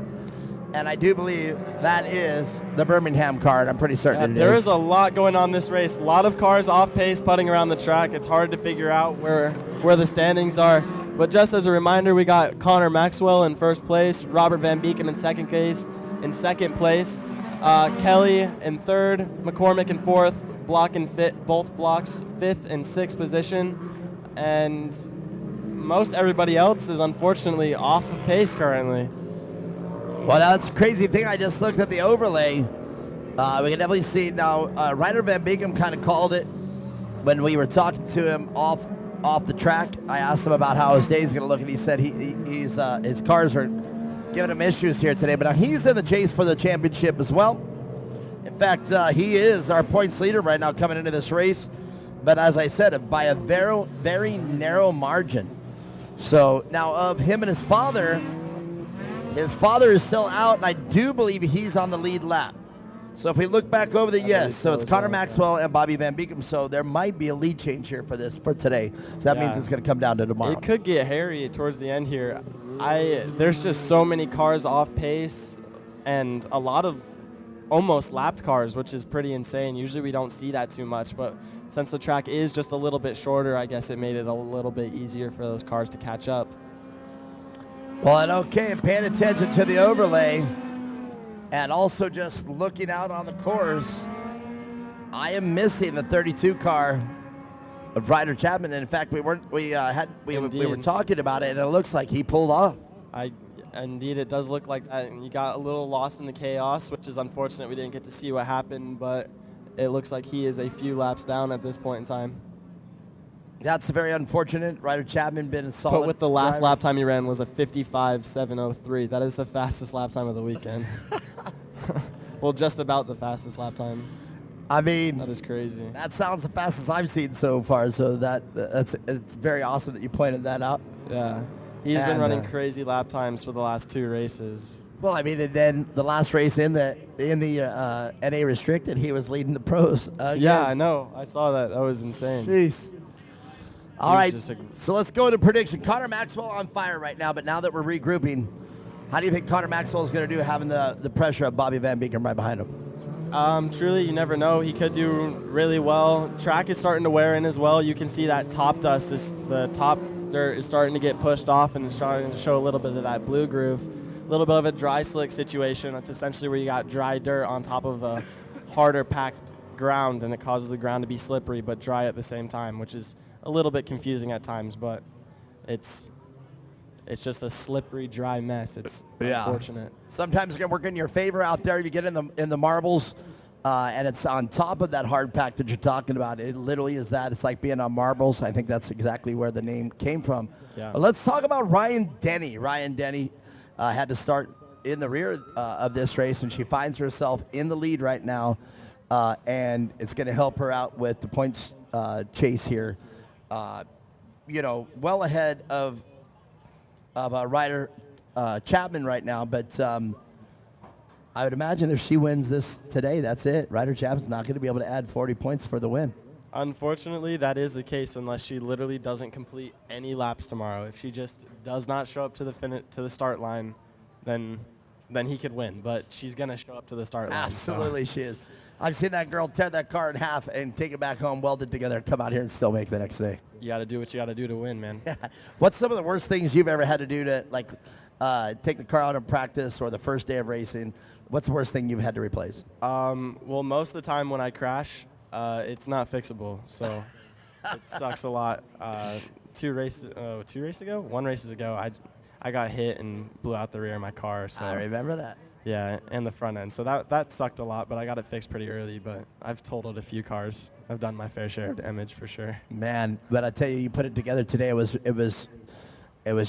I guess the word I'm just gonna say it was just simply awesome to watch you drive today. And Cash Hart was definitely giving you everything he had. That move that we've talked about, that was a racer's move. And as the races go on, I always talk about they just get faster. And it was absolutely so far the race of the weekend, you and Cash. Yeah, it's always very interesting with him. Me and him have always been neck and neck since I started racing. It's been awesome ever since. That's cool. All right, let's talk about training. Is there any training that you guys do, or is there any, like, I've seen a lot of racers in my time in motocross visualize or, live, eat, and breathe racing because, they want to give whatever edge they can do. What's a typical day or tryout for you? Do you do anything extracurricular or abnormal to plan for racing? Not necessarily. It's just a lot of time watching old videos to see where you could improve, watching other people racing as well to see where they're hitting their marks and see how you can adjust your line so that you can also hit those same marks. It's a lot of getting to know your machine is a very big, important part of it. Once you know the limits of your car, then it makes it so much better on the racetrack because you can know, like, where the tipping point of your car is, essentially. You know how hard you can push it before it's going to start failing on you. And when you do it yourself, it just gives you that extra boost of confidence knowing that you did it yourself and you know what could fail or what's going to hold up and what the car can really do. All right, let's talk practice in the off season or practice when there's not a race going on. Do you take it somewhere and practice or test the car, so to speak? Not really. I would like to, but it's just it's a big ordeal most of the time. There's no racetracks anywhere near here unless you go and rent out a big racetrack like this one. But you can just go out to the desert and practice out there, but it's not ideal. So we just try and get as much as we can out of events like this. So the majority of your seat time is done right here while racing? Correct, yes. Man, that's crazy. And, I mean, you were talking about hitting marks and making sure the machine's set up just right and everything. But, man, every single bit of that, hitting the marks, having the skill to put it in the corner, I was wanting to tell you on the podium, and then if I ever got to talk to you and I forgot about it, and I was hoping I got to talk to you again. On the first lap of your race, you were in the lead, and you set it up so hard into turn 3. You set it up. You actually counter-steered, whipped the car around. You were completely sideways, and Cash had a complete, vision of your door, and you kept it. You never lifted until the car straightened out, and you just skipped over the stutters and just fully cleared the step up. And I mean, you'll hear me if you go back at it, you'll hear me going nuts about it. I was like, I even pointed it out. I said, I was screaming, "Oh my God, Kyle Nider getting everything put together just right in turn 3," and I even said that's what turn 3 should look like. Between me and you, that was a complete accident. I lost all traction in that corner. It was way slicker than I thought it was going to be, and I set the car in, and I was like, please hold. Yeah. It looked like you whipped it way too hard, but stayed in it, and that was the key. So you know exactly the moment I'm talking about. Well, you'll see it on the replay that absolutely. I went nuts over it. That was pretty cool. It's definitely not fast, and I know Cash had to check up, or he would have T-boned your door. You that probably means it worked then. Yeah, it did. And that's what slowed him down a little bit. You probably saw him as you set the car. You probably looked him right in the face because you were almost backwards staring at him. Yeah, it's it like was you pretty whipped the car. Yeah, it was definitely clenched a little bit. It was crazy. Well, it was exciting to watch, and I kind of figured that's what the story was going to be. Is that I don't think you really meant to do that, but it definitely looked good. You know what you should have said to me right there? Well, heck yeah, I meant to do that. I had to scrub some speed. I went in way too fast. Yeah, right. Definitely. Well, it looks like we got a hold up on track for some reason. I'm wondering if they're trying to fix the field over there. I can't get a clear view of it, but it doesn't appear that there's any cars on the track or any people on the Debris or track anything, at all. yeah. So I'm kind of curious on what's going on over there. Well, there's a lot of drivers over there that have been racing with us since day one. Bobby Van Beekam's over there. Connor Maxwell's over there. And, you know, if one of them has something to say, one of them's over there talking to a core official and you're absolutely right. If we don't see any other car on the track, it's it's clear. And that's a bad thing out there. Brian McCormick, I know his car can overheat. Anybody's car can overheat. Yeah. It's hot out here, man. It is Yeah. not nice. It's it cool. may be nice up in this little Oh, spot. it's so nice. Got an evap cooler and a fan directly Oh. on you. I'm the diva up here. You know, I wonder if we got a drone to go snoop on what's going on over there. I'm kind of curious on what's. That's right. Hey, Brian, where you at over there? Brian, can you hear me? Let's see if we can go snoop Brian, over there and see what they're doing. Or Tyler, come on, get the drone over there. Let's see what's going on. That's what's funny. We should put a microphone on the drone. Right? Could you imagine the flight? And then it goes. I wonder what we're gonna do here. Right. That's probably exactly what's going on. Yeah, this can spell disaster for some of the racers over there that the cars have a tendency to overheat. Yeah.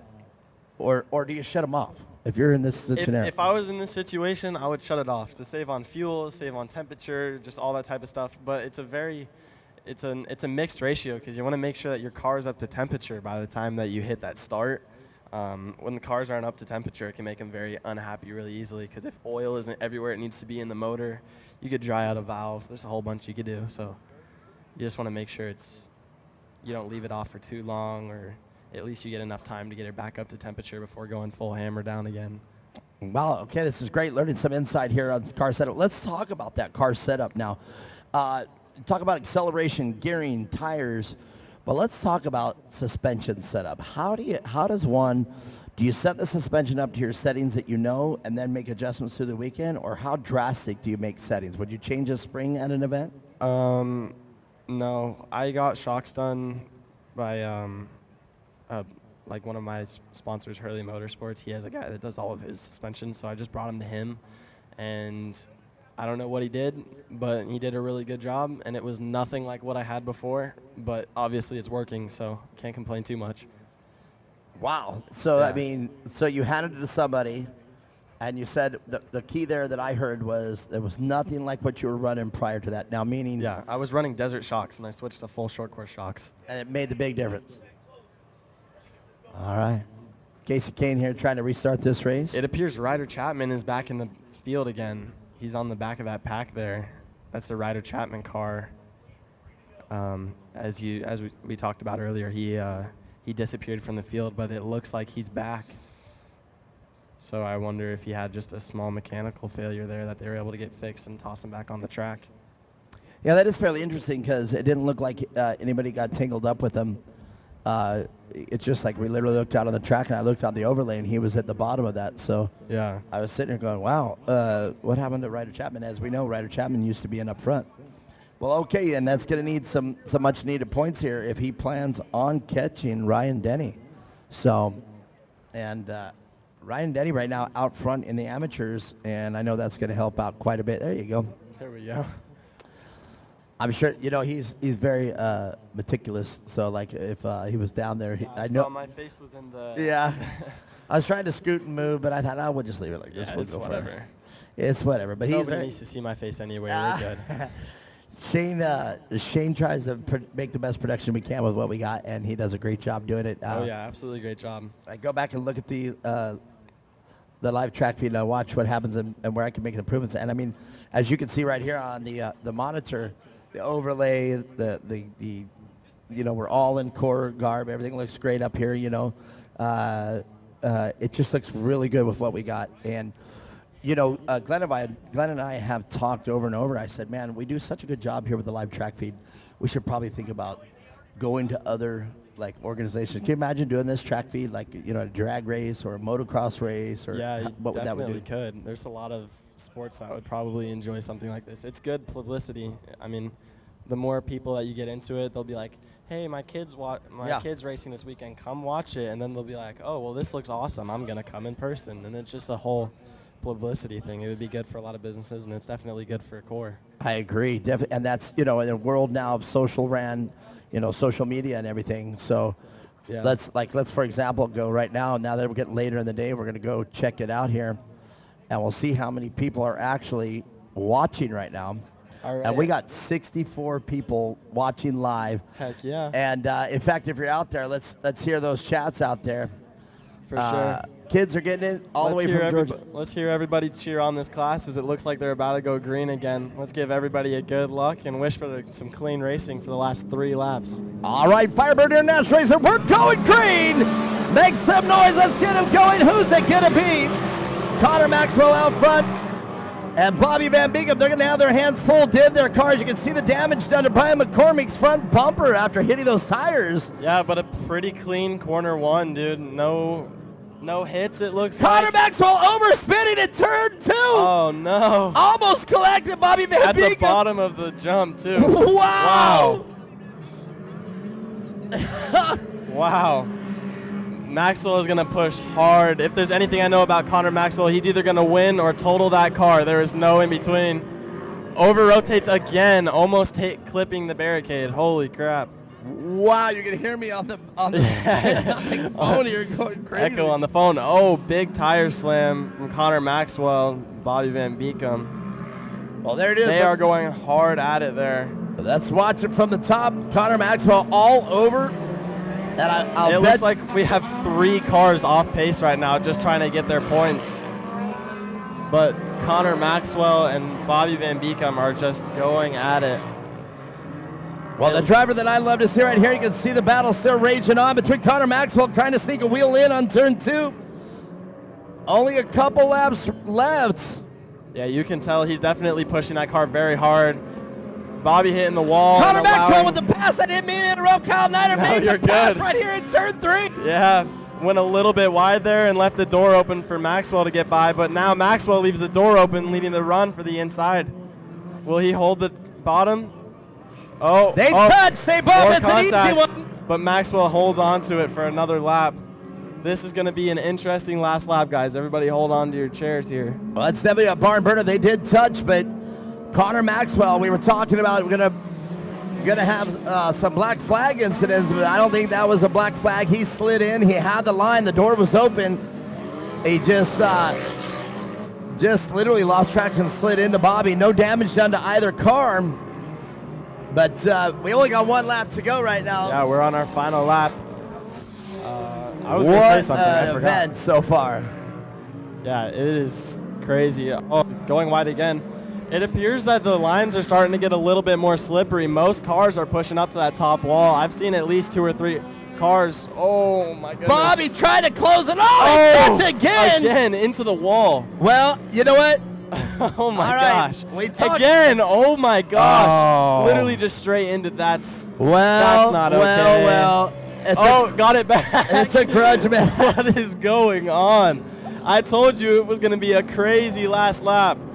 They are just bumper cars. Oh, my God. Bumper cars the whole way, and that looks like a motor for Connor Maxwell down the drain. Unfortunately, a lot of contact on that last race. Don't know if there'll be any precautions taken there, but what a last lap. That was insane.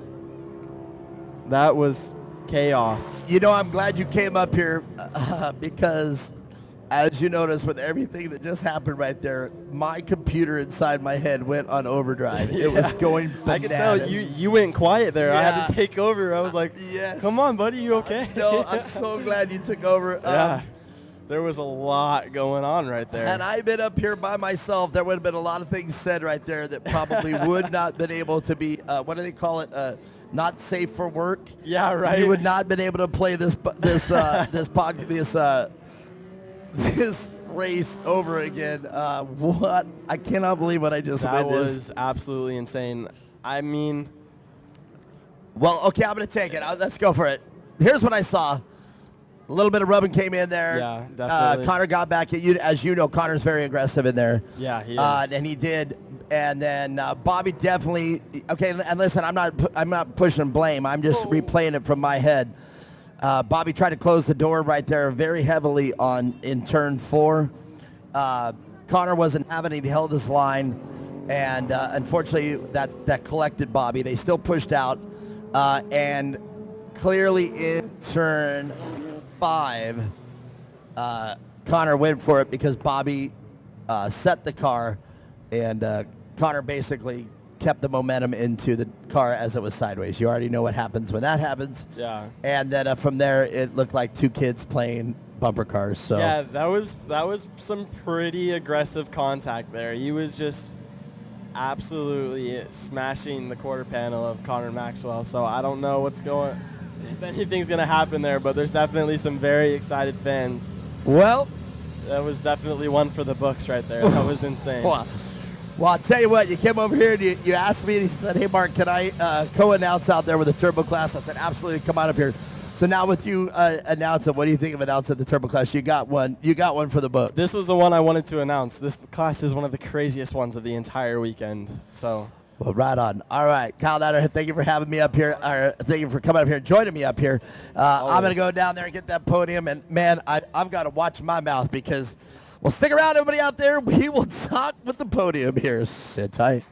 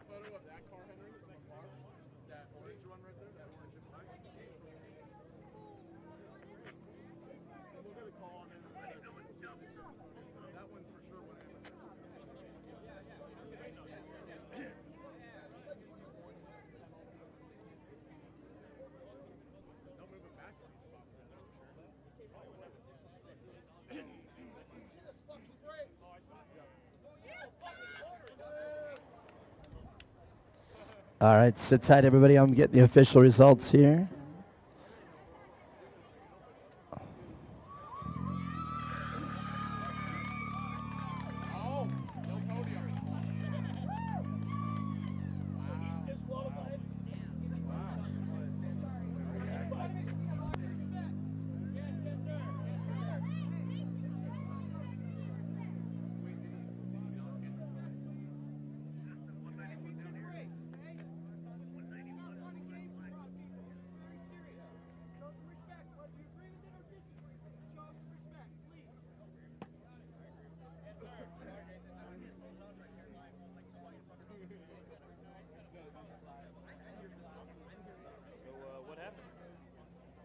I saw some hits on the back. He got hit twice first, and then he hit back once. That's the people. I think they just saw him hitting back, and then boom, they didn't really Like that turn where that water truck is right now, I saw he hit once. He was hit twice up there, and then down here at the bottom turn. Again, he hit back. That's okay. Oh yeah. I'm not sure how the whole point allocation system works. But my role.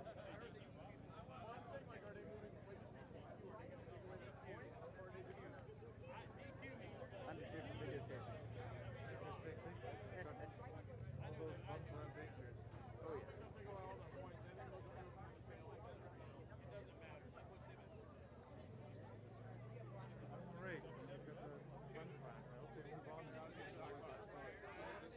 I'm excited for the bugs.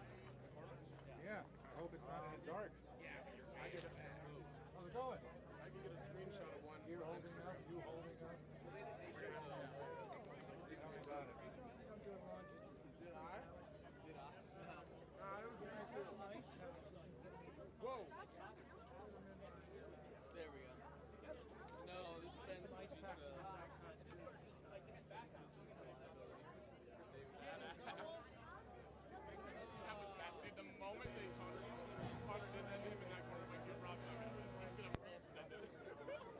Sit tight, everybody. I'll be down there in a second with the official results.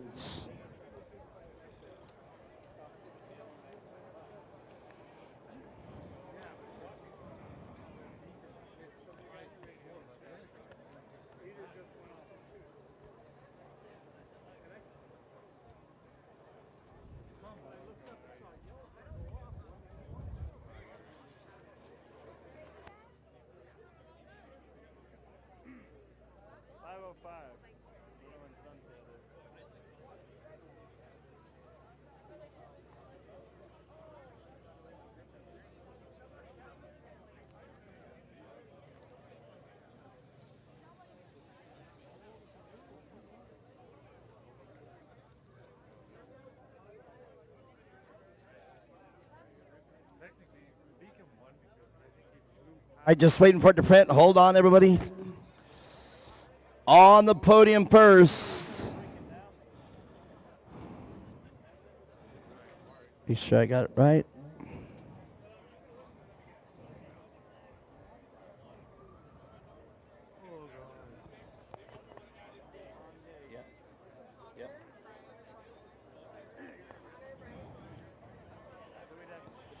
In the pro class, I need Kyle Arkin, Brian McCormick, and Connor Maxwell on the podium. And I'm coming down and I'll let you know who it is. Sit tight. Coming down once again, Kyle Arkin, Brian McCormick, and Connor McMullen.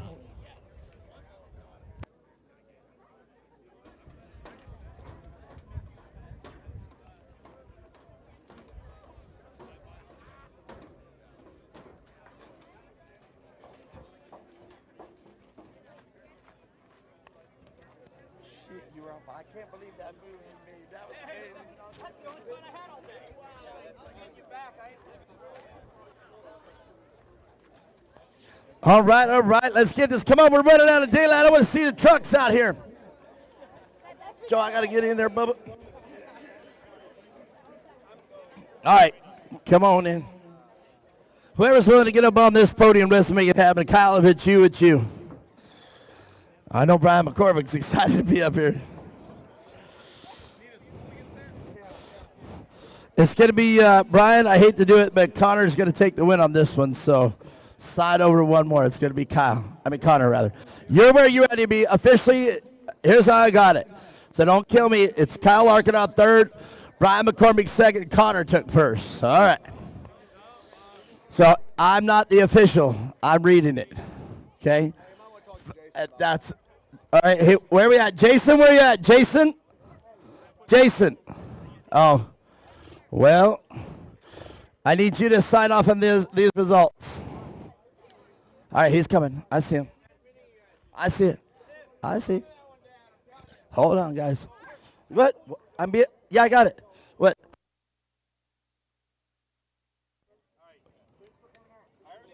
Oh, okay. So then, okay. Well, then it's going to be Ryder Van Beekum, Kyle, and then Brian McCormick. Thank you, guys. Right? Is that the results you signed off on?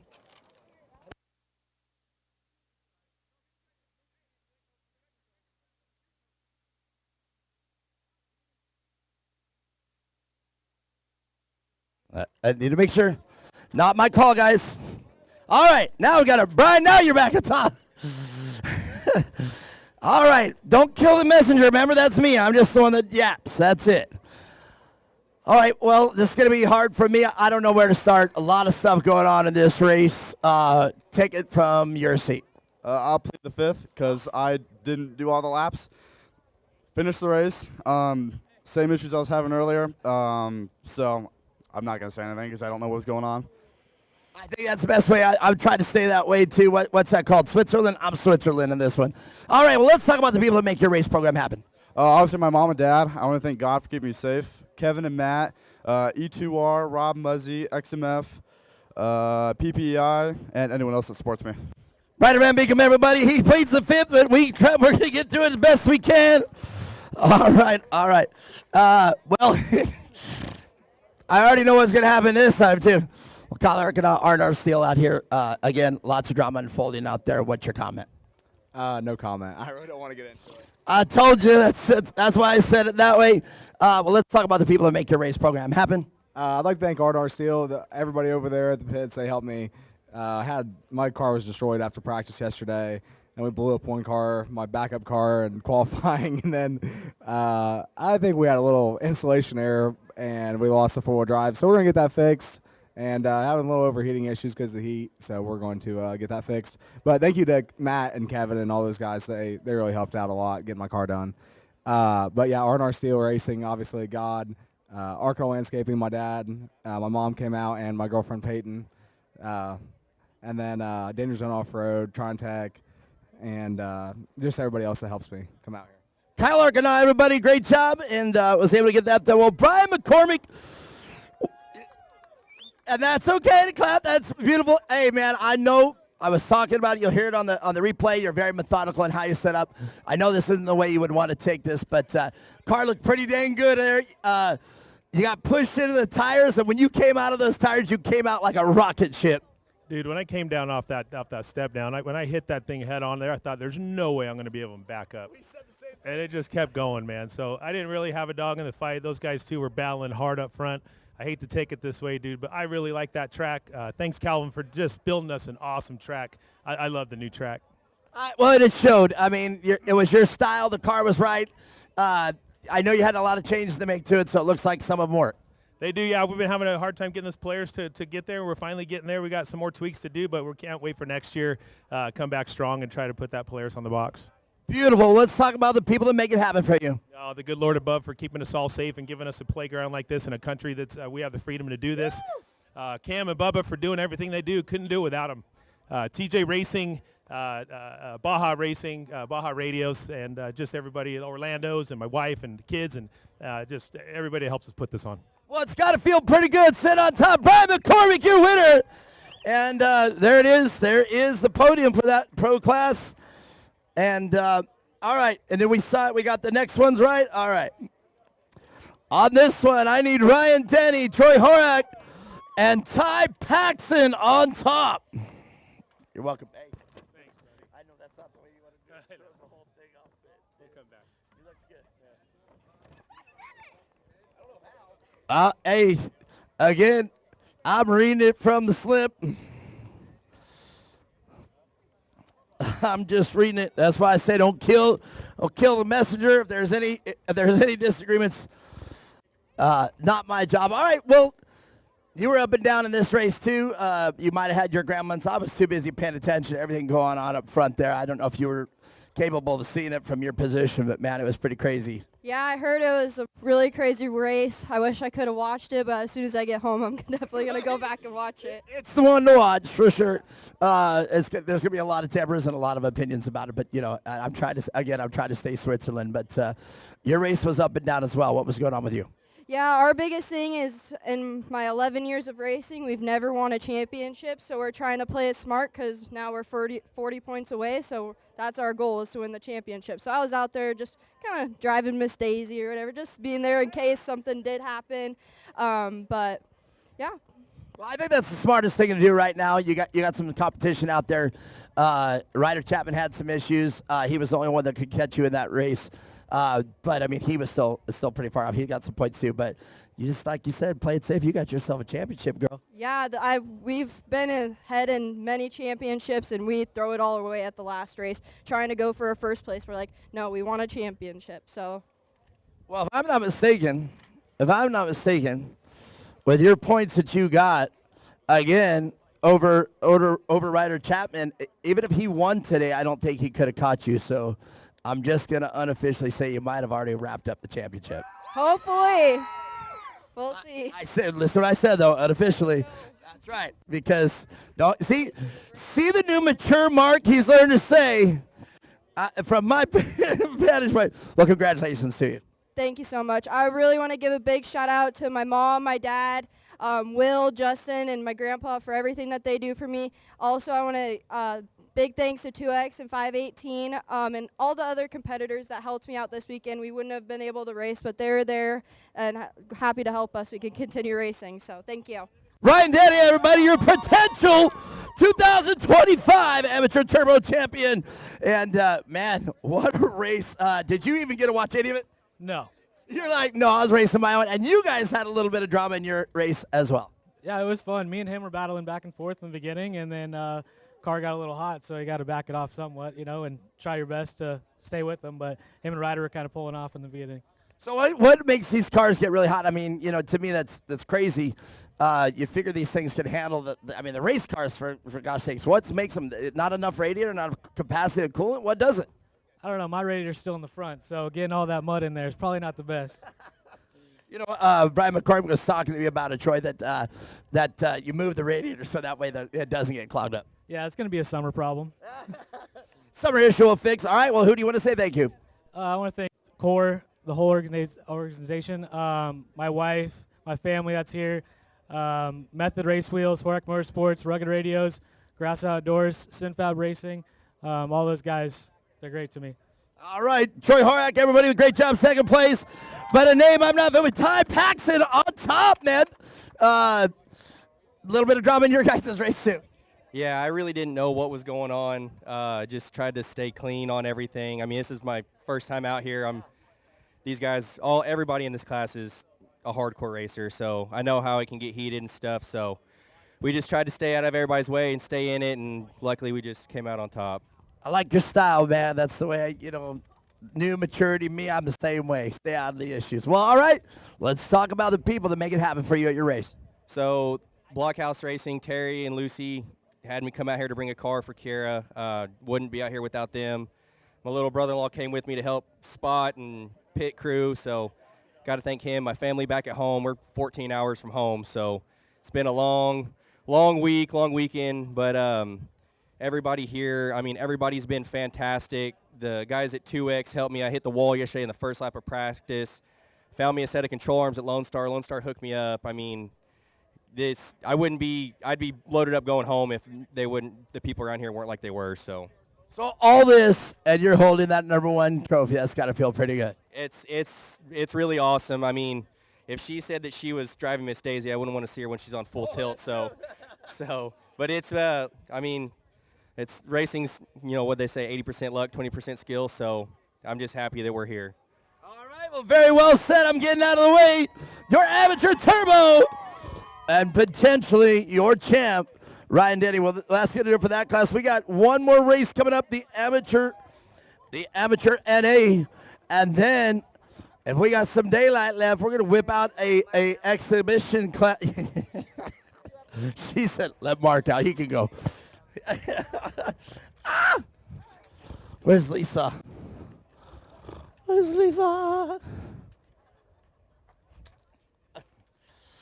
Ninja skills. That's what I say. I'm missing a young flag individual. Literally a young flag. And if there she is.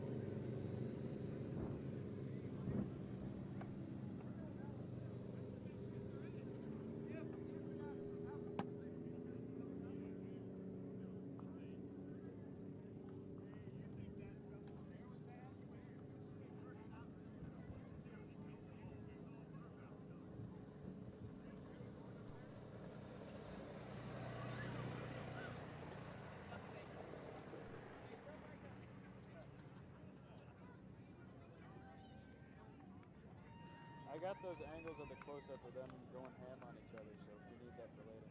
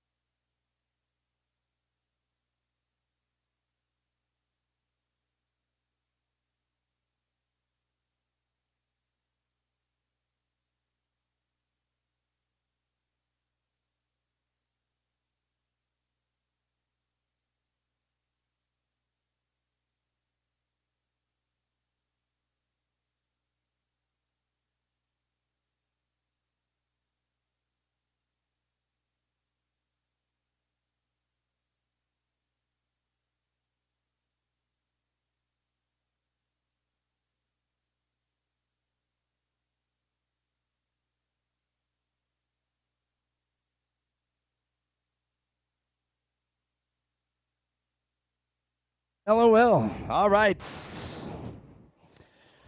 Let's get back to it. We got a couple more classes, and then hopefully, I've been dying to get our exhibition class out here. And if you're out there watching that live, let's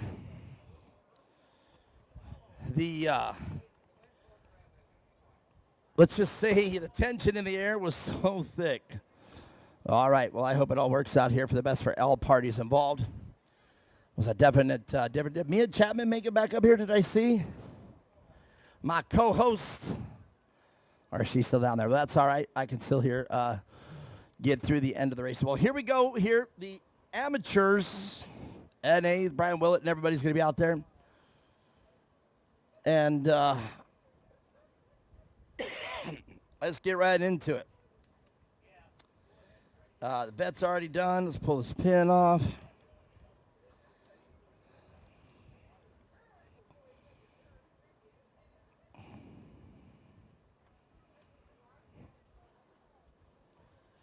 All right. So sit tight, everybody. And then after that,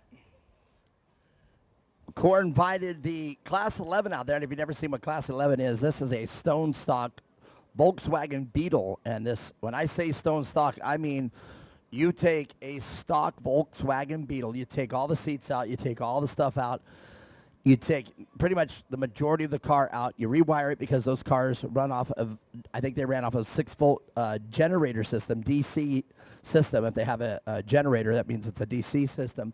They convert it over to AC. They put the engines back in. I think the engines can be built to a certain extent, a certain size, certain compression. I think they still have to run off pump gas. And you know, and again, don't quote me on these rules. I'm just trying to go through memory some of the things that I remember about Class 11. So basically, a stone stock Volkswagen Beetle. And when I say that, I mean the years with the swing axle. And I think they're able to double up the shocks, I think. But if they don't double up the shocks, I'm certain they are able to relocate with a longer shock. Now, this doesn't really do a lot to increase the travel of the car. It just allows it to have better travel. And you're going to see these cars jump. You're going to see these cars bump, and they still have the stock bumpers, stock fenders, stock everything. It is stock, stock, stock. No glass in them, and 1.5-inch roll cage, 120 wall, mostly of chrome moly variety. I know if I was building a Class 11, I would want it out of DOM rather than chrome moly. That's just my preference. A little bit heavier, but a little bit less memory, and the DOM will allow a little more flex and let you continue the race without tearing because of its rigid memory. But that's just the way I understand Class 11. Now, a few other trucks out here, a few other vehicles, if you would, out here. We've got a couple Pro Lights and one Pro 2, and that might have those numbers might have changed. I've been up here in the booth all weekend long, so those numbers might have changed. We were supposed to have some big numbers out here for the trucks. And if you've ever been out to the old series, The trucks and the buggies, they were pretty much dominant. The Pro 2s, the two-wheel drive 900 horsepower trucks, and the four-wheel drive 900 horsepower trucks. These things are incredible to watch. So stick around for that. If you're out in the in the bleachers right now, stick around after the race. And if there's daylight, we're going to let these cars out on the track, and this is the future of what we're trying to do for Core Racing. So sit tight, and I believe we're going to make it. It's only 5:30, and I do believe it stays daylight until 7, so stick around. Our next race coming up next, the Amateur NA.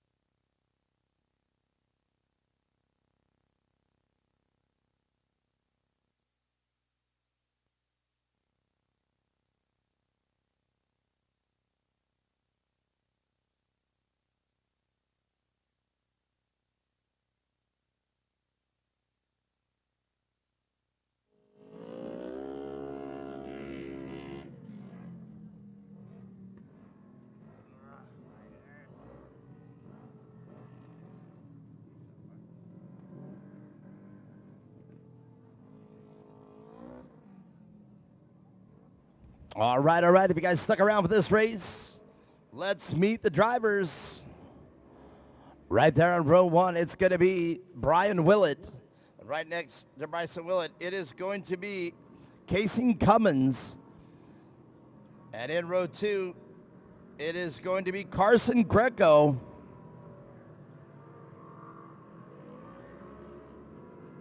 Right next to Carson,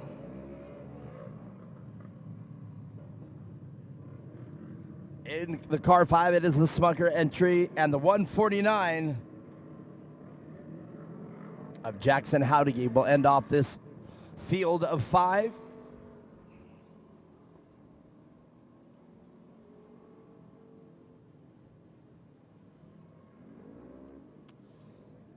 I do believe this the Smucker entry, it is Wyatt Smucker, so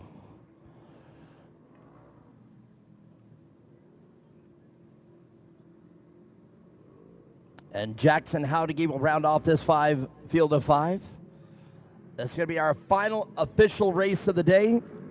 And hopefully if this race goes on time and I get everybody off the podium, we're going to bring out the exhibition races. And I'm so excited. And now I've not heard anything on them. So again, as I've announced all weekend long, I am not the official. I am just the voice. But I am very excited if we get our exhibition races out. Here we go. Brian Willett leads this field in to turn 1. Casey Cummins, and now the Carson Greco already up to 2nd place. Casey Cummins, a lone Yamaha out there with a manual gearbox amongst a field of CVTs. He actually has to shift that car, and it does have a clutch. Brian Willett, a little bit of a nose heavy coming off the ski jump. Coming into turn 3, Brian Willett. And Carson Greco down to the inside.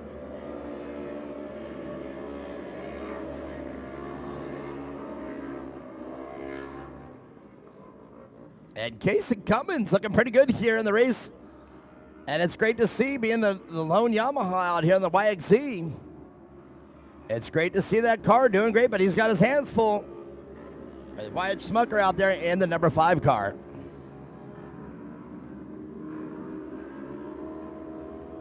Wyatt Smucker right in the bumper. I think they're going to get around Casey Cummins. But Carson Greco now trying to reel in Brian Willett. And Brian Willett right now so far having a great weekend of racing.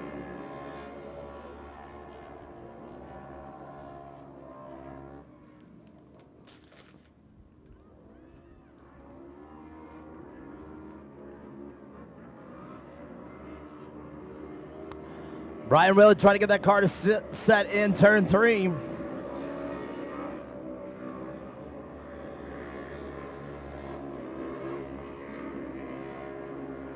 Little bit of a push there in turn 4 from Brian Willett.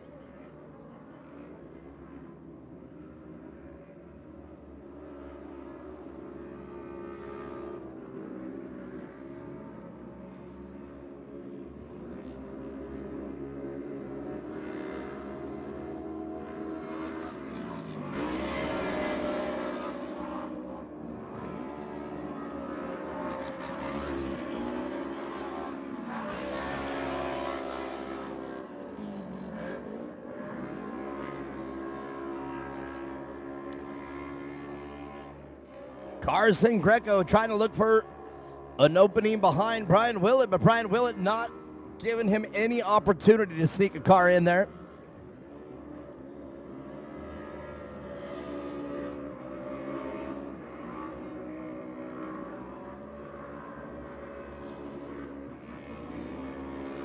And there you go. I think that's the way to take turn 4 right there. Set it up in that berm. Outside, come in. That so far has proven to be the corner of the race. And I think that is the way to take it outside to the end.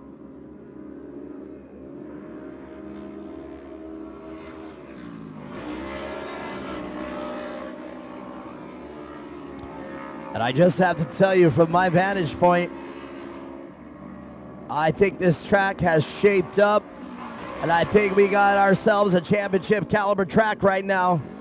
Brian Willett on the bike, losing a couple positions, but did not give up, or losing a couple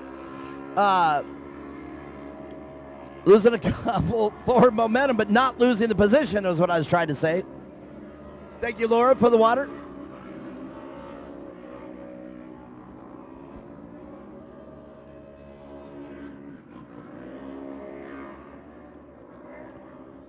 And Brian Willett in turn 2 has claimed a lot of victims today, getting everybody up on the bike, and a few have gone over. So Brian Willett able to avoid catastrophe.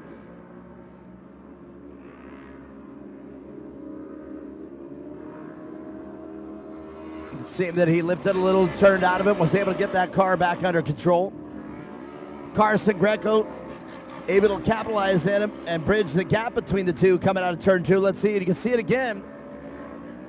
Or Brian Willett is going to have to, there you go, a little bit of a different back up on 2 wheels again, though. Really putting those cars into the pace. I absolutely love turn 3. It is so fast. I love turn 3. My absolute favorite turn on the whole course. Carson Greco back in it way in. A turn 4. Was able to actually keep that car tight, and he's making it tight. He wants to do everything he can to catch Brian Willett, and he's doing a fabulous job. They're drag racing down the front straightaway.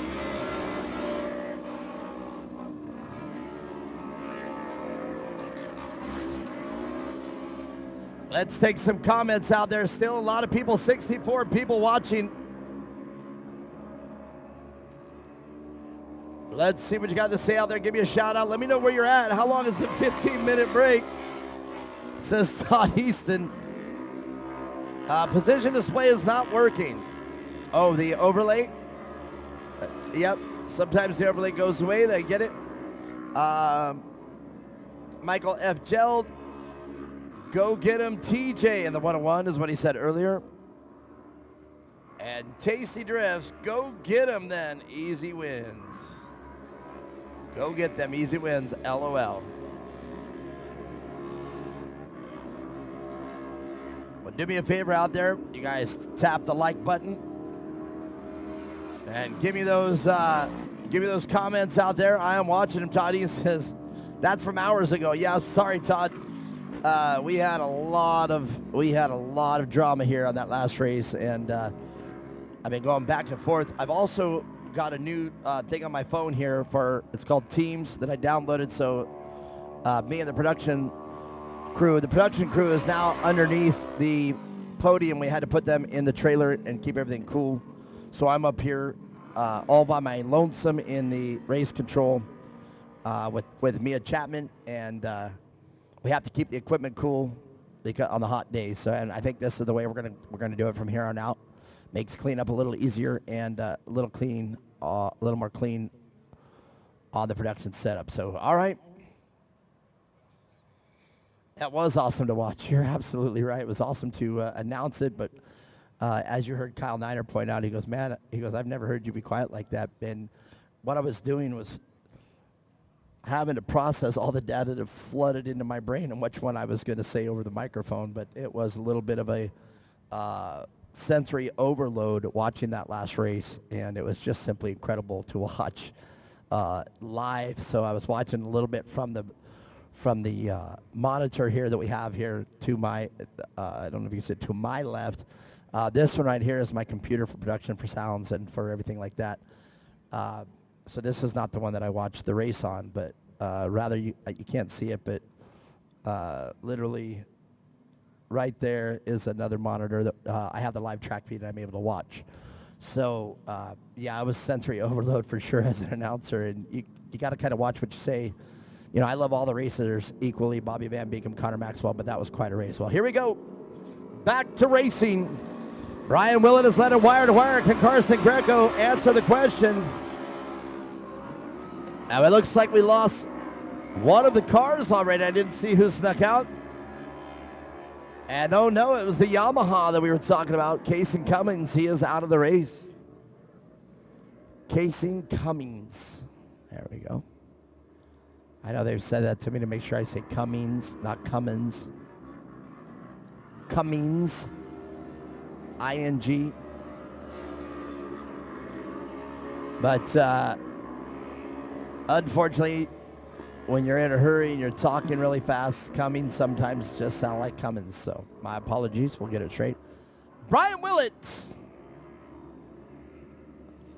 Carson Greco back to the inside of turn 5.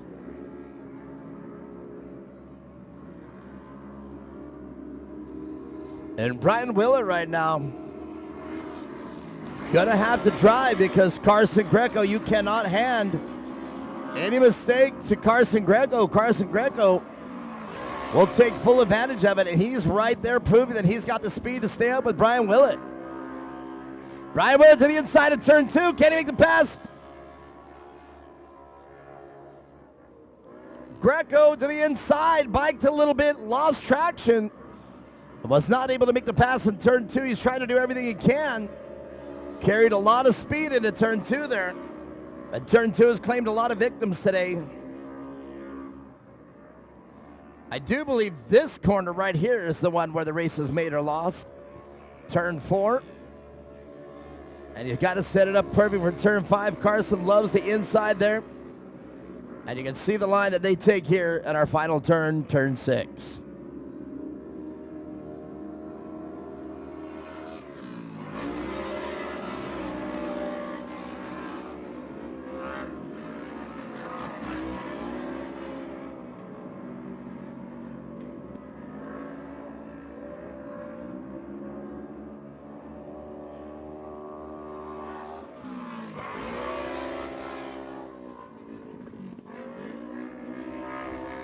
Well, something had missed out there. The gap now about a 10-car lead. Brian Willett over Carson Greco. I'm wondering if Carson Greco's having issues with the car. By the way, the car's leading into turn 3, or turn 4 there, rather. I don't think there's any problem, so maybe Carson might have missed one of his marks. He still has enough time, at least 2 laps left. Or indeed just 1 left. Here it is. The white flag flies for Brian Willett, your leader. And Carson Greco don't know what happened there.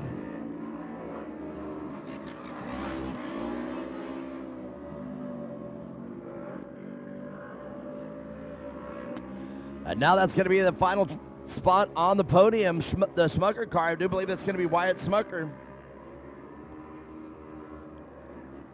And Wyatt up on 2 wheels entering turn 2. White flag flying.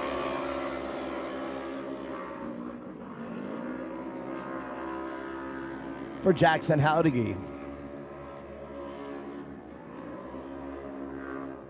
Great shot there of your leader coming into turn 5, Brian Willett. Brian Willett with one more turn to go. No mistakes. Bring it home, Brian Willett. Great job right there. You can see the drone right behind our leader. Checkered flag flies for Brian Willett and Carson Greco.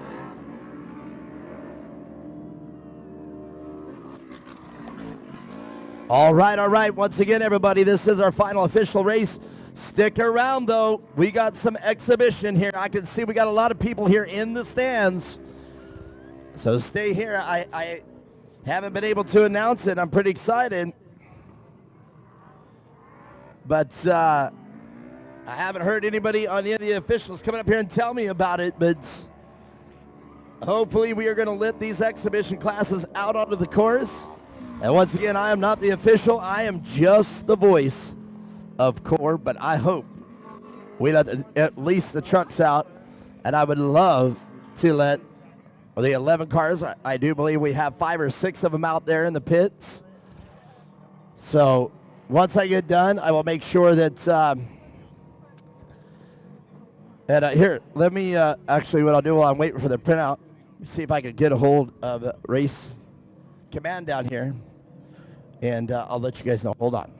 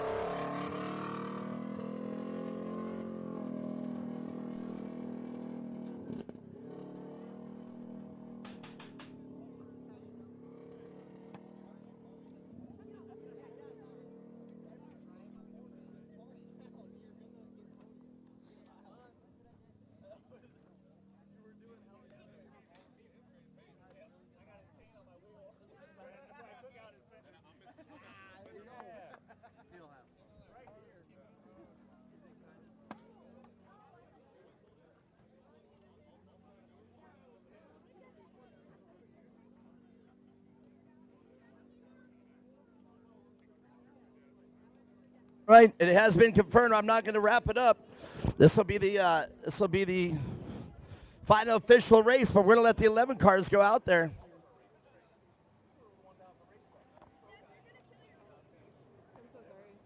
Is it Wyatt Smucker?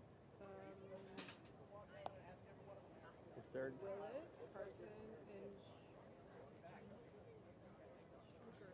Yeah, it is Wyatt.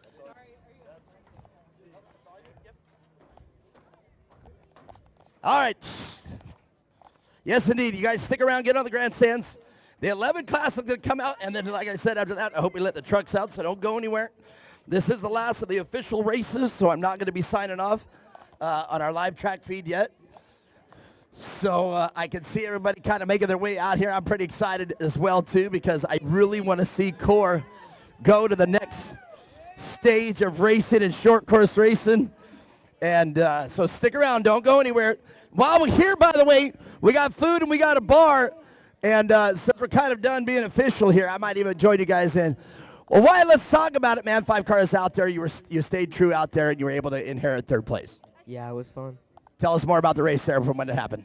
Well, I started in 4th, and then I got caught up, but then I passed, and I made some dumb decisions at the end, but it's okay. It all worked out. Yeah, it was great. All right, very good. Well, let's talk about the people that make it happen for you. Yeah, most importantly, God, my mom and dad, 2X Motorsports.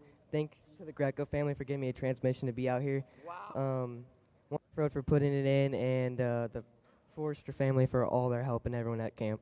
All right, very good. Wyatt Smucker, everybody. Great job in 3rd place. Got to be happy with that. But Carson Greco, man, from my vantage point, you were giving it all you got, trying to get everything you were getting in. You made the pass. You guys were door-to-door, bumper-to-bumper at some points. Take us from the race. Yeah, it was pretty crazy. This car's so much different than my car. It's way slower. It was pretty hard in qualifying, kept spinning out, getting used to the car, but I guess we got to pull it off. Well, you know what? If there's anybody that can make that car something, I know it's you guys, the Greco family, and everybody that does it over there. All the people that you have help you, I know you guys will get it together.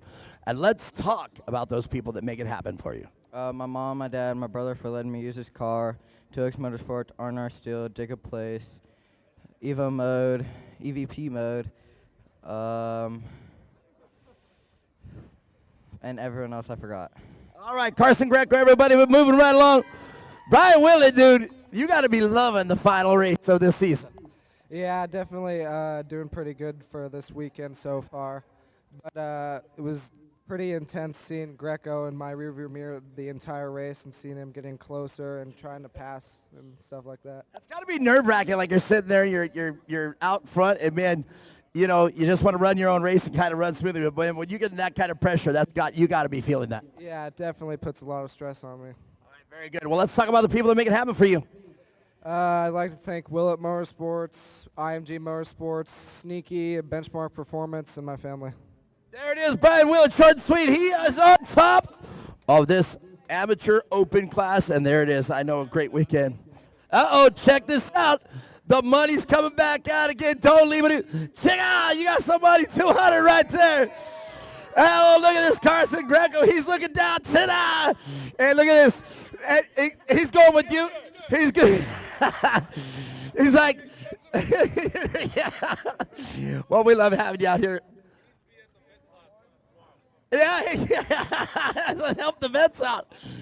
All right, where's my cameraman? Here's what I'm going to do here at the camera, or not. If we're not signing out, here's what we're going to do. Here's what I'm going to do. We normally at this point, the last race of the day, we'd say, this is where I'd say goodnight, and I would close it out. But I'm not going to close it out. I don't know if we're closing. I'm going to do like a semi-close. But we got exhibition classes coming up next. We got the 11 cars taking the track. I would really love to see this class come to core and get, 40, 11 cars out on this track and like a winner-take-all kind of a race. And then after that, we've got a couple pro lights out here and a Pro 2 coming out here to take the course so you guys can see a glimpse into the future of short course racing here at Core. So if you're in the stands, don't go anywhere. I don't know if we're going to continue, so this is a semi-sign out. Stick around if they are, but if not, we'll see you guys tomorrow. But if we are, I'm going to sit here on the microphone. If I catch a look at this out here.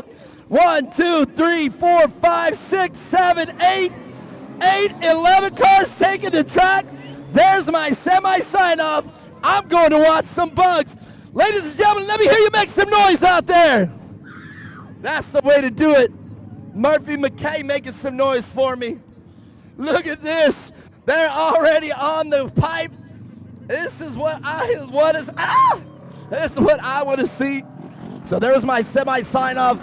I don't know if we're going to continue with the live track feed. I hope we do because I want you all to see this. So stick around if you're standing here on the stands. And since I'm officially off the clock, by the way, I drink Coors Light.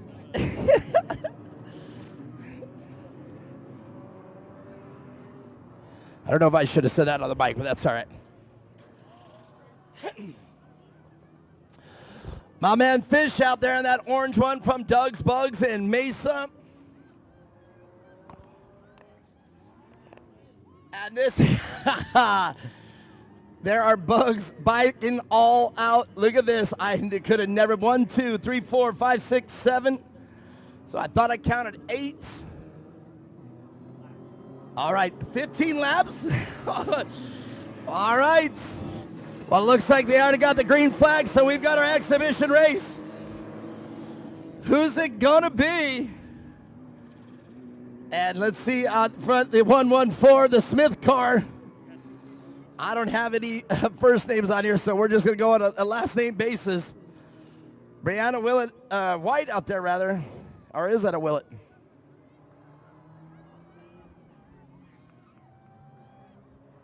Brianna White, she said, I want to watch the next one, Todd. He said, that was an awesome to watch. Well, man, this is great. The 1141, look at this Stone Stock Class 11 Bugs. My man Fish out there from Doug's Bugs finding himself the... Oh, where did that one go? No. Wow, look at these guys trying to keep these guys. He went right off the jump.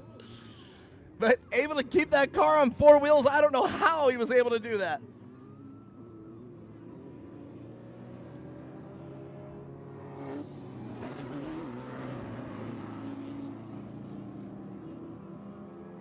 Crowd, I don't know about you, but I need to hear you guys make some noise out there. It's the 11 class.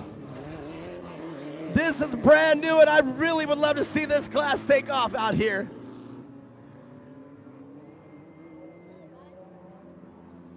Can you believe it? I love it. These cars don't stop. And hopefully when they come up here, they'll park and stay out here in the front. You guys come up here and talk with the drivers.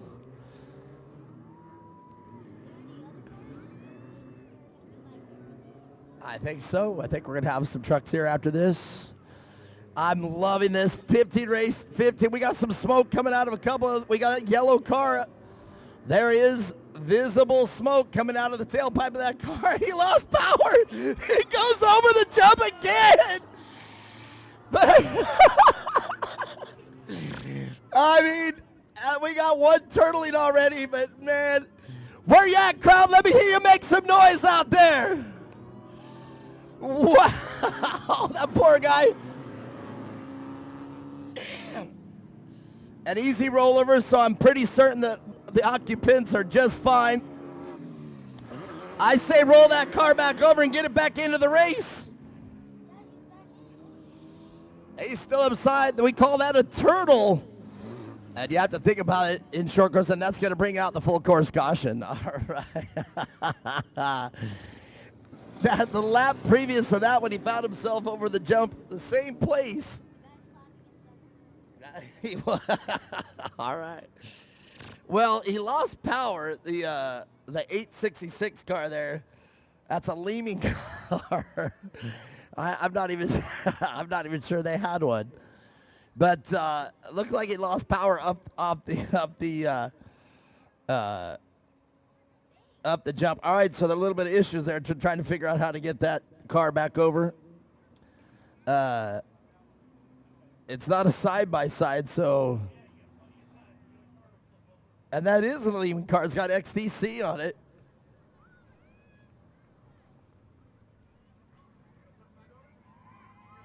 They're manually flipping it back over. Look at that car. Yeah, put him back in there, boy.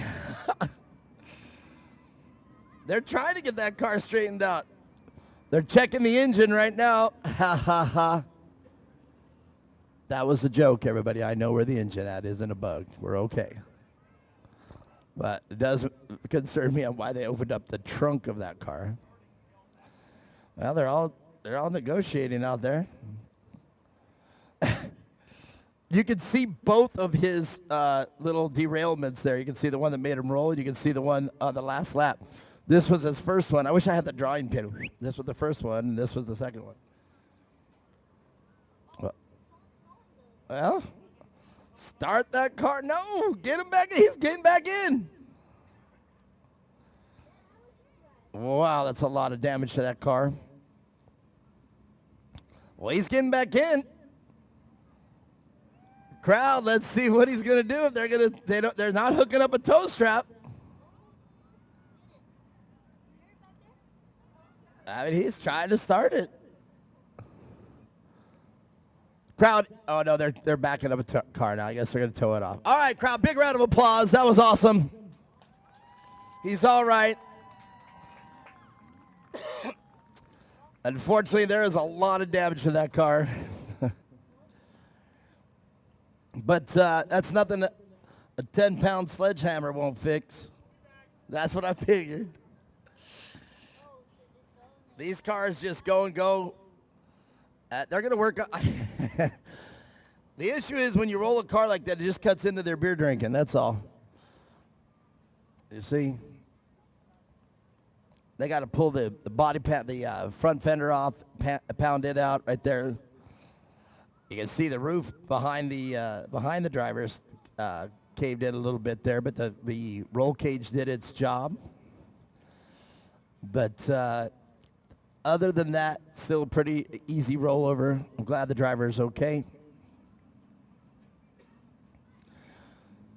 So the Dixon Liqui Moly, the 1141, and I don't have the names here for the cars, so I just got their last names. This is the Smith car.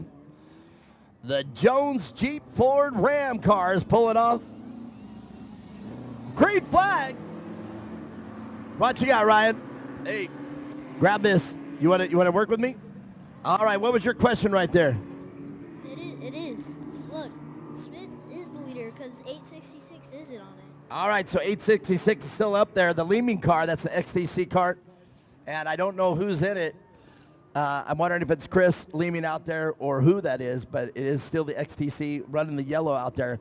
Loving this Dixon Liqui Moly car out front right now. And right behind them is the Boswell car, the number 1147. And there's my man Fish, Doug's Bugs, now up in third place in that orange VW. And you can see that car working really great view right there. Almost collecting the drone. And the 1146 car I have personally worked on. I mean, I didn't do anything. I bolted the brake light on. I scraped the crap out of the driver's side number, and I haven't heard about that. I was down there drinking beer at Doug's Bugs with him working on that car. I didn't do nothing major, so not taking all that credit. But Doug's Bugs. Oh, you were saying the 866 car is taken out. He's out right here. Yeah, I know, but like still, it would still be the thing. Gotcha. Still on the overlay. Gotcha. All right. Well, I hope we still have enough. They're going for 15 laps.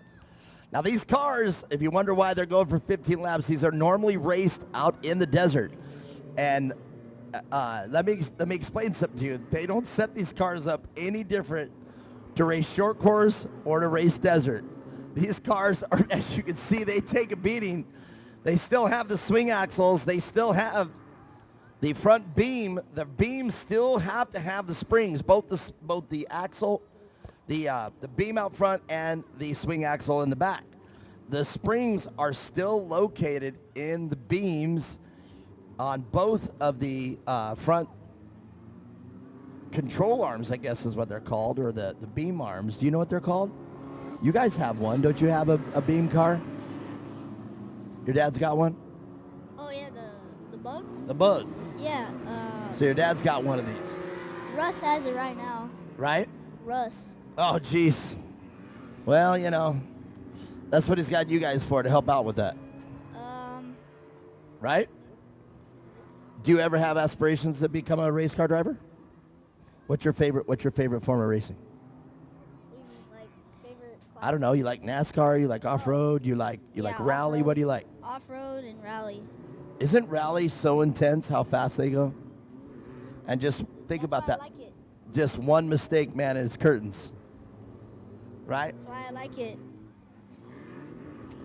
Which reminds me of Bugs. Timothy and my dad are going to be racing Bugs again.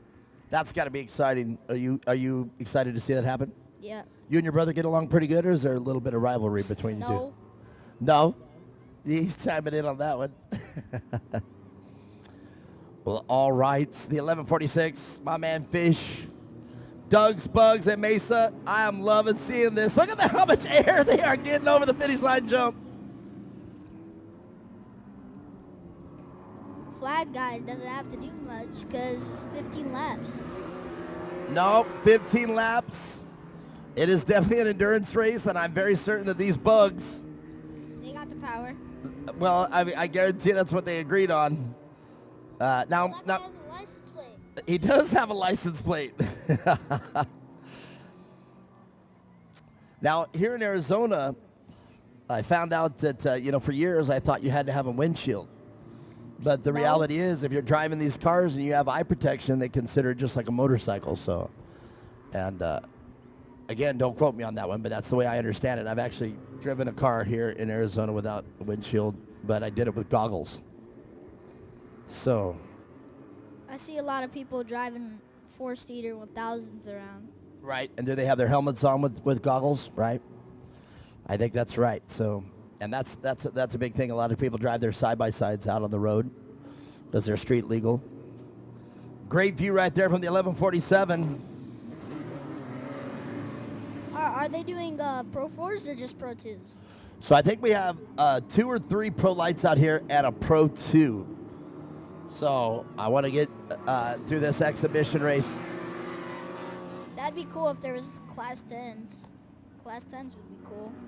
So indeed, I raced with the team, Byron Seed and Greg Longy. I raced with them at Altitude Motorsports. They have 2 10 cars and a 12 car. The 12 car was just recently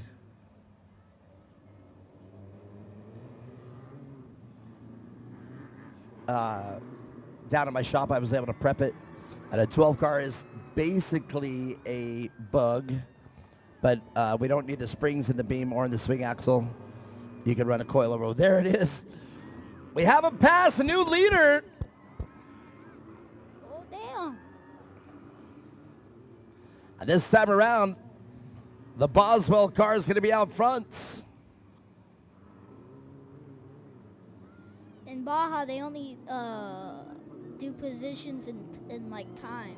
That's Because they correct. start at different... Different like, intervals. parts, yeah. 30-second intervals. And that's correct. There's 2 types of racing out there.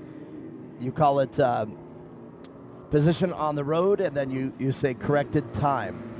It's not like a short course race like this to where it's a... It's just positions. That's correct. And you're racing for position. Back to the inside. It's going to put the Smith car back out front as it come over the ski jump. He really wants his place back. Well, we got a race on our hands. They're putting it on, coming into turn 3, back to the inside.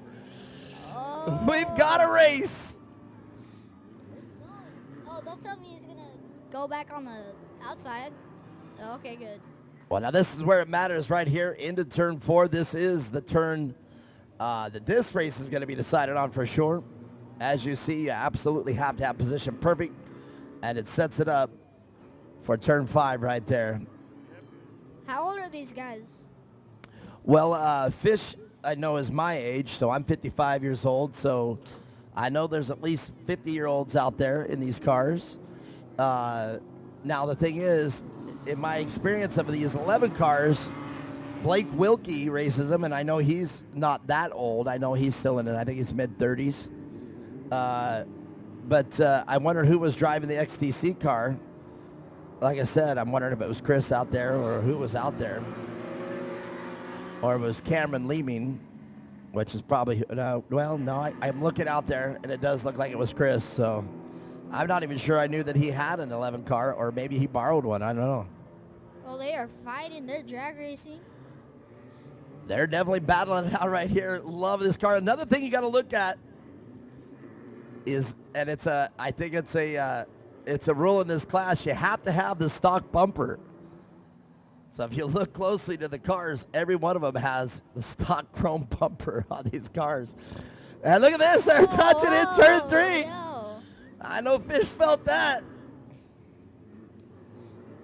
You know that expression, right? Rubbin's racing? Well, there it was. You know, it would be funny if they raced the semi-trucks here. Oh, geez.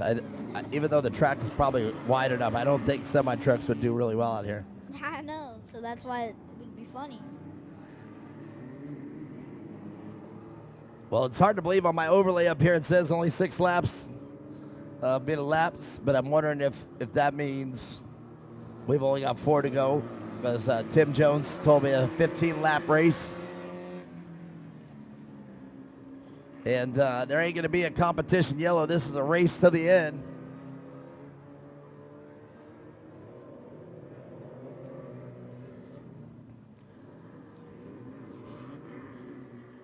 Boy, and he's trying to get up on that step up.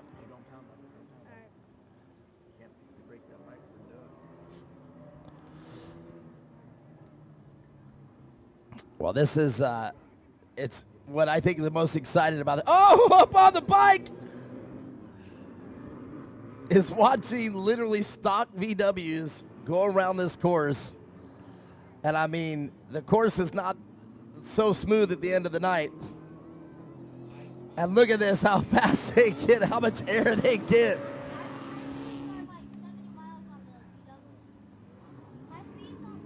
Unbelievable, these two cars out front. And it looks like we might have a tire, the front of the Liquid Molly car. What if there's a tire issue?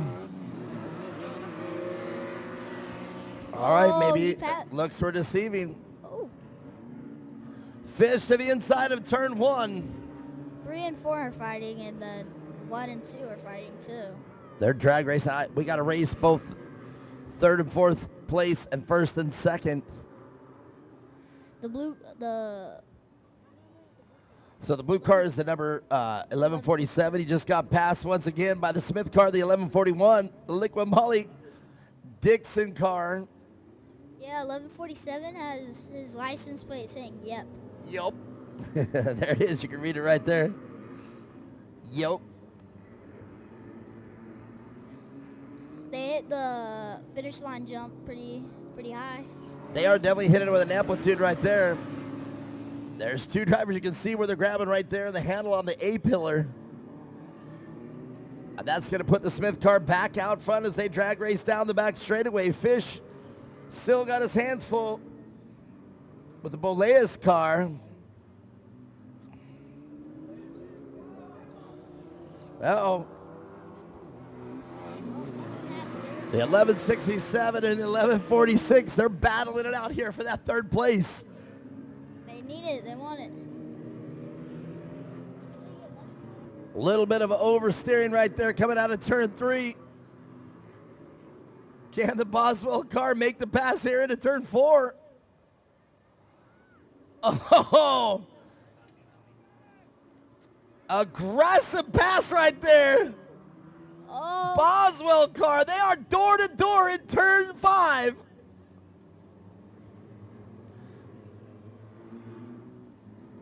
As they accelerate out of turn 5 at a blistering pace.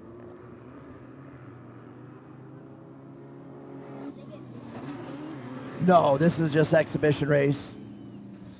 But I got to tell you, I would come here, but I would buy tickets to come here and watch this race.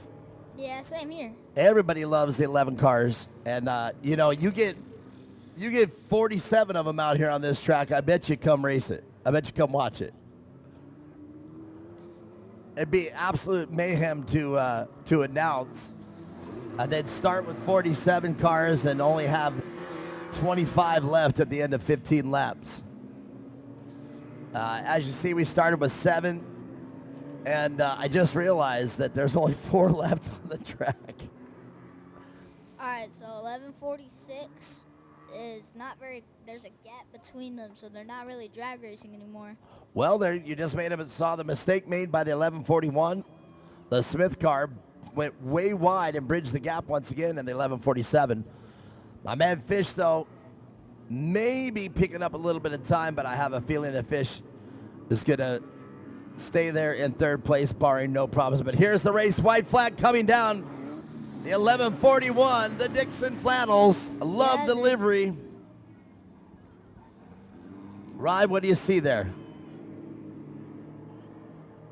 Oh, what do I see? Tell me.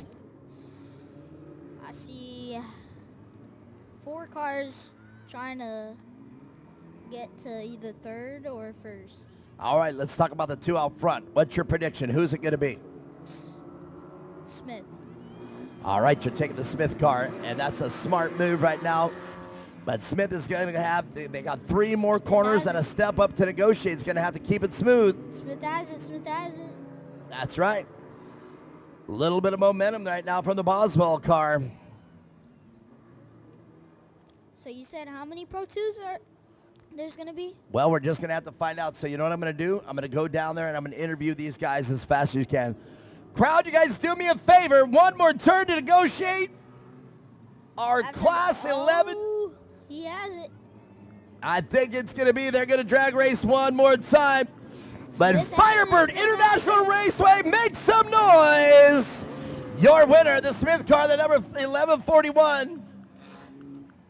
Well, I'll tell you, man. Look, they're going around one more. Somebody get the pace car out.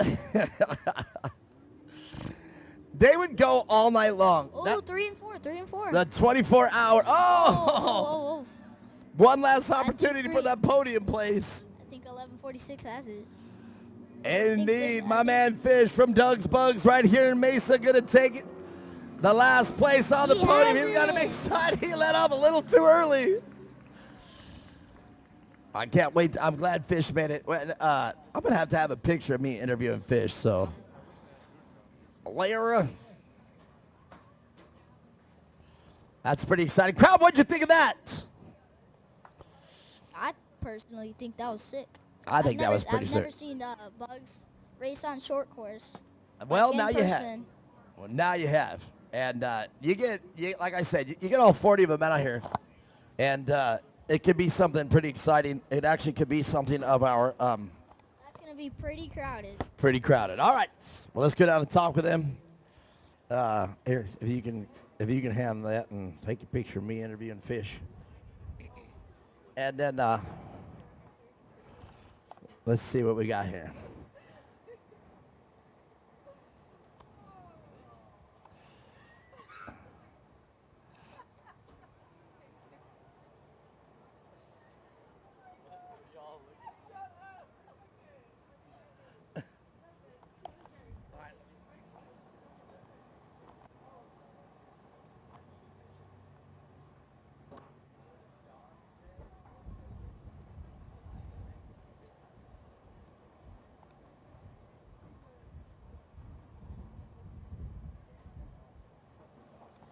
All right. You can if you'd like. I'll take it. Sorry. Well, all right. I'm going to interview you really quickly, so don't go anywhere. And we still got daylight left, so, man, I just want to get these trucks out here that I see.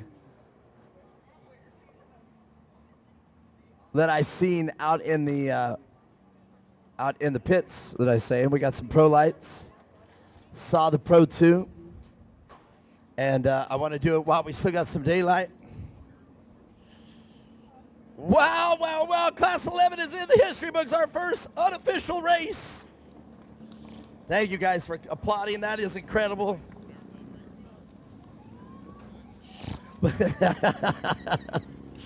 This is why I love Class 11 right here. Viva las 11!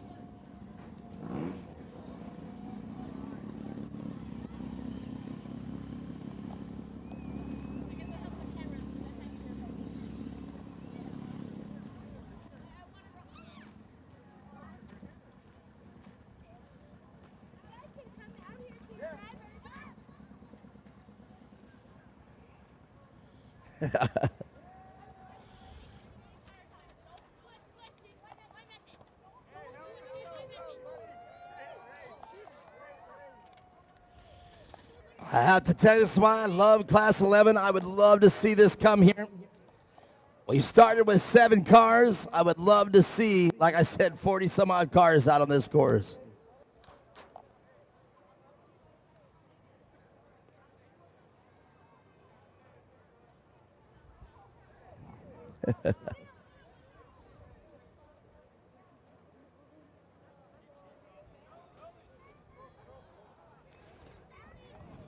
Daniel's already stating he totally cheated already. I'll tell you, cheated. It looks like your shock broke clean off the mount. What am I looking at there? Is that your...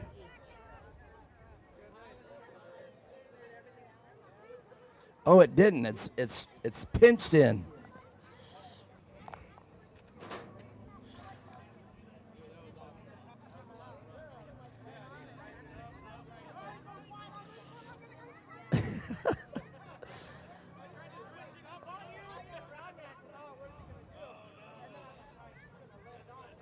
All right, you three, come on up here. Let's bench race after. I'm going to get the interview on the podium. I'm going to get these big trucks out here.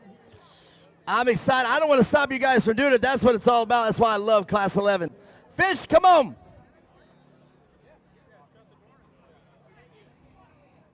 Dan, get on up here. That was a great time. Well, crowd, while they're out here on this podium, give these guys a big round of applause. And I'll tell you, man, that's exactly what I want to see happen out here. Right there, you're right there. There you go. Well, Fish, man, having you out here, I've been waiting for this all weekend long. What do you think? You got something you guys want to do out here at Core? Oh, that was so much fun. First time my son Hank was in the car, and I thought I was going to roll it. A couple times. So, no, he's a great co-driver. Thanks for inviting us to Class 11s. I'm glad you guys had a fun time watching, and if you really enjoyed it, go get a car. Come join us. Hey, did you hear that? It's so much fun. Get a car, man. And, well, let's talk about that real quick. I mean, as far as the money that goes into other cars, this is actually a very economical way to get into off-road racing. I believe so. It takes a lot of hard work, but it's all stuff you can do at home. Well, let's also talk about somebody where they could get here locally that would help them out and get these cars built. Our #1 sponsor, Doug's Bugs and Bunnies. Woo! Glad he took that opportunity. I was going to myself. Well, what'd you think about being out in that car? It was so much fun. Thanks to my dad for being a great driver, and thanks for all his business for supporting the car. Well, we talked about it last time I was down there that you're going to be out here, and it's great to see you guys out here. So now let me ask you this. How soon until you kick them out of the driver's seat? Hopefully 2 years. 2 years?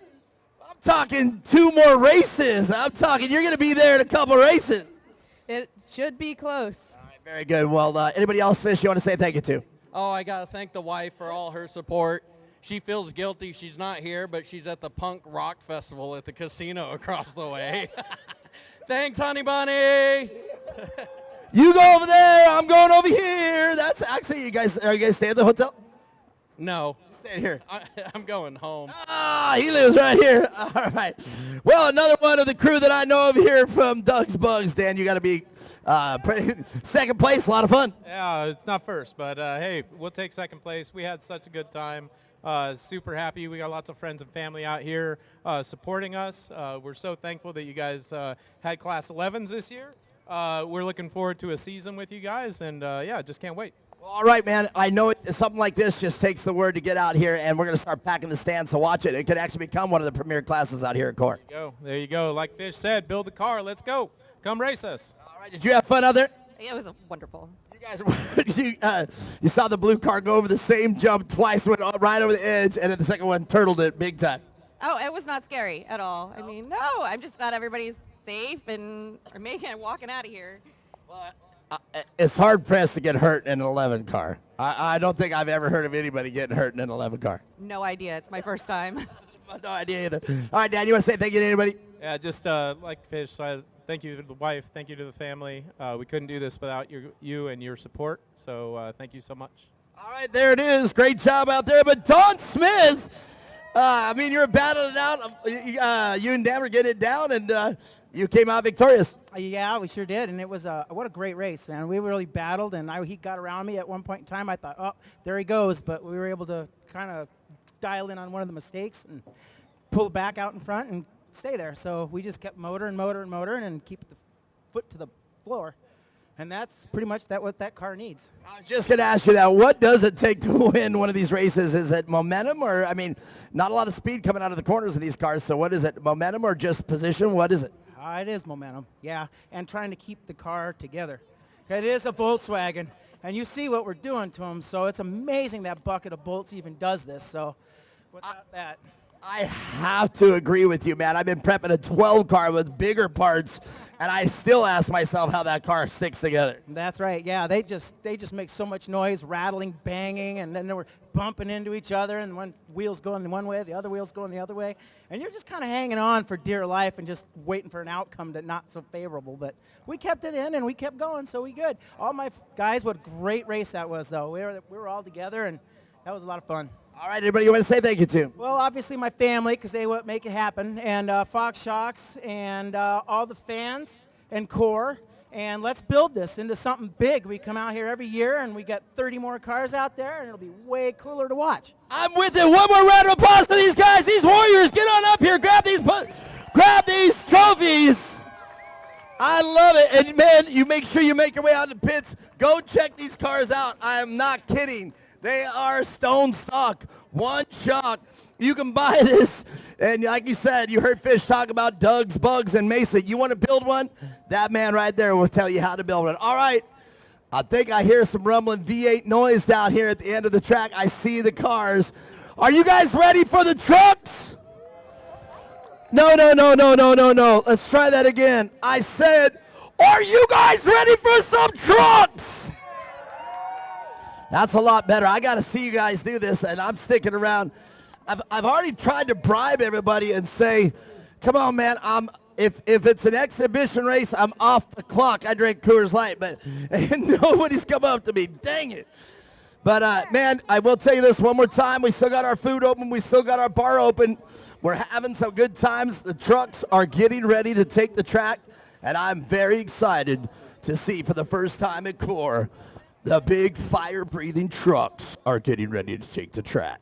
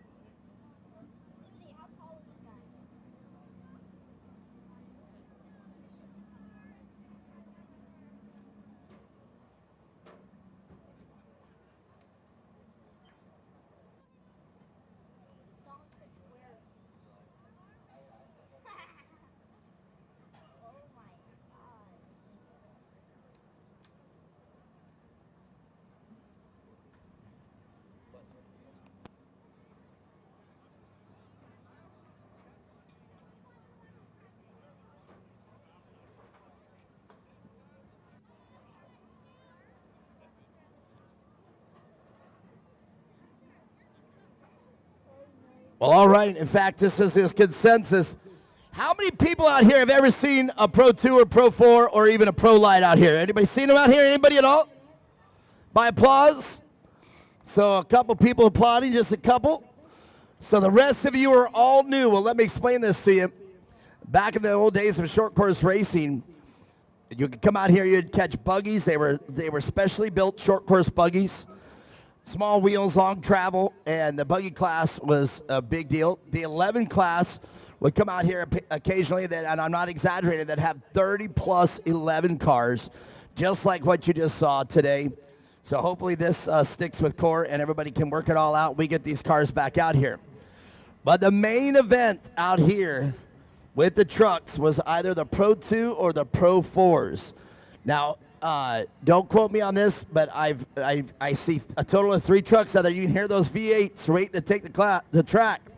The Pro Lights, I think they are limited to up to 500 some odd horsepower, but these cars only weigh about 2,800 pounds, maybe 2,800, 3,000 pounds at best. So 500 horsepower with an engine that sits right next to it, a specially built chassis built to resemble a truck. These things are incredible. Fish pushing Dan out the way, or maybe Dan couldn't get it started either way. That's 11 class right there. Don't run over our speaker, Dan. But these Pro Lights can put on one heck of a show. Kelvin out there making turn 3 right. But I also heard out here amongst these Pro Lights is a Pro 2. Now, Pro 2s can have up to 900 to 1,000 horsepower and are rear wheel drive. And that is probably going to be that orange truck right there. Let me see here. All right, so that is the Pro 2, the 56 car, the 63. Oh, wait, let me see here. It's hard to tell here. These are all Pro Lights, it looks. Yeah, I told you to. All right, so we got 3 Pro Lights. And you can hear those V8 engines, and you guys have never seen it live. Look at how much faster the chase truck is, or the pace truck is already going here. I'm going to sit in the grandstands with you guys right here, so I want to see this. I want to see it as a fan right now of our exhibition race. So Mark's sitting his ass down there. He's right there. Well, all right. And that makes me wonder. Well, there's turn 3. A little bit of a sight lap. And these guys practiced a little bit today, earlier yesterday. So they've been out on the track. So this is pretty exciting.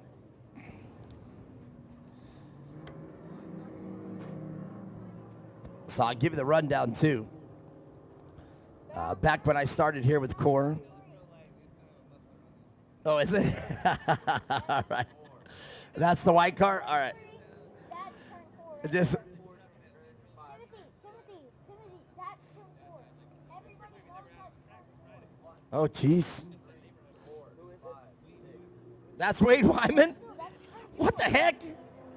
All right. Well, look at that. Good little turn there. So Wade Wyman out there in that white truck.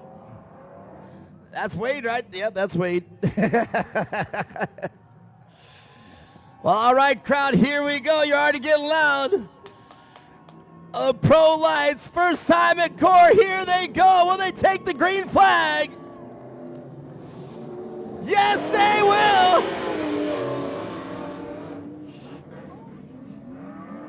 Wade Ryman into turn 1. We've got Pro Lights on the track. And look at this. Already setting these cars up into turn 2. This is exciting as they come over the ski jump.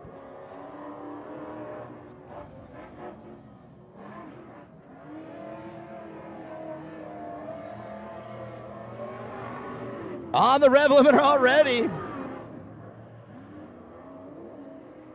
Well, it's safe to say that Wade has driven before. On the rev limiter coming into turn 5, pushing it hard.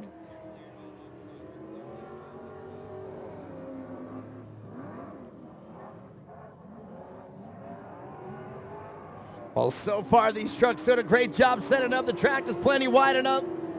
I'm loving the lap times.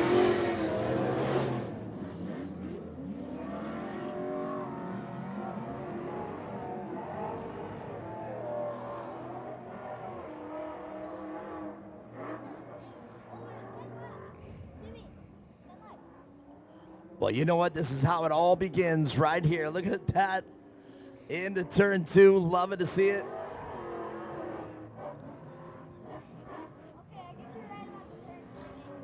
So the reason why Wade's truck, the truck out front, is so loud, I was just told there's no muffler on it. So that is direct pipes directly out of that engine. It sounds like $1 million, though, even without the muffler on it. And I'd be safe to say that these guys chose to have the track not watered, which I think was the right move to make. It's a little dusty to deal with, but they got the traction that they need, and they can put the car and set it up just like that.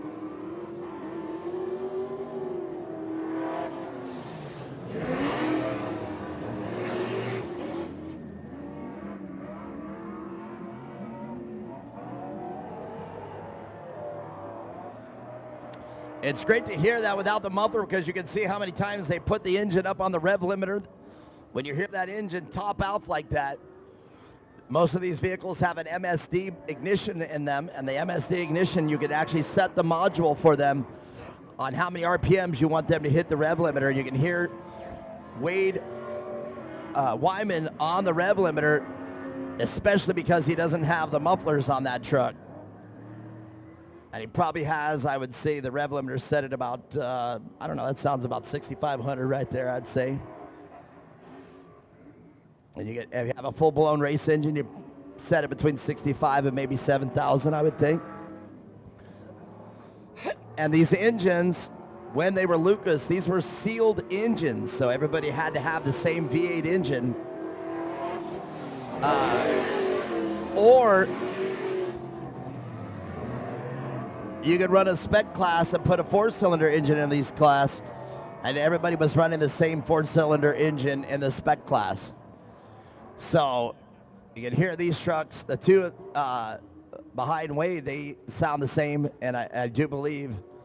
And now, like I said, since the rules have changed, I don't know what direction we're going in Pro Light here, as this is an exhibition race, and we'll have to do more and learn more out here at Core. Wade is not afraid to put that thing on the revolution and let that truck slide around.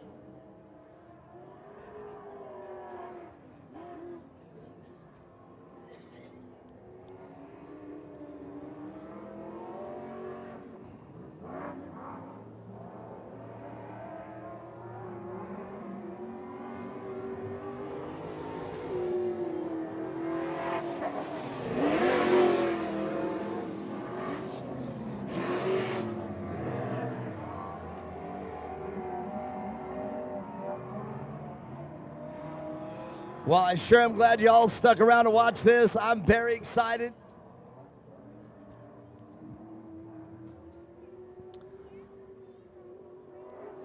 This is simply exciting to watch the trucks. Even though it is simply an exhibition race, I would really, really like to see the trucks return to short course racing out here in the Southwest.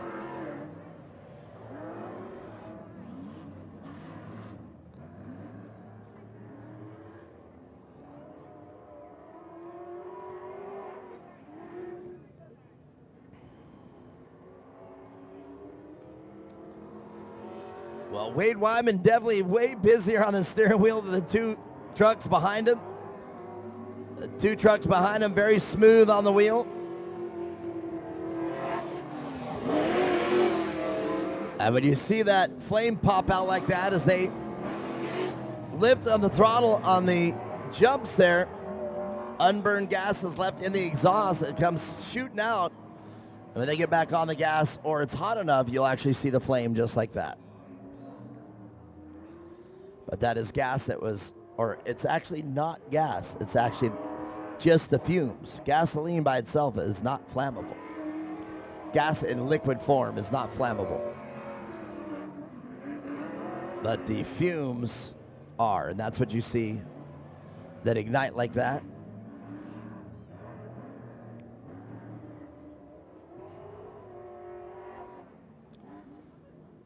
It's awesome to see how fast the trucks are down the drop-off right here, going into turn 5.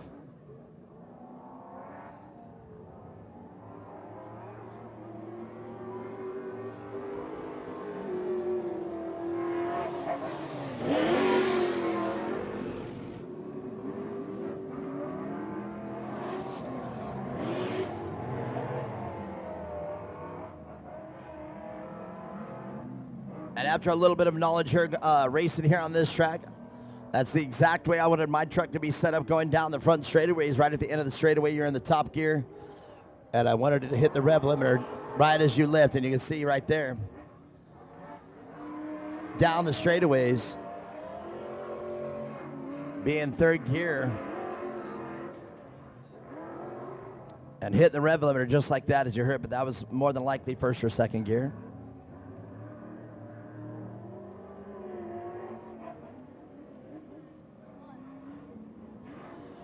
The number 53 car having a little bit of smoke coming out of the back of that. And I wonder if he's overheating or if that is oil. Wow, look at that. Great job around turn 6.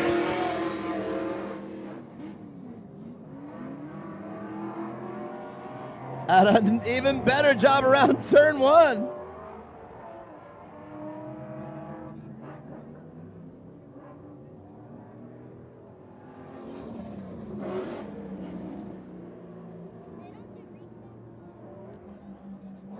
Not at the exhibition. We're just going to let him run.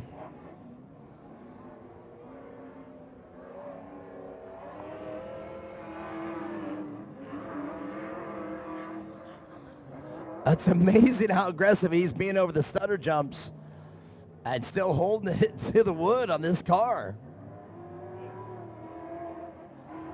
And I said that this other truck was number 53, but it's number 63. My first mistake I've made all weekend.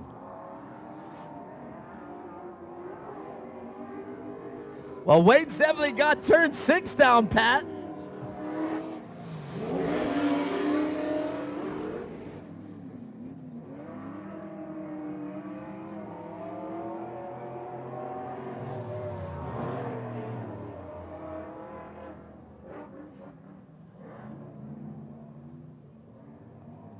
Well, so I think the record that we had out here in a side-by-side was 55 seconds. What do you anticipate that Wade Wyman's got the fastest lap? Yeah. What do you think he's got? 55 was the fastest so far. What do you think he's looking at? 50. 50? You'd say 5 seconds faster. Well, I can't say you're wrong, so I'm gonna check it out here in a second. I'm gonna run back up there. But I'm wondering, now, what's crazy is even though they look faster, they sound faster. It depends really on the course, but I have seen the SR1s match the time of a Pro 4 before here. That's pretty crazy. White flag flies. Well, I'm going to get on up here. Let me give this sheet. Crowd, are you not entertained?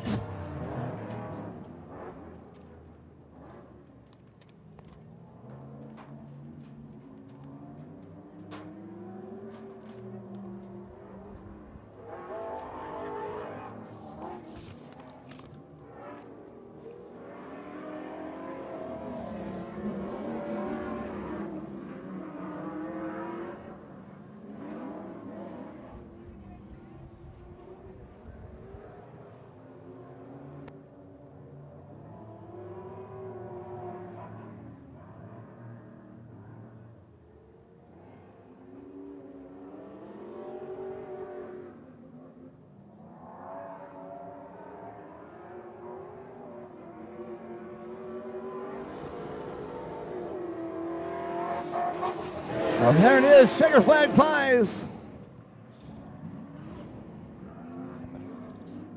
Wade Wyman, great job out there.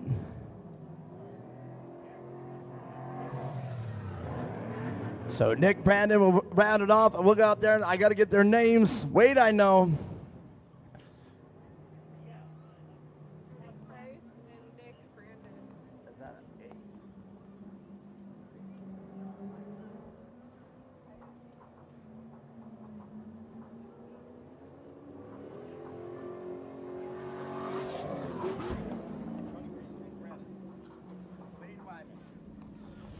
Well, Fairburn International Raceway, what do you guys think about that? The pro lights have returned.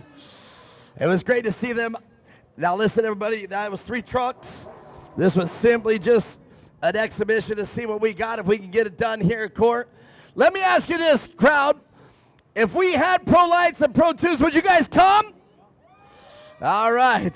That's what I wanted to hear. That's what I wanted to see. That's why we did it. Well, let's meet the drivers here after this.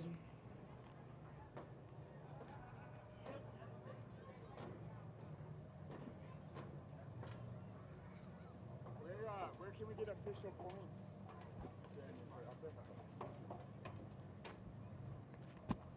Well, I'll tell you what, that was pretty exciting. Yes, indeed. That's the one I wanted to see, excited with a smile on his face.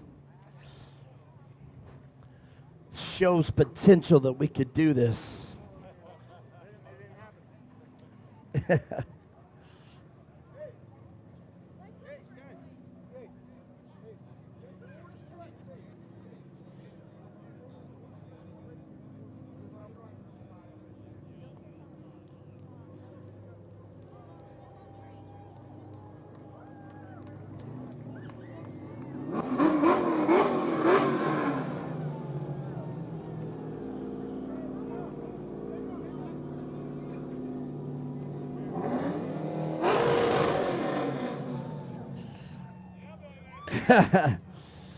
Yes, Wade, we knew where the rev limiter was on that truck. We heard you hit it plenty of times. And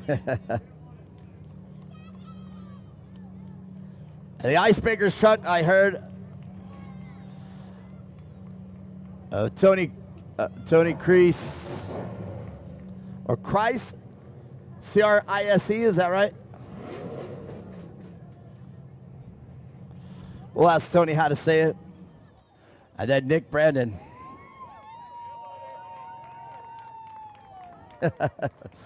Well, Wade's definitely got a big smile on his face.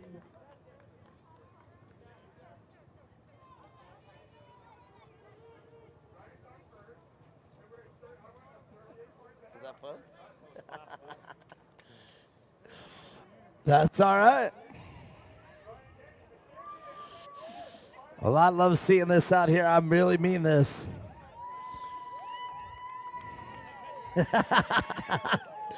He's like, this is mine. I love it. All right.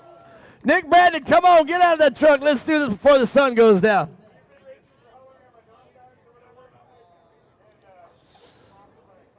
And Tony, how do we say your name? Chris or Crease? Chris. Look at that. 3 ways to say it, and I said 2 wrong ones. That's the way. All right. Get on up there, Tony. Now I know how to say it. That's the first mistake I've ever made in my entire life right there. And you guys were you guys were here to witness it. I get a mulligan. All right, then I'm back to 0. 8,000 million trillion. We always say million trillion. Isn't trillion before million? So you can't say million trillion. Like, that's what I'm saying. Oh, I can. All right. Thanks, Lise. Thanks. All right, Nick. Woo. That's all right. Take it to bed. I just want to talk to you. Get on up there. This boy's winded.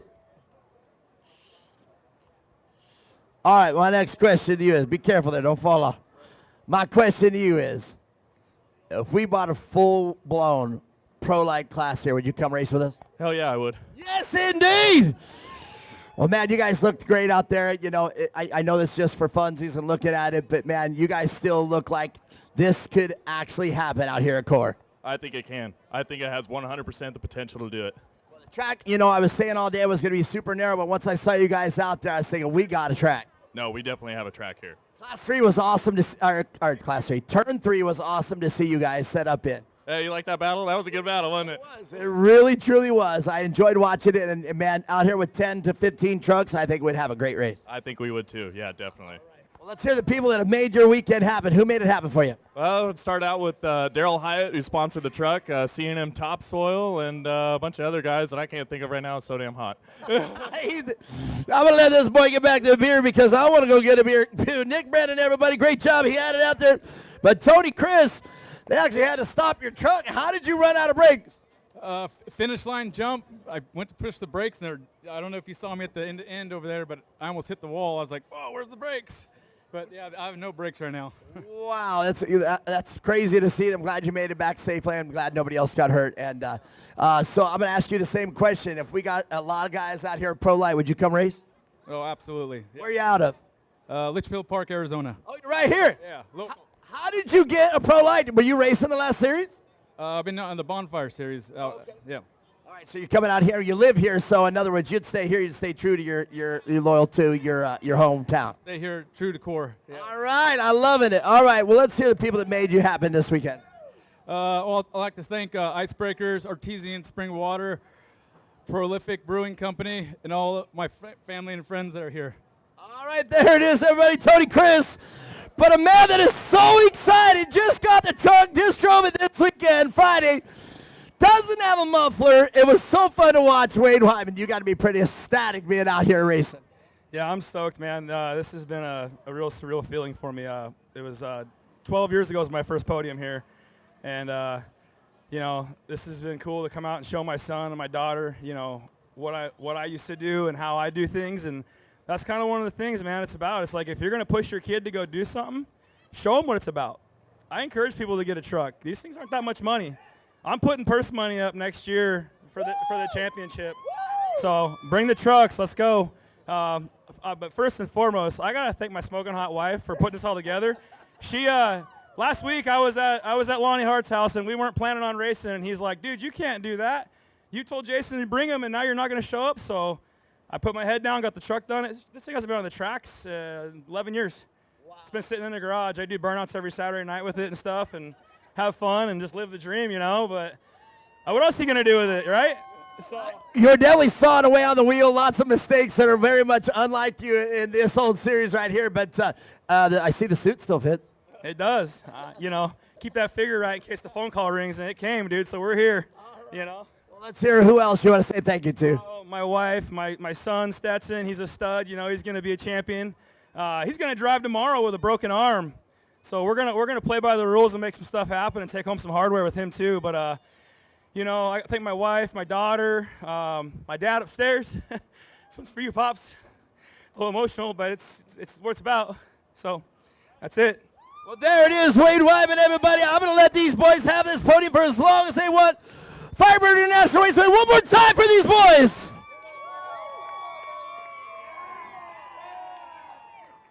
Well, I do believe with that, the sun setting down to what's left of the Firebird Lake out there, I think I can finally wrap this one up, and you guys can stay up on the podium. You guys come on over. If you guys want to look at the pro lights, I do believe that's going to do it. And I don't even know, but I'm going to wrap it up just like we are live and wrapping this up. And you come here and stay with me.